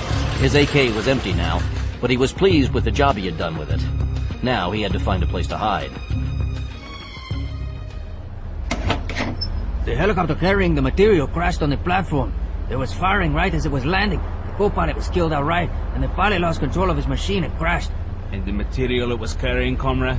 Some of it was lost in the sea, but a few of the canisters were damaged on impact and the material leaked onto the platform. Leave the material there. Don't try to salvage it. Recover our fighters immediately in the other machine and we'll move on to the second target. Helmsman, as soon as the helicopter is recovered, make a course for Bravo 108. As a command, comrade. When we hit it, I want twice as many men to make the assault, and I want them to completely eliminate the workers. Launch both of the helicopters together, and when the site is secure, one of the machines will fly back here to pick up the material. Yes, comrade. As soon as the man left, Garcia took 2 of his dwindling supplies of pain pills. No man in the history of socialism had been tested as he was being tested. But no matter what obstacles were put in his way, he wouldn't quit.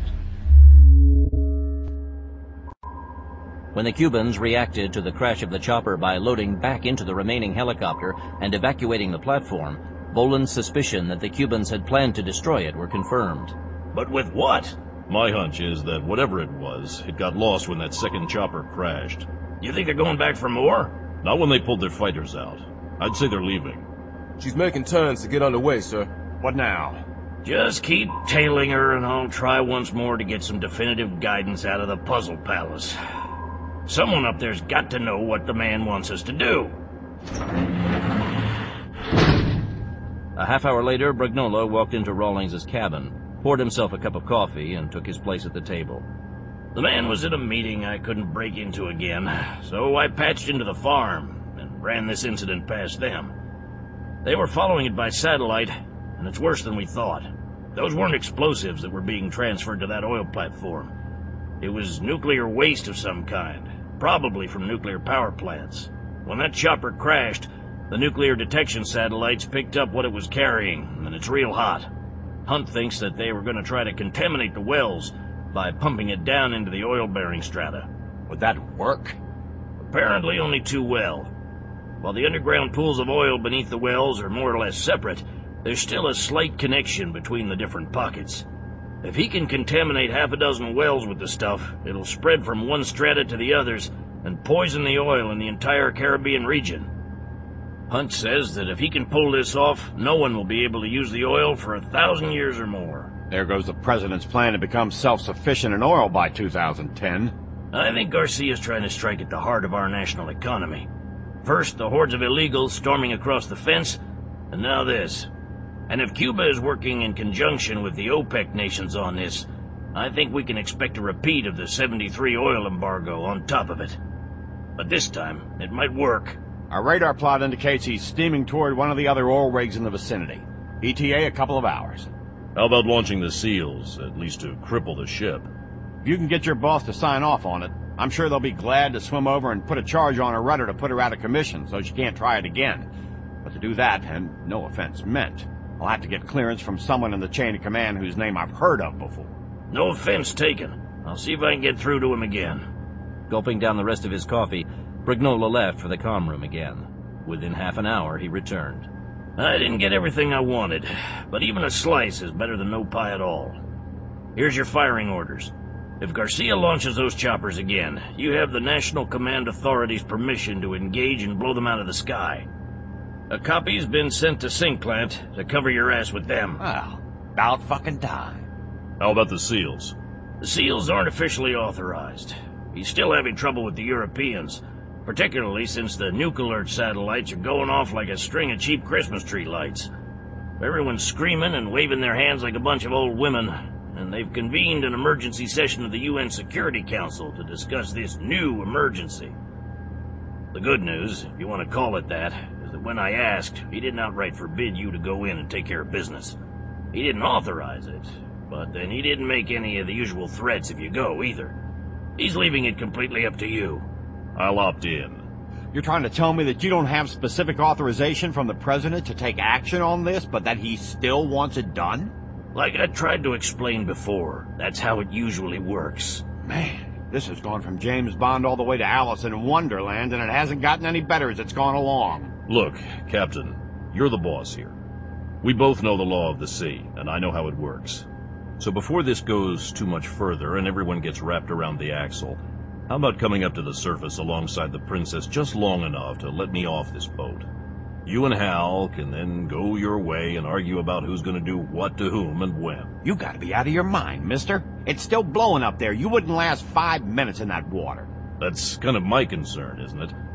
And if I remember, Captain, your original orders were to pick me up and take me where I said I wanted to go, right? Well, this is where the bus stops for me. I'm getting off as close to that ship as you can get me.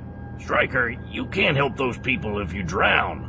Someone has to help them, and I seem to be the guy who has the best chance right about now. We don't know what Garcia's ultimate plans are, but I'm not willing to risk all those people's lives in the hopes that he turns them loose sometime in the future. You know how these things work, Hal. This isn't the first time we've come up against this scenario, and if we don't take this guy out, he'll start killing those people, and you know it. Regardless of what the man's going through with the Europeans and the UN, the ball's in our court, and I'm the only one in place who can make a play. Plus, time isn't on our side. This storm impeded him as much as it has us, but it's dying down. Once it's blown past, we have no idea what he's going to do next. What if he has a nuke weapon on board, as well as that waste material, and he decides to sail it into a major harbor? With the hostages on board, we won't be able to stop him. Okay, you two. I've got to be out of my mind, but I'll go along with this. You know, I had a great career so far in this man's Navy. I've gotten my ticket punched all the way through. I've made a few above-the-zone promotions, had some choice assignments where I did quite well, thank you very much, and I got my required brownie points. I'd really like to be the CNO someday because I think that I could do a lot for the fleet, but I'm not sure that I want to wear the gold braid if it's covered with American blood. So, since you two crazies seem to be determined to trash your careers as well as risk your lives, The very least I can do is help you do it. Promise me, though, that if you survive, you'll come and see me when I'm permanently beached in the old sailor's home. If I remember, it's right down the street from the old disgraced federal bureaucrat's home, so we'll be neighbors. I take it that you know how to use the underwater gear? Yes. I'll go along with this dog and pony show, but there's one problem. Even in good weather, you can't swim fast enough to catch up with him when he's underway. You get suited up, and the next time he stops, I'll release you as close to the ship on the lee side as I can. Can't get too close, because I can't risk a collision in winds like this. If we take any hull damage, we'll go under. But I can put you within a couple 100 yards of her. That should do it. And while you're getting suited up, I'll get hold of the farm to see if the bear can come up with a blueprint for that thing. I'm sure that the builder kept something for the archives. If your man can't find anything in the builder's records, tell him to try the Coast Guard. They're likely to have a deck plan in their databanks because they use them for the contraband searches. Good tip. The SEALs had their own small compartment by the torpedo room, in the forward end of the sub. In times of underwater war, they would assist the ordnance men in keeping the tubes fed with Mk-48 ship killers and tube-launched cruise missiles. At other times, they provided security for the sub in foreign ports or were available to undertake their signature ops on land. Rawlings led Bolan into the SEAL's berth and walked up to an older man with a buzz cut and Master Chief Petty Officer chevrons pinned on the collars of his Marine-style OD combat fatigues. Master Chief Duffy, this is Colonel Cooper. I need you to help him get suited up with some of your spare gear. We're going to be dropping him off soon. Pleased to meet you, sir. Chief will take care of what you need. When you're ready, let me know. The SEAL didn't comment on the absurdity of launching a swimmer in this kind of weather, particularly someone who wasn't a Finn. But he'd heard the scuttlebutt that they had a pair of high-level spooks on board, so he kept his thoughts to himself. Duffy led Bolan over to the SEAL's lockers and started to break out a full set of underwater gear. Bolan stripped to his shorts and donned the wetsuit as soon as it was laid out. The SEAL watched closely as Bolan made the connections for the scuba gear and adjusted the wetsuit. You've worn this gear before, sir. On occasion, Chief, but it's been a while. Is it true, sir, that there's a bunch of terrorists holding Americans hostage on that ship? That's classified information, Chief. And if I told you, I'd have to kill you. I can tell you that there are Americans on the ship, Chief, and right now we're not too sure about the status of the regular crew. Well, Colonel, I'm glad that you're going over there to have a little look-see then, and I'm honored to be able to help. This is supposed to be a solo trip, Chief. Oh, I understand fully, sir, but it's real easy to get hung up in the escape hatch on this tug. And if that occurs, someone has to go up there and get you free or we can't dive again. I'll have to go through the hatch with you to make sure you clear the tube. And the hardware? Sharks, sir. There's lots of sharks in these waters. Every time we surface, we put a diver in the water to keep them off. Do you have a compass I can borrow? Here, this is better. It's a magnetic mass detector. It'll guide you to that thing blindfolded. Also, this is a beacon that'll let us know where you are at all times. That way, if you get lost, me and my boys will be able to find you. You're gonna get your ass in big trouble for this, Chief. You know that. You know something, sir? I've got over 28 years in this man's Navy, and I'm about ready for a well-earned retirement. In fact, I got the paper sitting in my desk right now. On my way to the escape trunk, I think I'll just stop by the old man's office and drop them on his desk. Before you do that, Chief, you need to be advised that we're not going to have any backup on any level. If we're able to free those people, we're not going to get a medal for it. If we screw up and get killed, all hell's going to break loose, and your family won't ever learn how you died or where you're buried. Been there, sir, and I've done that. I've been on my own before with all that political deniability bullshit. I used to swim with SEAL 6. You were on the Libyan thing? Libya, sir? Duffy winked at Bolan. That's what I thought. And I don't even want to know who you learned to swim with, sir. I learned to recognize you guys years ago when I was working in the Delta. SEAL Team 6 was the Navy's premier dirty little jobs organization. Muammar Gaddafi lost what he had claimed was a fertilizer factory hidden inside a fortified mountain complex courtesy of SEAL 6. The chemical samples the team recovered, however, had identified the fertilizer as nerve gas. As far as volunteers went, he could do a lot worse than a SEAL from Team 6. If the SEAL wanted to think that he was a company man, Bolan wasn't about to enlighten him. He'd been accused of being much worse than a CIA officer, and recently the company had been winning back the hearts and minds of the public. How you fixed for hardware? I'm covered for handguns, but could use one of those waterproof H&Ks you guys use. Sound suppressor and laser sight, right? Bolan nodded. He put his 93R and Desert Eagle in the waterproof weapons bag, followed by the borrowed Seal H&K MP5 SD3. When the two were ready, they headed to the escape trunk. Richard Spellman hadn't made much progress in finding where the women were being held captive on the Carib Princess. Initially, after he'd freed himself, he thought that he might be able to locate a clue by noting how many terrorists stood guard on each deck. His thought that there would be more guards watching over the decks holding the men rather than the women hadn't proved to be true. One thing he hadn't expected was how few of the ship's original crew were still on board. From his short sojourn on the Princess before the hijacking, it had seemed as if there had been at least one crew member for every 2 guests. Now, though, the only crewmen he had seen were those working in the galley and the engine room, and there weren't many there either. Where the rest of them had gone, he didn't have a clue.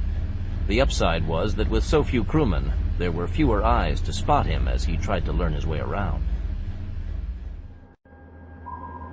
As the Carib Princess had drawn closer to the Bravo 108 platform, Captain Rawlings had brought the Sand Shark to within 500 yards of the cruise ship. When it went dead in the water again, he wanted to waste no time getting into position to launch Colonel Cooper. She's reducing turns, sir. Coming to a stop. Bring us along the lee side, about 200 yards out. Aye, sir. 200 yards on the lee. Chief Duffy, we're coming alongside. Prepare to launch. Mr. Brognola, report to the control room. Brognola reached the comm right as the sub maneuvered into position close enough to the Carib Princess to launch the divers. We're in position, sir. And all stop but for steerage. You ready to go back there, Cooper? We're ready to go, Captain. We're 196 yards from the target on the lee side. I have to keep the boat at 2 knots for steerage, but you need to get clear of the hull as soon as you can.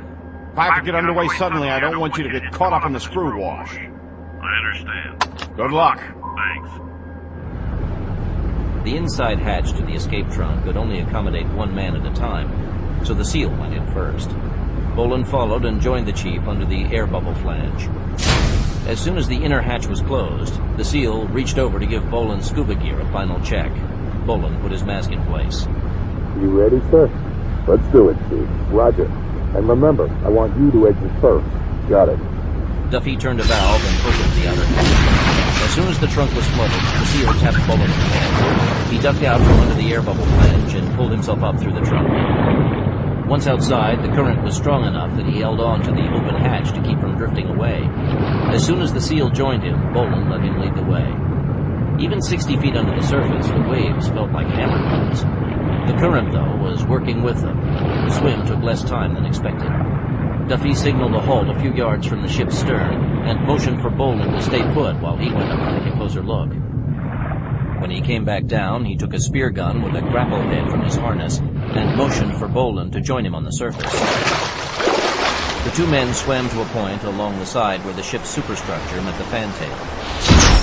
Duffy aimed his CO2 spear gun at the railing and fired. With the waves tossing them around like corks, the spear missed and fell back into the water.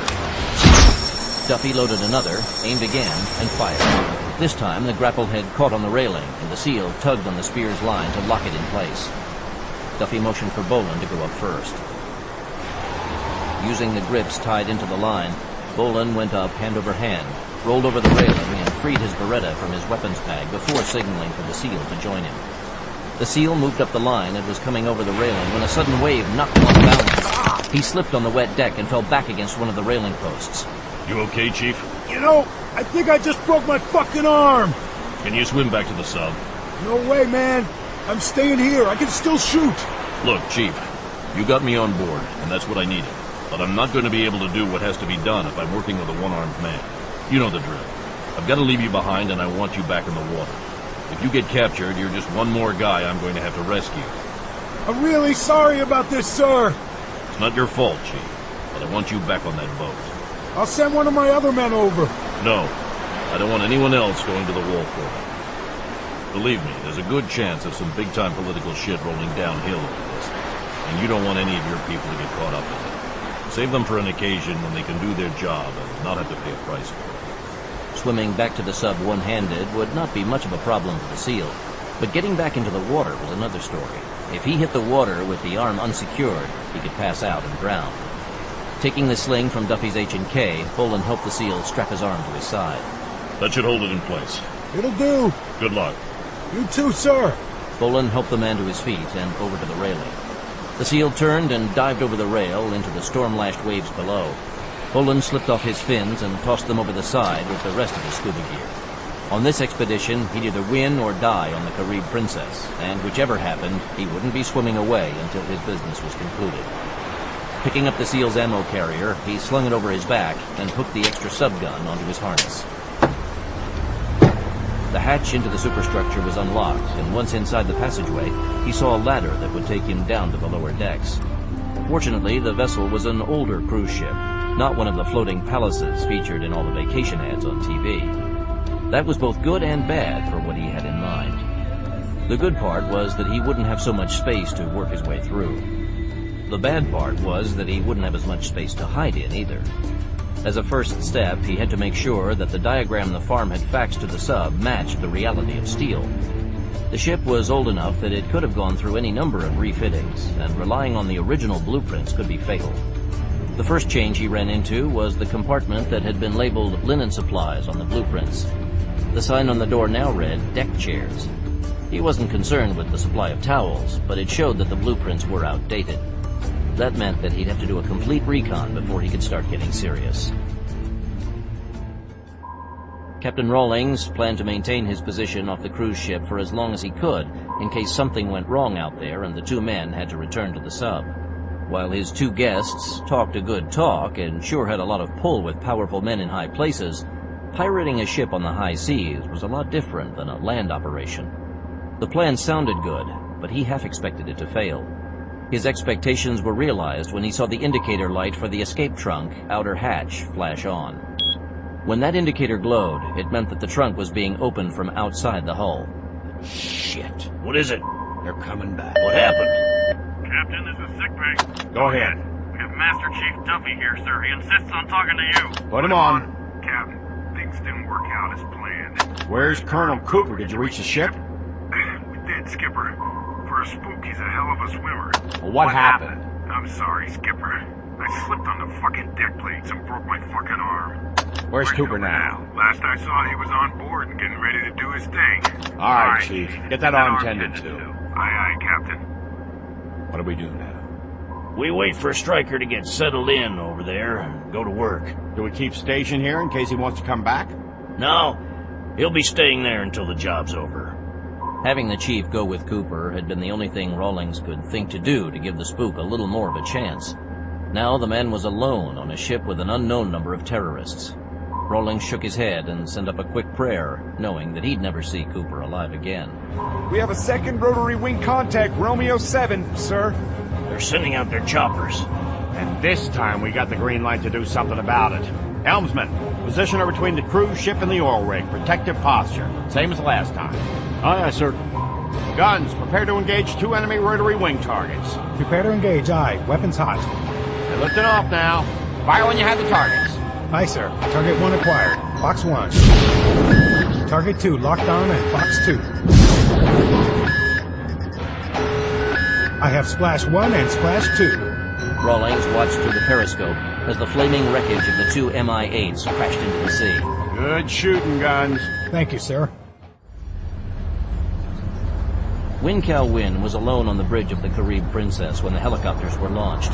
As he had done before, after issuing his orders, Diego Garcia had gone back to his cabin.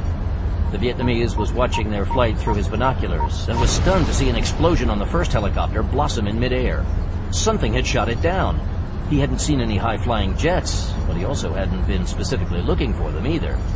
He was reaching for the intercom to Garcia's cabin when the second aircraft exploded as well. One of the bridge crew said that he thought he had seen a launch plume rising from the sea, but that couldn't be. The radar didn't show anything anywhere near them on the sea. The missile had to have come from some kind of high-flying aircraft they couldn't spot. The choppers had launched into the wind, and the explosions were so close that the smell of burning jet fuel hit him. The odor also carried a stench of charred flesh he remembered well from his homeland. The sound of the explosions brought Garcia back onto the bridge. He stood silent for a long moment, staring at the fuel burning on the wavetops. Bring 100 of the passengers up on deck, half of them men and half women, and tie them to the railings facing outward. I want the Yankees to understand that any further moves they make against us will result in their deaths. But what are we going to do now? We will continue on. They have not defeated us yet, and they will not. But where do you want me to go? Without the helicopters, we can't attack the oil platforms. We have one more weapon in our arsenal, and it will more than make up for the platforms we did not get a chance to destroy. In fact, this weapon will make up for everything the Yankees have done to the mother country for the last 50 years. Set the course for Miami, and once we are on the way, come into my operations room, and I will tell you how I will deliver the crushing blow. Wynn frowned. The Matador plan had been carefully thought out to bring enough pressure on the American economy that it would collapse of its own weight. The aftermath of the Islamic attacks on 9/11 had shown the world just how fragile the Yankees really were. The expensive government bailouts of failing industries, the unprecedented jobless rates, and business bankruptcies had shown the world their real weakness. The vaunted strength of the American people depended solely on their buying and selling goods that no one really needed to have. For them to maintain their position in the world market, they had to constantly keep expanding their economy by producing more and more every year. Anything that could halt that process would bring a collapse they might never recover from. Cutting oil supplies had been seen as the best way to start. Wynn sorely missed Elena Martinez and Juan Gomez right now. Garcia was obviously insane, and he didn't think he could take out the Cuban by himself. In fact, he had no choice but to do so as he had been ordered. When Richard Spellman heard the terrorists come out onto the rear deck to board their choppers, he had gone down to the utilities deck to keep out of the way. He had left his hiding place and was moving through a dimly lit section when he heard a slight noise. Don't move. Slowly put your hands out where I can see them, and then turn around. What are you doing here? I was just about to ask you the same thing. You didn't do what we told you back in Cancun, did you? We tried, but we didn't pick a good place to hide and ended up in a little beach shack when the storm hit. Then, when the winds calmed down a little, we tried to find a better place to hide. How did you end up back on board? We were in the downtown area looking for another place to hide when we were spotted by a patrol and they grabbed us. They put me in a closet and took Mary away. I was able to get away later, and I've been looking for her. Have you found out where they're holding her? Not yet. The passengers are being held on 2 of the decks, and I can't get past the guards. How many terrorists are on board? I don't really know, but I'd say there's at least 50 or 60. I take it that you've made yourself acquainted with the ship? More or less. Before I get started then, how about giving me a tour? Sure. First, do you know how to shoot? I've done a little target practice with hunting rifles and pistols, but that's about it. I don't consider myself a gun expert. The SEAL hadn't had a pistol, and Bolan wasn't going to give up one of his own, so he unslung the silenced H&K that had been Duffy's. Think you can use this? It's a full automatic, right? Yeah, but I can set it on burst mode for you. Every time you pull the trigger, it'll fire just 3 rounds instead of full auto. It's easier to control that way. It's silenced, right? That's right. It's not completely silent, but it'll make very little noise. And you'll need magazines. Do you know how to change a magazine? Well, I've seen it done in the movies. Try it. Bolan handed the subgun over, and Spellman checked to see that it was on safe. Okay. Let's put that thing on 3-round burst mode, and let's get started. I have a deck plan of this sub, but it's from back when it was built, and I'm finding that things have been changed. I need you to take me to every place you've been. Now that the terrorists' choppers had been destroyed, Captain Rawlings had ordered his sub to a greater depth to try to lessen the effect of the waves as they continued to track the Carib Princess. He was, however, still trailing an antenna on the surface to keep in communication. In military terms, the situation was still fluid, which was putting it mildly. As far as he was concerned, it was more like Quicksilver. Try to put your finger on it, and it would slip away. He still was following the cruise ship, but knowing where the target was wasn't a tactical solution. You also had to know how to deal with it. Unknown to Hal Brignola, the sub-skipper was also in periodic contact with his headquarters in Washington, seeking guidance. It wasn't that he didn't really trust his unorthodox guest, or disbelieved his credentials, but his adult life had been spent following orders that came down from the top of the military structure. But for the first time in his long career as a naval officer, he wasn't getting anything from his chain of command. As far as Sinclair was concerned, he and his attack boat were on extended detached duty to the White House. Not since World War II had an individual naval vessel been under the direct guidance of the President of the United States. But those were his orders. He hadn't been told, though, exactly what those orders meant or how he was supposed to carry them out. Since Halbrignola was the only man on board talking to the president, a civilian was effectively commanding him and his nuclear submarine. Just got a hot flash from the NRO. Their satellites are showing that Garcia has put some of the passengers on deck as shields. That bastard. It's typical for these assholes. But thankfully, he's a little too late. Had he brought them out on deck earlier, I don't think I'd have gotten permission to let you splash those choppers. So does that mean there's going to be a change in our orders? Sorry.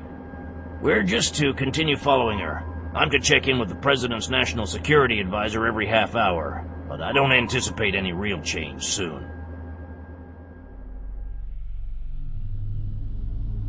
In his operations room, once the Princess's captain's cabin, Diego Garcia went over his next move as he waited for Wynne to join him. As would any great commander, when he'd proposed this operation to his president, he'd had more than just a plan B ready to back up his main effort in case it failed.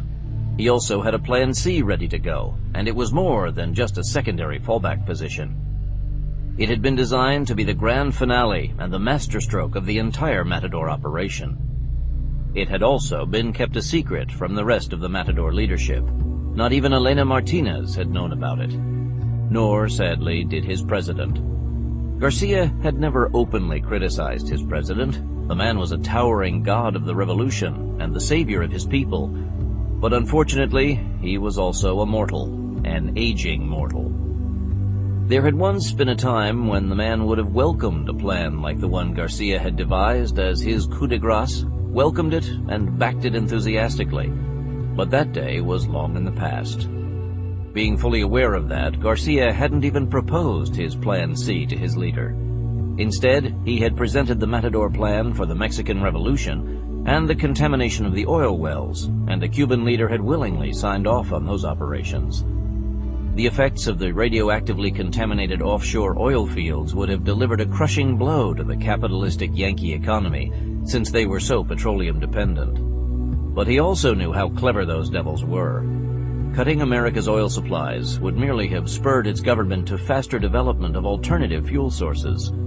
The science needed to make oil from biomass had been known since the Germans had invented it during World War II. It wasn't widely used because it was too expensive. His strike would have made natural oil so expensive that the capitalists could then make a profit by manufacturing oil, and they would have had oil production plants in operation as soon as they could be built. And within a couple of years, they would have recovered fully from the oil shortage and would be back to spreading their fast food culture all over the world again. He could have caused a temporary dip in the march of Yankee globalism by hitting the oil fields. But destroying Miami would have an even greater effect than the attacks on New York City had produced. For one thing, Miami was a central point of the Yankee economic domination of Latin America. More goods moved in and out of the port than from any other city in the region. If it was shut down, American economic domination of the Southern Hemisphere would be seriously crippled. On top of that, Miami was the home of the anti-revolutionary Cuban terrorist cartels that had relentlessly waged an almost 50-year-long war against the socialist motherland. It was true that the Yankee government had encouraged their activities and in many circumstances had even armed and paid for their terrorist operations. But were it not for those traitors who had fled the motherland, life for the Cuban people wouldn't have been as difficult as it had been for these past decades. Perhaps the most important factor in his choosing his ultimate target was that Miami was where his mother had been degraded and humiliated as a young woman merely for being Cuban. Her family had immigrated to Florida in the days of the thug Batista when she had been just a young girl, and her experience growing up in America hadn't been a good one. Even though she had eventually learned to speak very good English, her teachers had treated her as if she had been mentally retarded. Her Anglo classmates had treated her worse, though. He had been going through his mother's file in the DGI before retiring it to the archives when he learned that he had been born a year earlier than he had thought, and 7 months before she had married the man he had always known as his father. In Castro's Cuba, being born a bastard didn't carry the disgrace that it did in other reactionary Latin countries. Nonetheless, he was a Latino and felt the shame, but not for himself alone. He had felt it for his mother because she had been forced to hide it from him. Making sure that the Anglo-Cubans of Miami would never again abuse real Cubans, or harbor traitors, would be the crowning achievement of his operation. The lesson he would teach would ensure that arrogant Yankees would never again look down upon any Latino as being less than human. His were a proud people with a long history of greatness, and if given a chance through socialism, they would once again become a major force in the world. After all, it was the Spanish who had discovered the New World and had opened it up to civilization and development. The Anglos, all of them, had only come as pirates and looters of the thriving old Hispanic Empire. That they had triumphed over the Spanish was a cruel twist of fate, but history didn't stand still. He was seeing to that. More than just punishing Miami, though, his last effort would strike fear into the hearts and minds of the Yankees. They would be fittingly punished, as no people had been punished since God had destroyed Sodom and Gomorrah. Wing Kao Win didn't think of himself as being a stupid man. There was no way that a stupid man could have overcome what he had to become what he was. Being a double agent, spying on one Marxist government for yet another, wasn't for the dull-witted, nor for the faint of heart. But for all of his well-practiced intelligence, he had somehow completely overlooked one critical part of the Matador plan. Admittedly, it was a minor point, which was easy to overlook against the backdrop of regional revolution, leading to a major change in the power politics of Latin America. It was, however, a telling minor point. What was Diego Garcia ultimately planning to do with the hostages on the Carib Princess? It was only now that the plan to contaminate the oil fields had been foiled that he had given more than a passing thought to the 700-odd hostages on the ship, American and others. It was obvious that sailing to Miami had to be somehow tied to them, but he couldn't imagine how. Those people were foremost on his mind when he entered Garcia's command post. What are we going to do now, comrade? Without the helicopters, we cannot proceed as we had planned. Ah, but we can, comrade. The fight is not over. The fight is never over, comrade. But we have run out of options and have to find a way to escape and continue the fight somewhere else. Options, comrade? Options? We still have an option for those who are brave and devoted to the cause. And this is an option that will strike a harder blow to the Yankee imperialists than our other plans would have done. I am not surprised.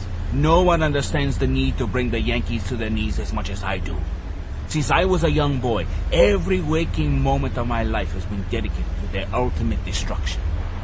You are an Asian, comrade, and your people have also suffered the pillaging of the Yankees, but not as my people have. The debt they owe us is beyond payment. But I don't understand, comrade. When we loaded the nuclear power plant waste on board, I had a shipment of another special material loaded as well, and several rockets I can use to deliver it. But I don't understand. What special material? Radioactive cobalt. The cobalt has been ground into sub-micron-sized particles. Tests with similar molecular weight, but non-radioactive material of the same grain size, show that it will be picked up by the offshore winds and dispersed inland for miles. It will be 1,000 years or more before southern Florida will be anything other than a dead wasteland. I see that I have your attention, comrade. But you are inviting a nuclear strike against at least Cuba, if not China as well. I am confident that they would not retaliate in that manner unless I were to detonate a regular nuclear device. Which, of course, I am not planning to do. And even if I had such a device, I would use it. But I don't understand. Everyone fears the destructive effects of nuclear weapons, and the hysteria has always been amusing to me.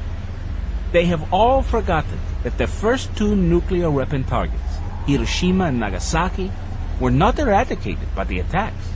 The buildings were destroyed as well as much of the population, yes, but the survivors were not forced to abandon their cities and flee forever. In fact, the Japanese have continued to live in those two cities uninterrupted until today. What I am planning to do to Miami will leave the buildings intact for the entire world to see. In fact, there will be no signs of what had occurred at all, except that all higher life in the affected area will have ceased to exist. Most of the plants and trees will continue to live, as will much insect life, but all higher animals, mammals, birds, and fish will have died along with the Yankees. and no one will be able to live there for 1,000 years. The Yankees are pathetically involved in an endless debate about what kind of monument they think they should be built in New York to memorialize the attack on the World Trade Center towers. They will never need to do that for what I am going to do. The memorial for my attack on Miami will be Miami itself. After Richard Spellman conducted a slow, methodical hour-and-a-half tour of the lower decks of the Carib Princess for his companion, Bolan had tossed his faxed deck plan. He had learned that even the stairwells had been changed over the years. That's all of it I know about. I haven't been able to get into the upper decks much. You've done well. What are we gonna do now? We're gonna start cleaning this place up, one piece of dirt at a time. To do that, though, we're gonna have to keep ourselves hidden as long as we can. As soon as they figure out that we're on board, we won't be able to help anyone. Well, you lead off and just tell me what you want me to do.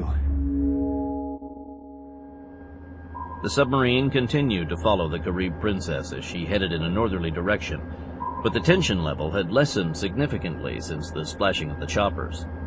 The waning of the hurricane had also added to the sense of normalcy in the sub's control room crew. Hal Bragnola had taken up residence in the control room whenever the captain was at the comm, leaving only to visit the communication suite periodically. It looks like he's making for Miami. That confirms what we're getting from a sonar plot. I don't like it. He sure as hell isn't just gonna let those people off the ship as a gesture of goodwill, or some feel-good horseshit like that. His only chance now is to try to set up some kind of exchange, and I don't think that's going to fly. The president isn't going to cave in to European concerns and let those assholes off the hook, no matter what. Hal Bragnola was probably the nation's most experienced counter-terrorist operations officer. The list of incidents he had overseen would be the size of a small phone book, but he was more of a coordinator and didn't consider himself a skilled tactical analyst. For that kind of information, he used the sharply honed minds of people like Stryker. At the present time, though, Stryker was out of commission. That left him dependent on the more conventional thinking of the State Department and the Oval Office, which didn't give him much confidence. It took a certain kind of man to be a good skipper for a nuke attack boat. Like a hunting cat, Doug Rawlings always had to work alone, and his sole thought was to kill. No matter what the odds, no matter what the defenses, he had to get in close enough to his target to loose his weapons and kill. With that mindset, he was predisposed to look for the counterattack options of every man he went up against. This wasn't the usual tactical situation Rawlings was accustomed to working with, but the man who had taken over the Carib Princess was as cunning an enemy as he had ever faced. And if he were in the Cubans' position, he'd be planning yet another attack. What if he has an actual hot weapon on board? A hot weapon? Along with the nuclear waste we know he had, maybe he has some kind of nuclear device as well. Jesus. It's the one threat that we've never had a defense against, a nuke detonating in a harbor. If I was in his situation, that's what I'd do, and Miami Harbor is a real good place to do it. Once the destination of the Carib Princess had been clearly established, the Sand Shark came to the surface and was running in plain sight 1,000 yards behind the hostage-laden cruise ship. Bragnola had been invited to join the captain in the small bridge in the sail to watch the continuing pursuit. Rarely was a nuke boat calmed from the sail bridge for longer than an entry or exit from a port, but nothing about this mission was normal, so running on the surface made a weird kind of sense. Watching through his borrowed high-powered field glasses, Bragnola could see the hostages spotted along the ship's railing, and the dozen or so gunmen who kept them there. Beyond that, no other activities could be observed. He lowered the glasses and rubbed his eyes. Is your man still alive? I do. He's still alive, and you can take that to the bank. Not only is he alive, he's pissed off and doing everything one man alone can do to try to get that thing turned around. Oh, I'll give you that. He's good. Chief Duffy can't stop talking about it. And I know I sure as hell wouldn't want to run into him in a dark alley. He's still only one guy. If you really think that he can take on those people all by himself and bring that situation under any kind of control? I do. I've known him for a long time. He's a truly remarkable man. Every time something goes wrong, and I've given him up for dead, he's come back still breathing and ready to go. He's not immortal, God only knows.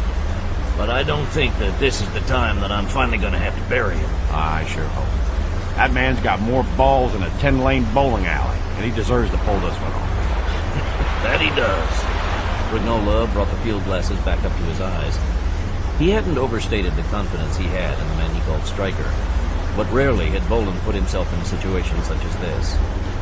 He was trapped like a rat in a coffee can, and once the Cubans discovered that he had joined them, the game would be over. Though he knew the reality of what Stryker was facing, he still had hope. After running Richard Spellman through a couple more weapons and tactics drills, Bolan decided that it was time to take their act on the road. He was going to start slow, though, to see how many of these people he could eliminate silently. This was no time for a bonsai exhibition with both hands blazing fire. Once things got too noisy, the best weapon in his arsenal, surprise, would be lost, and so would his chances. Ninja-like stealth was his only option. The executioner's first victim literally walked into them, or almost. The man came down a darkened passageway, completely unconcerned about what might be hiding in the shadows. In other circumstances, he could be excused for his inattentiveness. The terrorists had absolutely no idea that they weren't alone on their purloined ship, but Bolan wasn't cutting anyone any slack today. He and Spellman had come up to the third deck and were moving toward the stern when they heard the man's footsteps and ducked into an alcove. Bolan pushed Spellman behind him, drew his Tonto fighting knife, and put his finger to his lips. The executioner pressed against the bulkhead, and his black combat clothing made him almost invisible in the dim light. But death was almost always invisible. When the unsuspecting terrorist walked past his hiding place, Bolan stepped out behind him and took him down.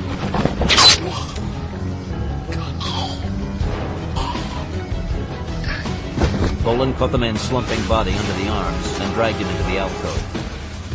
Spellman wasn't a cutter, but he remembered all of the anatomy he had hammered into his head to pass the required examinations.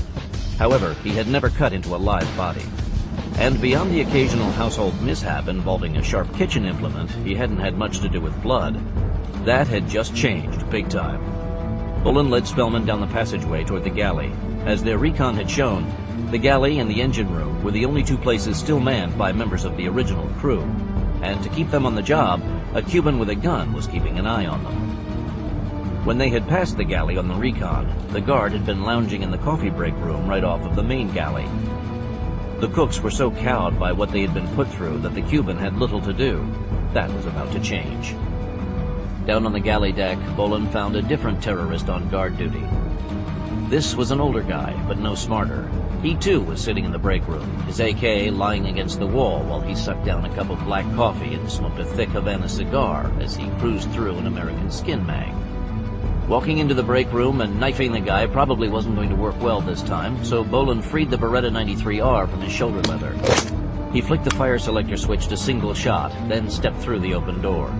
The Cuban looked up just in time to get a subsonic 9mm round right through his left eye. To keep from leaving too much of a mess behind, Bolan and Spellman eased the body into a locker and cleaned up the table.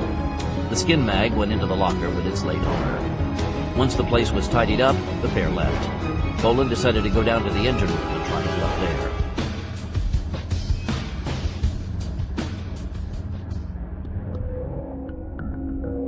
Diego Garcia, on the bridge, in personal command of the SS Carib Princess as they sailed into Miami Harbor, smiled thinly when he saw that the harbor had been evacuated in honor of his arrival. On a normal day, the port would have been brimming full of merchant and cruise ships of all descriptions, as well as swarms of smaller working craft and pleasure boats. This day, though, except for a couple of small military and police patrol craft, he had the harbor all to himself. Though the harbor and waterways were clear, the sky overhead wasn't. It was apparent that civilian air traffic had been banned, so all those helicopters and fixed-wing aircraft had to be military and police. Garcia also knew that federal SWAT teams, Army counter-terrorist commandos, and every kind of local police were waiting just out of sight, ready to pounce at the first sign of weakness or lack of vigilance he showed. But that wasn't going to happen. These units had run hundreds of hours of simulated hostage war games and thought that they were ready for anything. In the exercises they had run, though, the terrorists had always been portrayed as common criminals who were hoping to buy their miserable lives with those of their captives. He smiled when he thought of the incredible stupidity of both the cops and the crooks involved in those types of scenarios. The end was always the same. Sometimes a few hostages were killed, and sometimes the criminals were shot instead. But rarely did taking hostages result in the captors going free. That's why the police always spent so much time in negotiations with the hostage takers. And that's what would happen this time. Both Florida and federal authorities would spend endless hours, even days, trying to talk him out of doing whatever he was going to do. Garcia didn't mind at all, though. The longer the Yankees spent with their stupid little games designed to confuse the minds of even more stupid common criminals, the better. He was an avenger, not a criminal. If there were any criminals in this scenario, it was those in power in the United States who had inflicted so much damage on the Cuban people for so many years. Unlike the victims in common criminal acts, he didn't see his hostages as being guiltless of the crimes of the United States. They had a duty to vote leaders into office who wouldn't act as criminals against the lesser people of the world, and they hadn't done so. When he got tired of playing stupid games with these people, he would take his long overdue vengeance.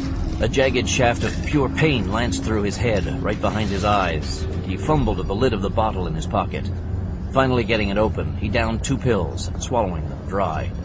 He was running low on his medication again, but this time he wouldn't need a refill. As soon as he could focus again, he saw a police helicopter make a high-speed pass across his bow. The doors were open, and he could see marksmen with high-powered rifles laid across their laps. Get some of the children up on deck. Leave them up there long enough for the Yankees to see them, and then take them down below again. Yes, comrade. Do it! Where do you want us to stop, comrade? Anywhere around here, but stay in mid-channel. All engines, stop. Put the anchors down, comrade. Aye, comrade. Captain Rawlings kept the Sand Shark in position behind the Carib Princess as she entered the Miami harbor and slowed in mid-channel. Full stop. Maintain steerage. Full stop, aye, sir. Maintaining steerage. What do you think he's gonna do now? Well, he's dropping anchor, so it looks like he's gonna park there for a while. As to what he's gonna do while he's there, I'll be damned if I know. I'm sure you know more about it than I do, but I still think a nuke's a viable option considering the target. Bragnola didn't remind the captain that neither Stonyman Farm nor the NRO had detected neutrino emissions from the Carib Princess or the vicinity. And no neutrinos meant no nuclear weapons. That fact hadn't changed Rawlings' mind one iota. The skipper was a warrior to the bone, and to be a warrior meant to always be on the lookout for a way to attack his enemies. He was convinced that Garcia hadn't come to Miami to surrender. Since everyone now knows where that bastard is going to be for a while, I think it's time that I left and went back to work the way I usually do it. I can't say I'll be sorry to see you go. But maybe now I'll be able to get back to what I do best. Chasing around the oceans of the world looking for someone to shoot at. Good luck with that. All the action seems to be here today. Al Bragnola had the Navy chopper put him down on the landing pad at the emergency command center that had been set up in the Miami Dolphins football stadium. After having been in a hurricane and a submarine for too many days, he was glad to feel the warmth and light soak into his skin. The entire stadium was boiling with humanity, official and freelance, and there was no shortage of units ready to do battle. Starting at the lowest level, there were Miami police SWAT teams, and at the very top, Delta Force hostage rescue teams. In between, every police unit in the southern half of the nation was represented, with every federal agency from the Red Cross to FEMA. And, of course, the American media smelled blood and was out in full force. The only human Bragnola wanted to see was someone he could talk to, but that was highly unlikely in this mob. He also wanted a cleaning team on hand, in case things went very bad for Stryker. Going into the communications tent, he flashed his card to bully a cell phone away from some lower-ranking Fed and walked back outside to make a call. Barbara, it's Hal. I'm on an unsecured line. I'm at the Miami Command Center, and I need cleanup for Stryker. Send me Buck, a dozen of his people, and a full commo set up for me. Above the adrenaline and sweat of over-anxious humanity, Bragnola could smell coffee on the breeze. He followed his nose to the nearby Red Cross tent and grabbed himself a cup. Oh, Christ on a crutch. His need for caffeine overruled his protesting taste buds, and he choked it down. It was so weak, though, he had to go for a refill to bring his blood values up to operating levels. As bad as it was, after finishing the second cup, he was charged up and ready to do whatever he could. Exactly what that was going to be, though, remained to be seen.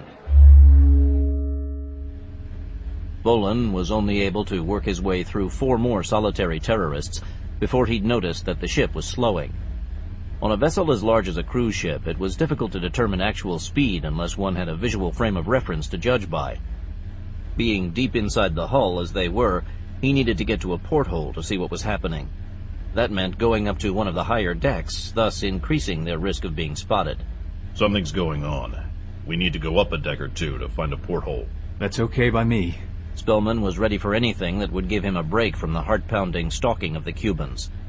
He had never been a hunter, and had known nothing of stalking prey before this, to say nothing of stalking humans. Each time they spotted a victim, he hung back as rear guard while the commando moved in on him and took him out. He wasn't making the attacks himself, but it was nerve-wracking nonetheless. Using the routes they'd reconned, the men made their way to the C deck and to a storage room off the movie theater. As with all of the doors on board, it was unlocked. Spellman kept watch by the door, his finger on the trigger of his borrowed MP5 SD, while Bolan slipped inside for a look. We're pulling into Miami Harbor. I recognize the city's skyline, and I'd say that he's coming to a stop. Okay. We've stopped a couple of 100 yards from the docks. Do you think he came here so he can release the hostages? Not a chance. That guy's a terrorist. And the last thing in the world I expect him to do is turn anyone loose and hold his hands out for the cuffs. Men like him have a track record of not letting their hostages go until they have what they want. But what could he want now? From what he's tried to do so far, I'd say that he wants nothing less than for the United States of America to cease to exist. Barring that, I think he wants to hurt us like the Arabs did on 9/11. But how? That's what's bothering me. Considering the situation, there are only a few options he can use, and none of them is very good. I don't understand. These guys are into making grandiose statements. They use grand gestures to make their point, no matter how illogical and twisted they may be, and most of these gestures involve killing people. Garcia already has a lot of people on board the ship to expend, and now he has a city full right in front of him to add to his body count. He's got something in mind, and we've got to try to find out what it is. So what do we do different then? We get even more cautious, because now that they've stopped, they're likely to move around even more. Spellman didn't know how he could be more cautious than they had been, but if the commandos said that they could, he'd at least try his best. Buck Green, the Stonyman Farm security chief, arrived at the Miami Emergency Command Center with a contingent of 24 of his black suit commandos, a communication suite complete with comtex, tentage, and supplies for the crew, and Barbara Price, Brignola's SOG mission controller. Brignola saw his people empty out of the convoy of trucks Green had borrowed from the Florida National Guard to ferry them all from the Miami airport. Jesus, who the hell's looking after the farm?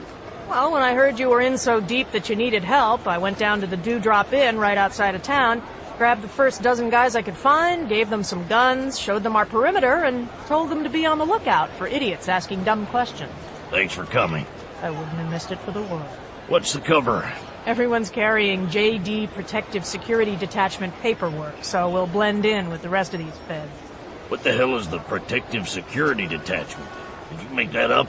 Actually, Aaron did. He felt that if the State Department could have their own commando units, just as good as well. Did you at least clear coming down here with the man? I guess you could say that. Brignola knew what her enigmatic smile meant. She had simply told the President of the United States that she was coming south with the rest of the Stonyman crew, and that he could like it or lump it. She didn't care. Price had never learned how to be politic, nor did she have the slightest desire to learn. He almost envied her. Buck Green reverted to his roots to get Brignola's Stonyman command post in operation as soon as possible. Brignola was astounded at how quickly it had all come together. His communications were in action in less than an hour, before the tent was even erected. A collection of satellite disks and portable generators made it possible to operate without hooking up to the thick bundle of cables that snaked across the stadium. Stonyman didn't often locate in the field, but when they did it with the same practiced professionalism that marked everything they did. Green walked up to report, his old Colt M1911 45 openly riding in his shoulder rig. His black suits were in full combat kit and had a mix of M16s and H&K MP5s slung over their shoulders as they worked. The Stonyman crew was ready to go to war at a moment's notice. All they needed was a go sign. We have established secure commo with the White House. Please tell the Chief of Staff that we're operational, but that we have nothing to report at this time. Done. We're all set up. You have anything for my guys to do right now? Not yet. But I want to have half of them standing by, suited up at all times. Work up some kind of schedule so they can launch on a 60-second notice. How are they going to be transported? I borrowed a Black Hawk from the Army, and it's due in 5 minutes. Where's the pilots from? Spec Ops out of MacDill. Oh, they should do. Wincow Wynn returned to the captain's cabin after a brief inspection of the human shields Garcia had ordered. He had no real concern for the lives of those people, but he had doubts about the effectiveness of the tactic. As he knew from experience, the Americans tended to get frantic when their citizens' lives were threatened. Since they were moored in enemy territory, as it were, he didn't need to have to deal with the unexpected. We're well protected, comrade. I doubt that the Yankees will dare attack us here. When do we make our next move? Our next move? We don't have a next move. Garcia leaned back in his chair. Comrade, I don't understand. As I said before, we have a final move, and it will take place right here. Once it is accomplished, we will have the victory that was denied us because of the storm. When do we make this attack? When I see that the time is right. The longer we wait, the more people the Yankees will bring in to deal with me. And the more that are here, the more that will die. Come with me, comrade. It is time for you to see what I have prepared for the Yankees of Miami. Wynn was very curious about what the Cuban had brought on board to use for his final strike. They walked down the passageway on the main deck and entered the main swimming pool complex.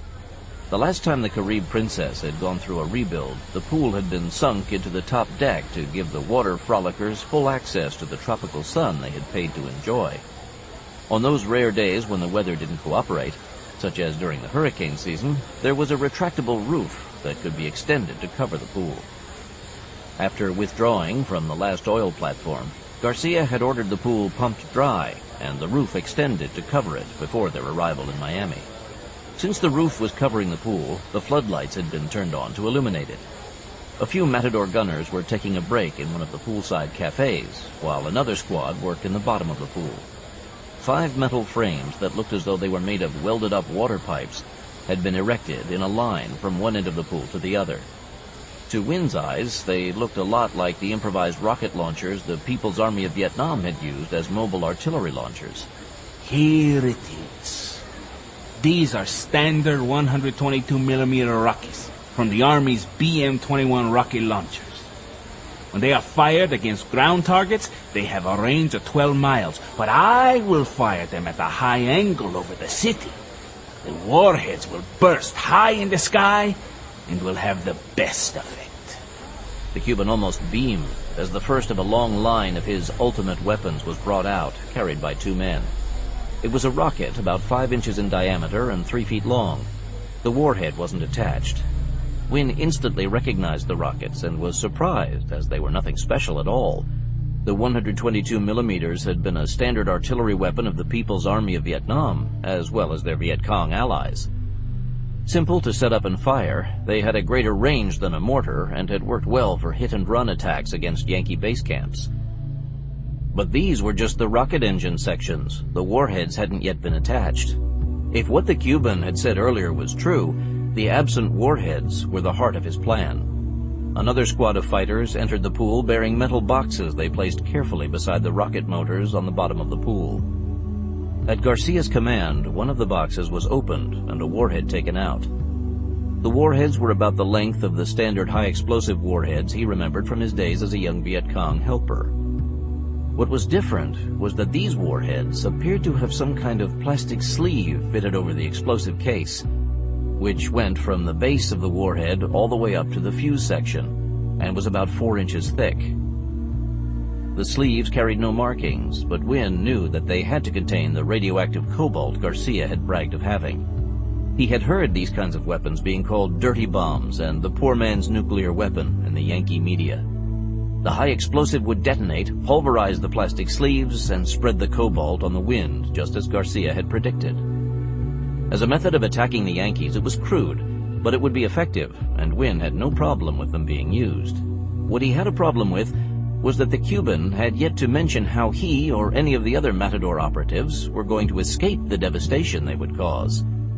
He had dedicated his life to the people's struggle to free the world from the clutches of Yankee imperialism, but he wasn't a fanatic like the Cuban. Should it come his time to die for his cause, he had no problem with that, but he had no intention of throwing his life away when he could do more for the struggle by staying alive. And I assume that we escape in the panic that follows the attack? You might say that. Wynne decided to examine the survival gear on board the ship more closely and to start planning his own escape. He had no intention of going down with the mad Cuban. Bolan was right about there being more terrorists on the move now that the cruise ship had halted.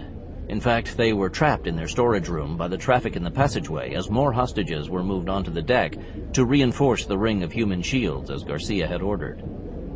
Spellman was taking a turn at peering around the side of the porthole when he spotted a familiar figure. Oh God, that's Mary! Bolan looked and saw the pleasant-looking woman who had been with Spellman in Cancun. She was standing at the railing looking outward. Can she swim? I don't know. We weren't together that long before the terrorists took over, and well, after that happened, we kind of didn't have a chance to talk about anything but that. Just an idea. It's a relatively short swim to the docks, but I need someone who could make it most of the way to avoid getting shot. When Spellman started for the porthole, Bolan took his arm. Don't. Even if you can get her attention, it's not going to do either of you any good right now. We've got to do something to help those people. We will. Bolan and Spellman were heading back down to D-deck when they heard the scuffle ahead of them in the dimly lit passageway. They raced to a corner and peered around it. You fucker! You think you're a hero, pretty boy? The hostage slumped to the floor, and the terrorist lifted his AK to deliver a blow to the man's head. A round from Bolan's silenced 93R took the Cuban in the side of the head. The terrorist slumped to the deck, half covering the body of the passenger. The American abruptly shoved the corpse off him. Asshole! You okay? I'm fine. Who are you two guys anyway? Bolan helped the ex-hostage to his feet. The man wiped blood from his mouth and forehead. Bolan met his eyes squarely. The man eyeballed Bolan's hardware and combat suit. Not quite the sort of thing a man who just happened to get trapped on a hijacked ship would wear. But he wasn't going to complain about the deception. He was alive, and this guy, whoever he was, had saved his life. Let's just say that we got trapped in here and decided to see if there was anything we could do to get this situation changed around. Can you get us off this ship? Not right now.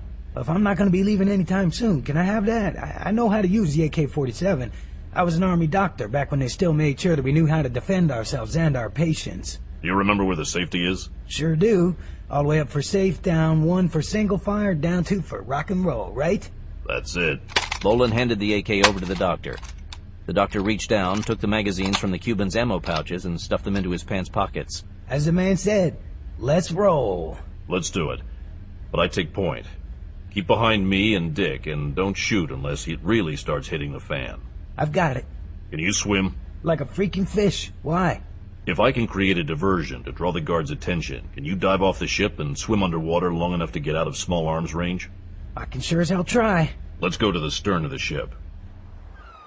As Bolan had expected, only half a dozen terrorists guarded 20 or so hostages on the stern of the Carib Princess. Most of the guards had their AKs slung over their shoulders, and they looked extremely bored. That was going to change real quick, but first he had to brief his pickup team on the game plan. Okay, here's what we're going to do. My partner and I will clear the terrorists off the deck for you. When we've thinned them out, I'll give you the go. Run straight out, dive off the deck, and start swimming. The guards along the sides will try to shoot at you, so stay underwater as long as you can. Got it? Let's do it. You remember the contact name I gave you? Hal Bragnola, Department of Justice. Okay. On my count. 1, 2, 3. Bolan's first silenced 9mm round sang right past a hostage and drilled the guard in the side of the head. Changing his aim point before the Cuban even had time to fall to the deck, he fired again. Spellman's H&K was thumbed down to 3-round burst as the commando had told him to do, and he took careful aim at a terrorist standing well away from the passengers. Spellman froze for a second as he watched the Cuban collapse to the deck. Before, he had been a spectator when he'd watched the commandos back. Now, he'd proved that he too could do what had to be done. It was a strange feeling, but he liked it. Even the designated swimmer managed to get off a couple of well-aimed single shots before Bolan slapped him on the back. Go! The doctor dropped his AK and sprinted for the railing at the stern. He barely slowed as he hit the rail, vaulted over it, and twisted into a swan dive into the harbor. As soon as he was over the side, Bolan and Spellman retreated back into the ship. What's going on out there? There's been some kind of revolt among the prisoners. Apparently, one of them managed to get an AK and shoot his way free. After killing several of our men, he jumped off the ship. Did he get to the shore? They do not know. He was under fire, but they have not seen a body. Get more of my fighters up on deck, and tell them that they are to shoot to kill at the slightest provocation. I will not have incidents like that happening right now. My plan is working, and I will not have it disrupted for any reason.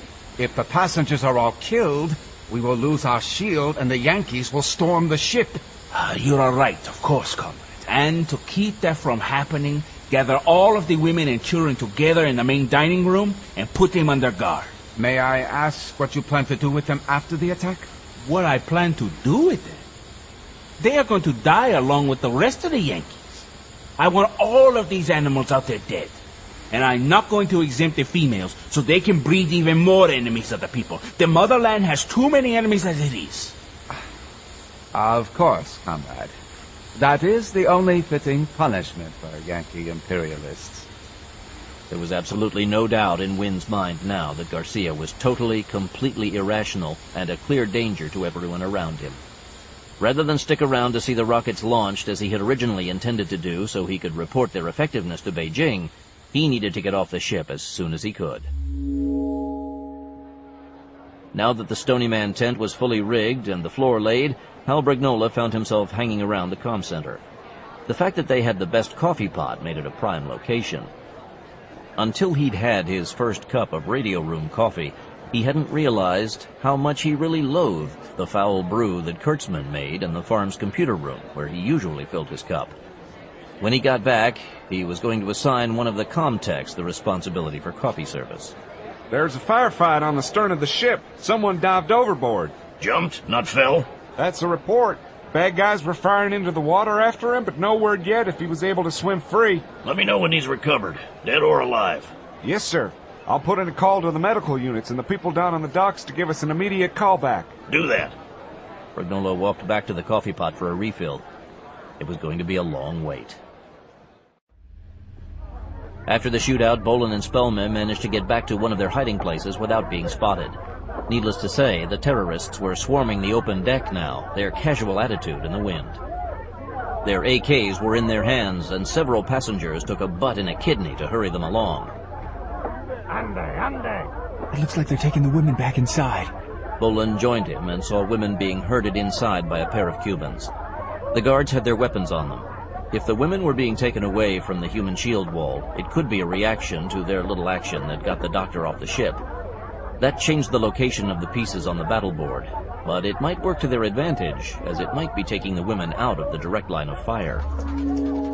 Leaving the ship's bridge in charge of the helmsman, Wynn headed below decks to look for a way out while he still could. As with all commercial vessels, the cruise ship was equipped with the mandatory lifeboats. But a large, slow-moving lifeboat wasn't his first choice for making a quick getaway. As a last resort, he'd simply jump ship, and if he was caught, he would shed his uniform and pretend to be one of the hostages who had somehow managed to escape. That would only last long enough for his name to be checked on the passenger manifest, but it should be easy enough for him to slip away during the process.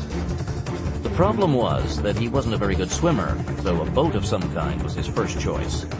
He remembered seeing a flyer on the bulletin board outside the main dining room announcing that the ship now had personal watercraft rentals available in the recreation equipment area. One of those swift, small craft would be a perfect solution to his problem. The recreational equipment storage area was on D-deck, back in the stern, and he made it there without running into any of the fighters on guard. The door was unlocked, so he slipped inside to find a dozen two-man jet skis lined up along one wall. If he could get one of them down to the excursion platform on the stern, he'd be home free. Leaning over one of the craft on the rack, taking the cap off the gas tank to check the fuel level, he saw a large frame suddenly fill the doorway. What do you think you're doing in here, Conrad? Comrade Garcia asked me to look into the availability of these small craft in case we might need them to make our escape. It's not what he told me. He sent me down here to keep anyone from using them. When did you last talk to him? When the Cuban glanced down at his watch, the Vietnamese drew his Makarov and shot him. Wynn put his pistol back in his holster and quickly shut the door. He looked around to see where he could hide the body for a couple of hours. Spotting a pile of table canopies, he reached down to take the corpse by the legs when he heard boots pounding down the passageway. Realizing that he hadn't locked the compartment door behind him, he dropped the body. A fighter charged into the compartment, his AK at the ready. He was trying to escape! That is not like him. And we have been comrades since Angola. He said that Comrade Garcia has been acting irrational, and he no longer had faith in him. I want to see the Comrade Colonel about this. Pablo was the most faithful fighter I've ever known. And I can't believe that he lost his nerve. I don't think that we need to bother the leader with something as trivial as this. This is the hour of his greatest triumph over the Yankees, and he needs to keep his mind clear. Take your pistol out carefully, Smoke, and drop it on the deck. Put your hands behind your head and march. The Cuban motioned with the muzzle of his AK. Wynn obeyed and headed for the door. Bolan and Spellman went down to D-deck to get out of the way of the increased traffic on the upper levels. Even so, there was no great hue and cry or pounding of booted feet searching passageways for them. That meant that they hadn't been spotted when they'd cleared the decks for their swimming messenger and could continue picking off the Cubans one by one. They were heading toward the stern when they heard someone approaching. The two men ducked into a darkened stairwell. Bolan was surprised to see one man in a Cuban uniform with his hands on his head being herded by a terrorist with his AK in his prisoner's back. This was his day for rescuing prisoners, so as soon as the pair passed, he simply put a bullet in the trailing Cuban's head. Confused, Wynn turned and saw two men in black step out. He had no idea where these two had come from. Garcia would have killed him on the spot when he learned where he had been, but he might be able to get past these two. Man, am I glad to see you guys. Bolan wasn't impressed by this Asian's English. The fact that he was wearing Cuban black fatigues and had an empty Makarov holster in his officer's style belt belied his smile. The muzzle of the executioner's silenced H&K didn't waver from its target, this guy's center body mass. He's one of them. I saw him on the dock in Cancun. Who are you? I'm Jim Wong, from the Directorate of Operations at Langley, working out of CTC OpCon to the Cuban desk. Who has the Cuban desk now? Winston Clarington. He came over from DEA liaison in Bogota last year. And you're undercover with these people, right? I got sheep-dipped as a Vietnamese refugee unsatisfied with life in the States, and worked my way into the DGI in Florida. What's Garcia planning to do with these people he's holding? To be honest, I don't really know. He keeps his plans to himself, and we don't usually know what's happening next until he gives us our orders. What were your orders when you came here? Only that we were coming here, and that we would strike a great blow against the Yankees. What kind of blow? All I know is that he's got Russian artillery rockets fitted with some kind of modified warhead. I don't know if they're biological or what, but he's got a dozen or so of them. Where does he have these rockets set up? He drained the main pool on the top deck and plans to launch them from there. Right now, the weather cover is in place over the pool, so the police helicopters can't spot them. When's he going to launch? He hasn't said, but I think he wants to suck as many feds in as he can before he kicks off. What's his move going to be after he launches? That's the problem. He hasn't said anything about that yet. I can take you up there and show you where the rockets are. Now that you guys are here, you can help me stop him. Lead the way. Do you believe that bullshit story? We'll see how it plays out. Hal, we just got a message from the trauma unit. The medics down at the dock pulled a guy out of the water carrying medical ID, and they think he's the one who jumped off the Princess. Is he dead? Almost. He took a couple rounds and he's in the ICU, so we won't be talking to him for a while. Damn. Whoever this man was, Brignola had a hunch that Stryker had had a hand in getting him off the ship. From the reports, there had been too much firing right before the man jumped for him to have done it all by himself. That evidence was so circumstantial that it would never even make it up the courthouse steps, much less in front of the judge. But it was all he had to work with, and he was counting on it being true. Bolan didn't trust this self-identified CIA guy, Jim Wong, any further than he could keep a sight picture on him. He had the company wrapped down, but his story was too pat, and something felt very wrong about him. Even so, if he could lead him to where Garcia was planning to launch his attack, he could be useful. That Bolan was following his lead, however, didn't mean that he trusted him. It's one more deck up, but we'll have to be careful. They'll have it guarded. We're right behind you. Bolan motioned with the muzzle of his H&K subgun. With a gun at his back, Wynn had no choice but to start up the carpeted steps. When he reached the top, he knew that he would break into the lounge area around the main pool. Wynn expected that Garcia was deep enough into his paranoia to have posted a strong guard over his doomsday weapons. If there were enough fighters up there, it might give him a chance to make a break. Wynn was mounting the last 2 steps when he realized that the big American was close behind him. Keep going, and don't make any sudden moves. Wynn felt the muzzle of a subgun nudge him. When Wynn came out of the stairwell, a Cuban fighter nearest the stair turned, and when he saw who it was, lowered his AK.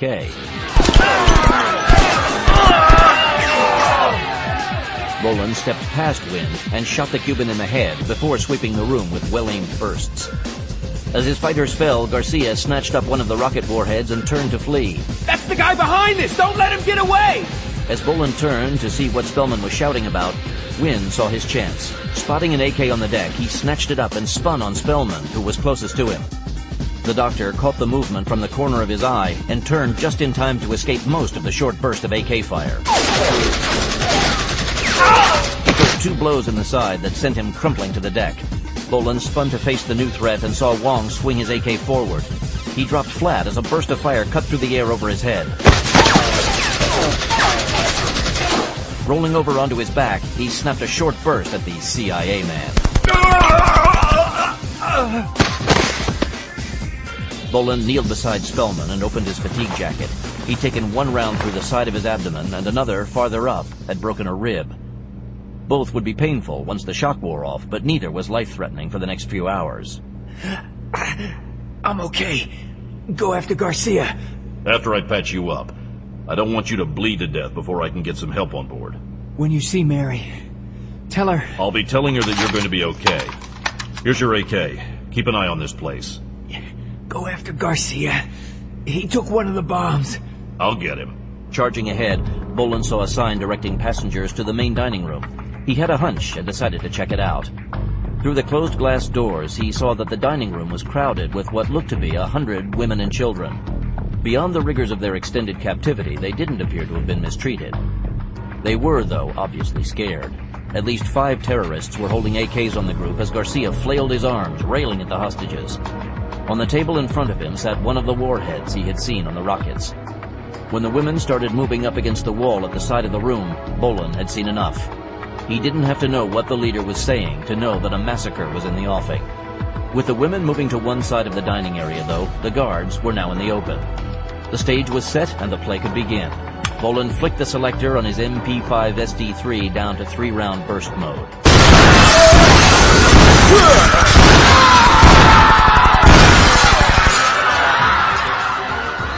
The MP5 in his right hand whispered silent death while the Desert Eagle that filled his left bellowed. With only 5 targets to work with, Bolan cleared the room before the last 44 shot had time to echo away. Bolan ignored the hostages as he walked up to the older man he had figured to be the Cuban boss man. The muzzle of his Desert Eagle was unwavering. It's over. Yankee bastard!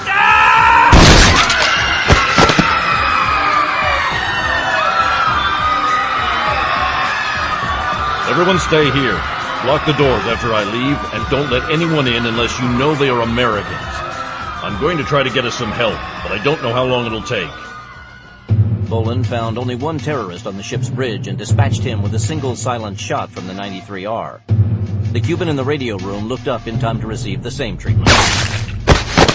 Bolan pried the microphone out of his hand, switched the radio to the Coast Guard Marine emergency channel, and keyed the mic. Any station. This is the cruise ship SS Carib Princess, presently in Miami Harbor. Mayday, mayday, mayday. Any station, come in, please. Carib Princess, this is Group Miami. What's your emergency? Over. We need emergency medical assistance on board as soon as you can get it here. Over. Who are you? Over. Let's just say that I'm a concerned American citizen trapped on this tub.